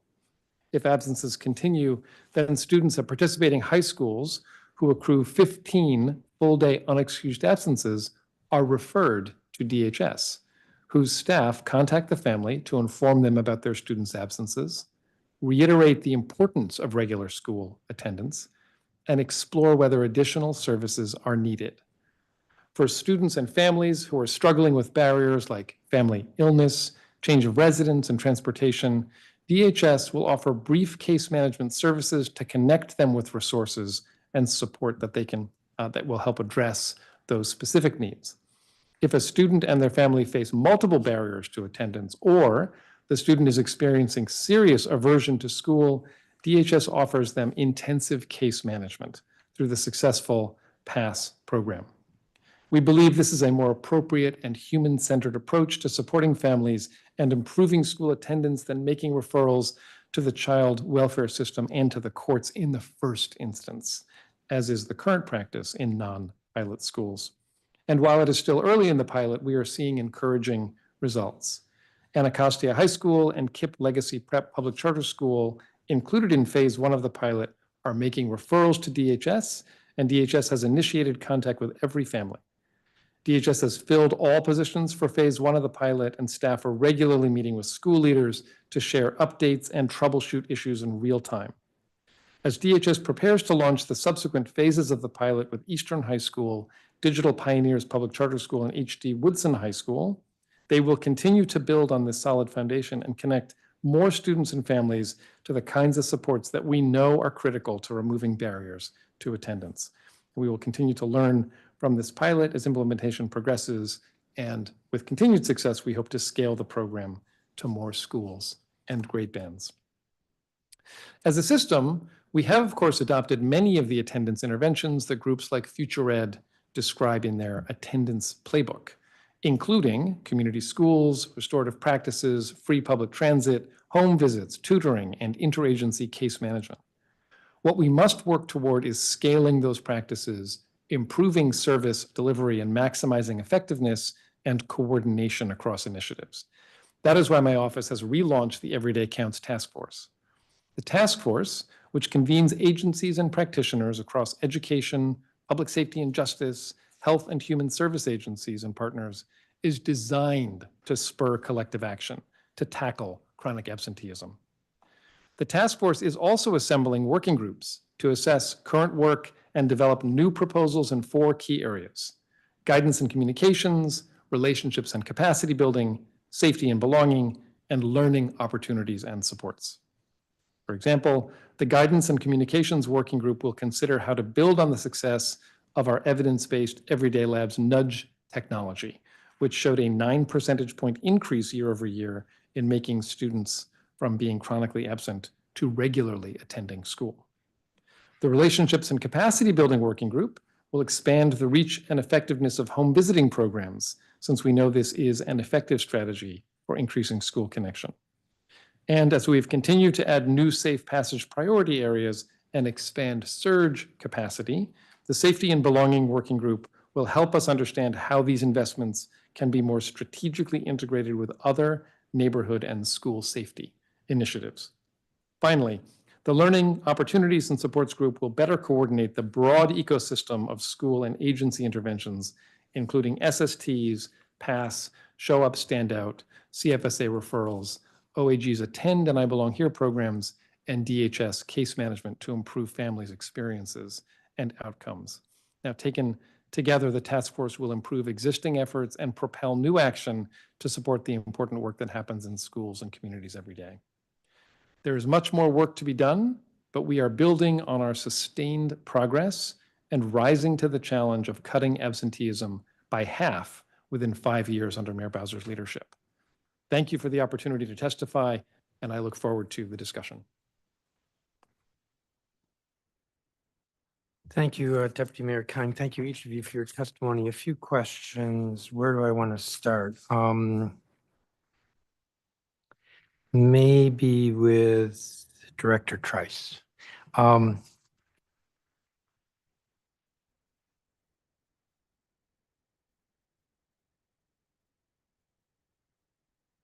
There were 6,717 reports to CFSA, 6,328 were screened out. Why?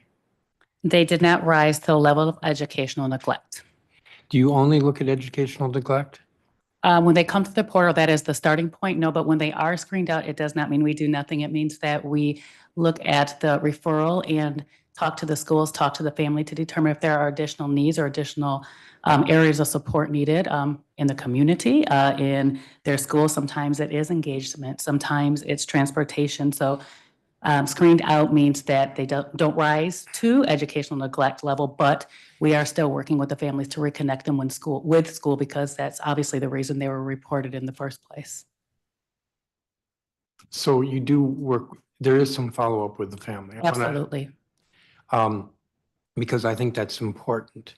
How do I want to say it? I don't want to go over something that you may already know, but the genesis for much of our current law is the South Capitol Street situation. And I'm fairly convinced that if CFSA had had the opportunity to look at the Carter family, they would have seen that there was probably some other neglect besides educational neglect. The Carters, there were two brothers who ended up murdering in one afternoon something like 5 or 6 juveniles. And I'm hard pressed to believe that you could have two brothers in the same family and there wasn't significant dysfunction in that household. So to me, it's important that CFSA is looking at more than just educational neglect. And you're saying that maybe not looking is the wrong word, but that you are working with the family, and in that way you might see if there's something else going on. Yes, I am saying that. I'm saying that every referral that comes in through the portal, we are taking assessment and taking stock of what is being said and what supports can be given. Now, one reason why I asked the question is because you said 238 were screened in for investigation and 80 investigations resulted in a substantiated finding for educational neglect. Were there any findings of any other kind of neglect? Yes, there were. There were 41 findings in addition to educational neglect. And I'd be happy to provide it in writing too, but I can share right now that the top reason was inadequate supervision, inadequate housing, substance abuse, and neglect were the top 4 reasons. But yes, 41 of the 80 had additional reasons for us to be involved. And I think that's important. Thank you. Welcome.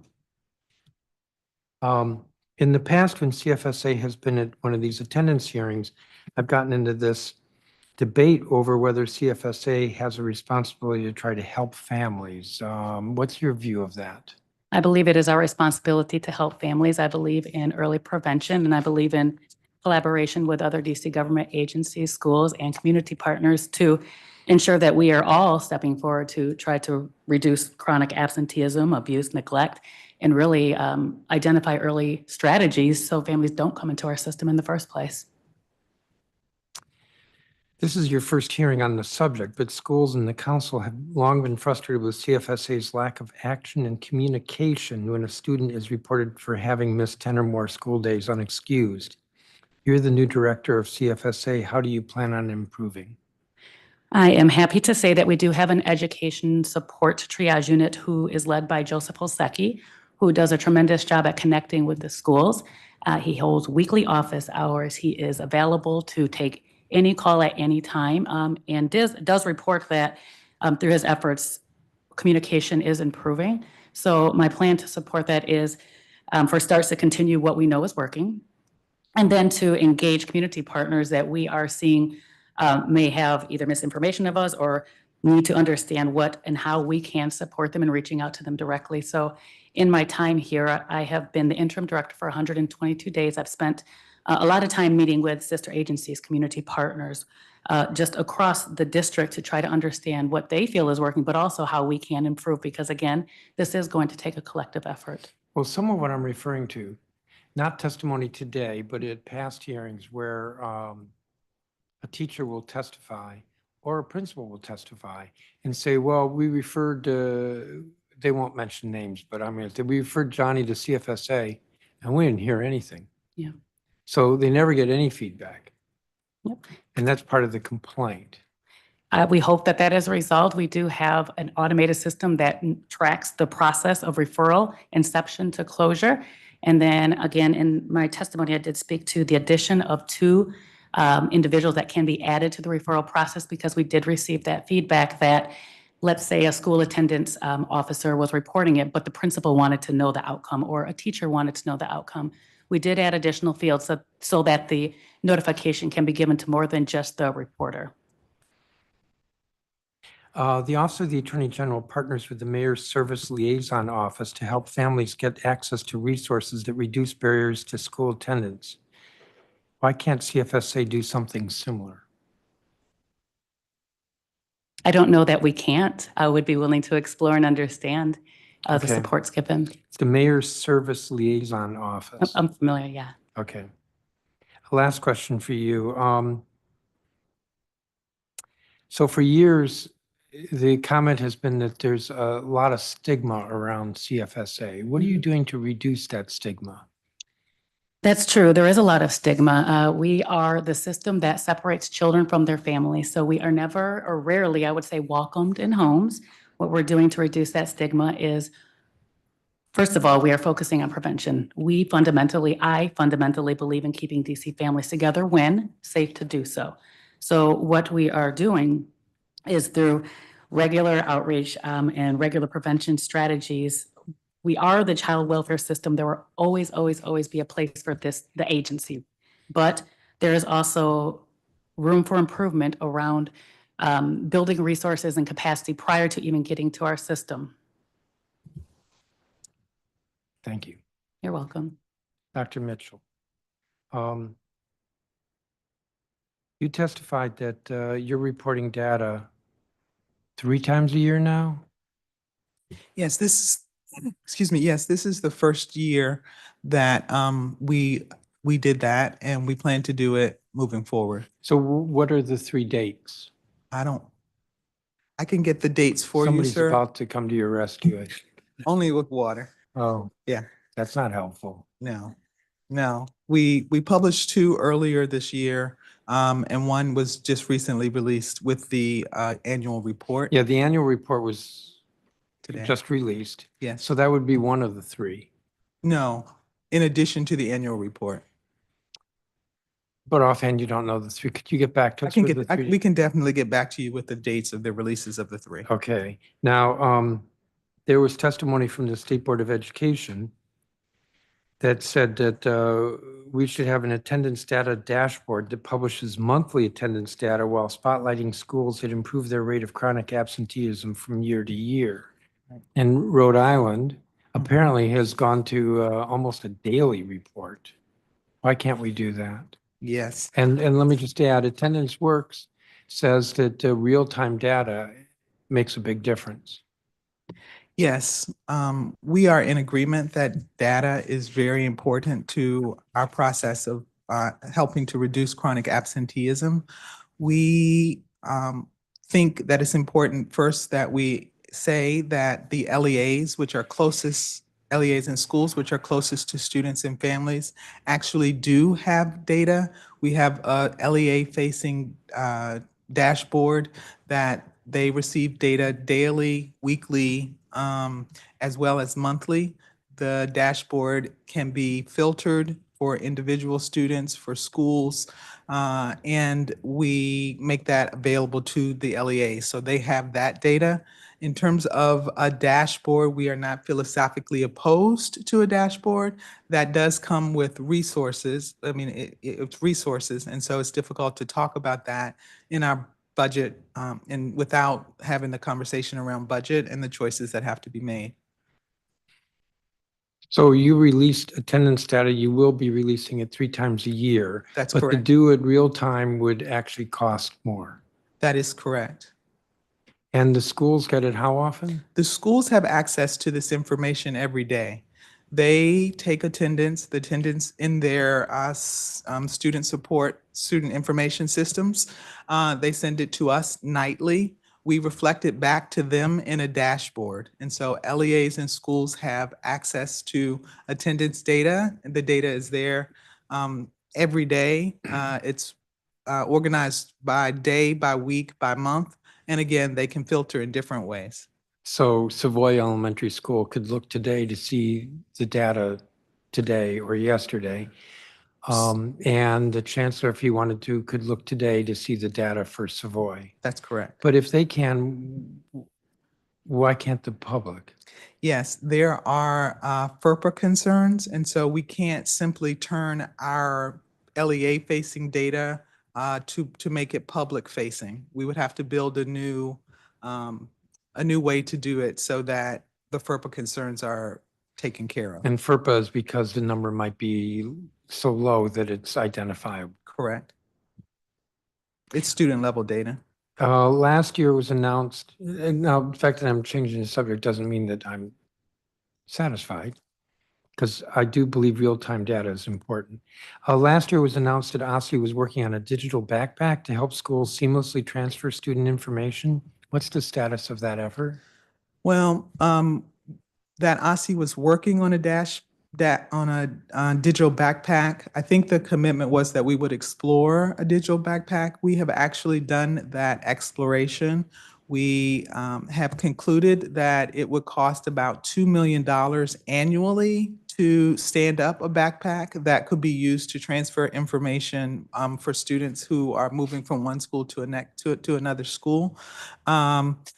We have looked for funding outside of the regular local funding. We explored a couple of federal grants, couldn't quite find a federal grant that had the right fit.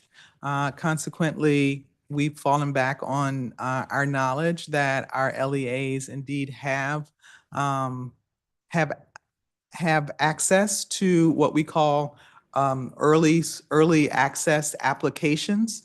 And in those early access applications, we're able to share information such as special education status, English language learning, information like that, that will be helpful as students transfer.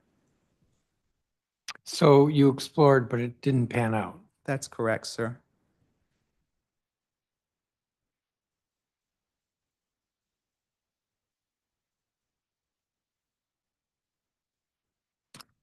Give me a second.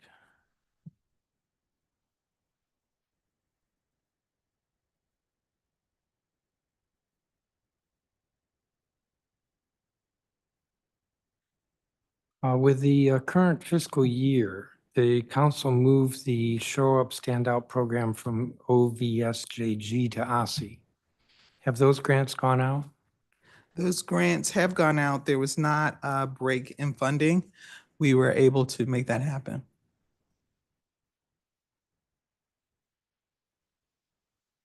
Did they just go out? This is November, or did they go out closer to October 1st? That I don't have information on. Let me see. October 1.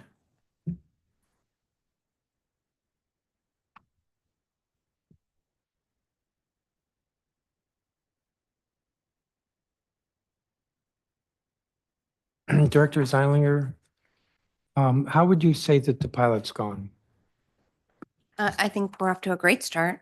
We worked with schools ahead of the school year that we were enrolling in phase one of the pilot.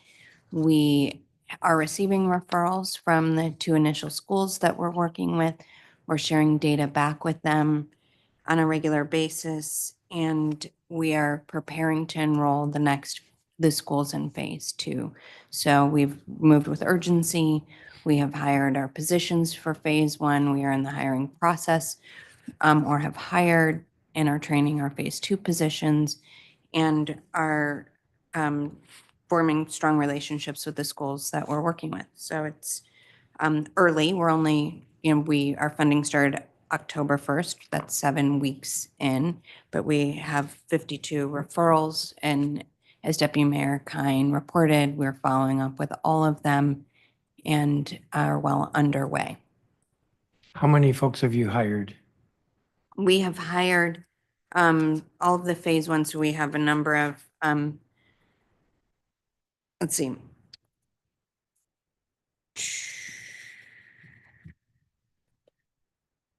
So I don't have the exact FTE count. I know for phase two, we have additional case managers, program specialists, and program manager.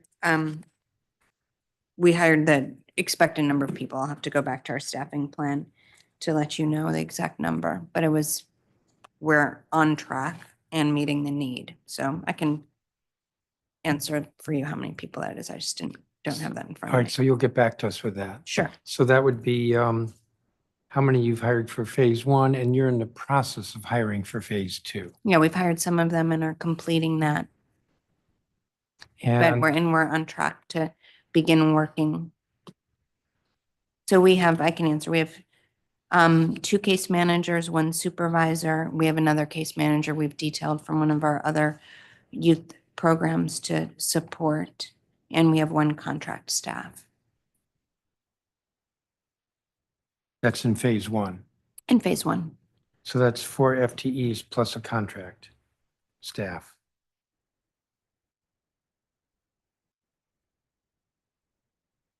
And my recollection is Eastern and Digital Pioneers are supposed to be in the program this month. Yeah, by the end of the month. Is there a possibility that Woodson will be sooner than January? No. Okay. So if you'll remember the way the budget was loaded, it wasn't loaded in the right places for us to be able to move as quickly on those hires, and it requires a reprogramming of funds. And so there are reasons as to the way the funds were loaded for this pilot, that it's not just that are partly outside of the control of DHS to be able to receive the budget authority to complete the hires for that. So there's no way it's happening faster, Okay. and it could happen slower. Well, it would be helpful if you instructed your agency fiscal officer that next time, because we load it the way we're told to load it. And I think you'll recall that happened pretty quickly as we were negotiating this at the end of the budget. But regardless, this was something known. This is something we're working on. Everyone has urgency around it, but those administrative processes take time, and we're all invested in the success, and we want to make sure that we're prepared before we enroll the final school.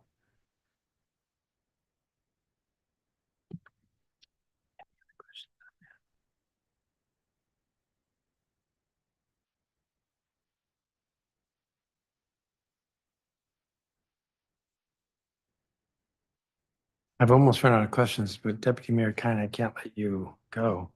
Oh, yes, you could.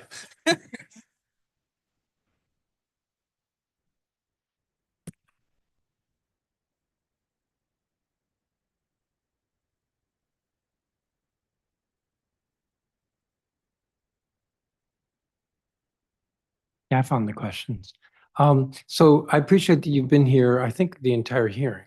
So you've heard all the testimony. Yes. What's your reaction? I loved it.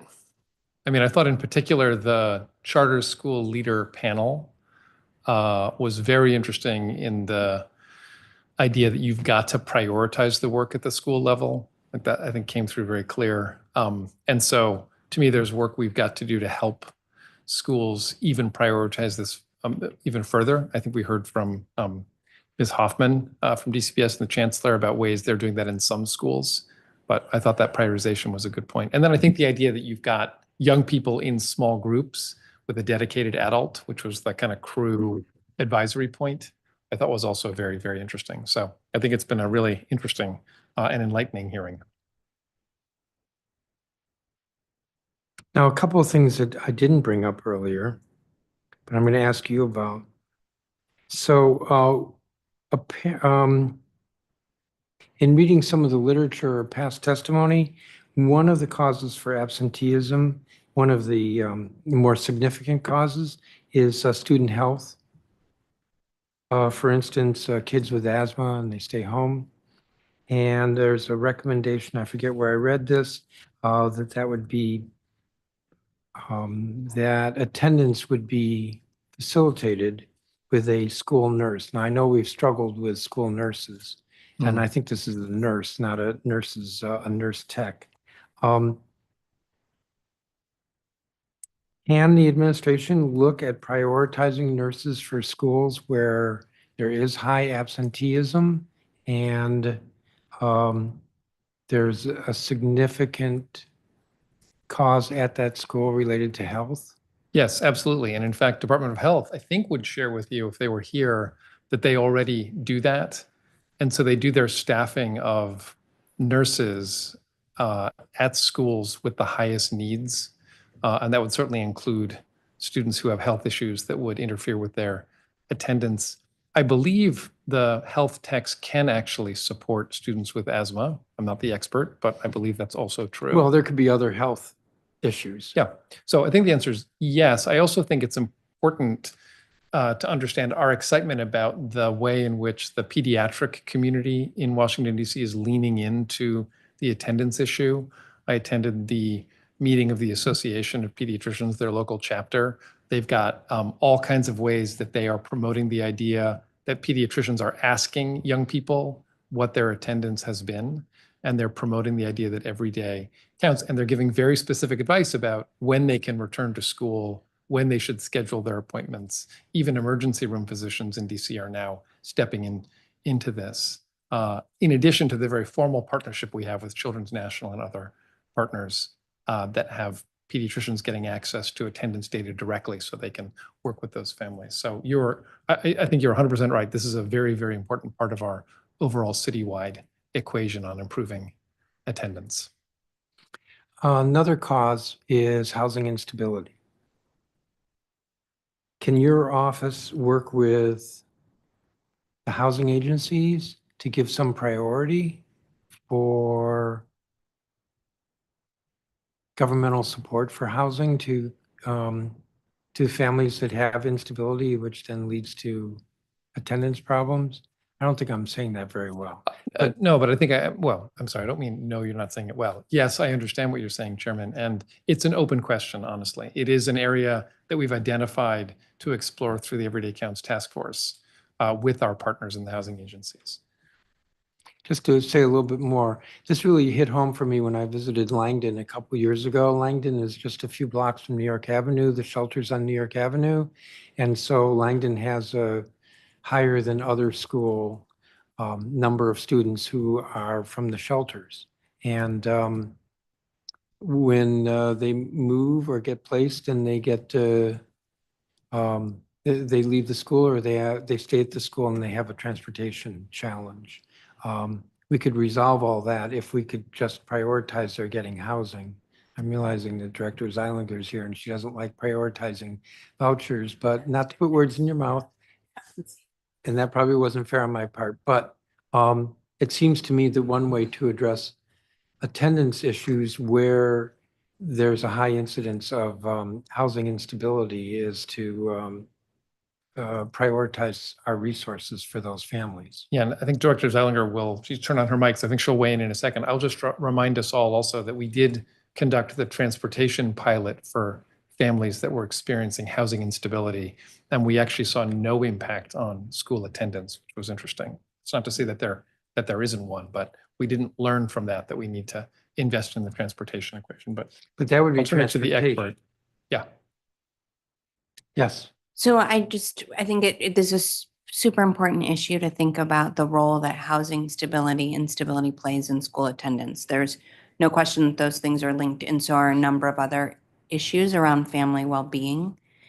What you were seeing years ago when we were using hotels on New York Avenue for shelter is not the same situation as we've made huge strides in reforming our system of care for families who experience homelessness, preventing homelessness more often, helping them with their housing stability issues, as opposed to shelter really being the only thing that we can offer, as well as reducing length of stay in housing and helping families move more quickly to housing, should all have an impact in those things, but suggesting that we see a high rate of absenteeism and that's the sole indicator that and some housing instability that we know what the solution is might not be looking at the whole story. So the look on my face that you saw was not that I think families shouldn't be supported with housing. Of course, I don't believe that at all, but that we need to really listen to families about what they say they need and understand the whole picture and be sure that we're understanding the picture in the context of the work we're doing to promote housing stability before people become homeless, which is we're doing quite well and hopefully is having an impact on this issue. I think I'm going to leave it at that, but I Yeah. suspect this will come up at our next hearing on attendance and truancy. Let me just check with staff. Any other questions?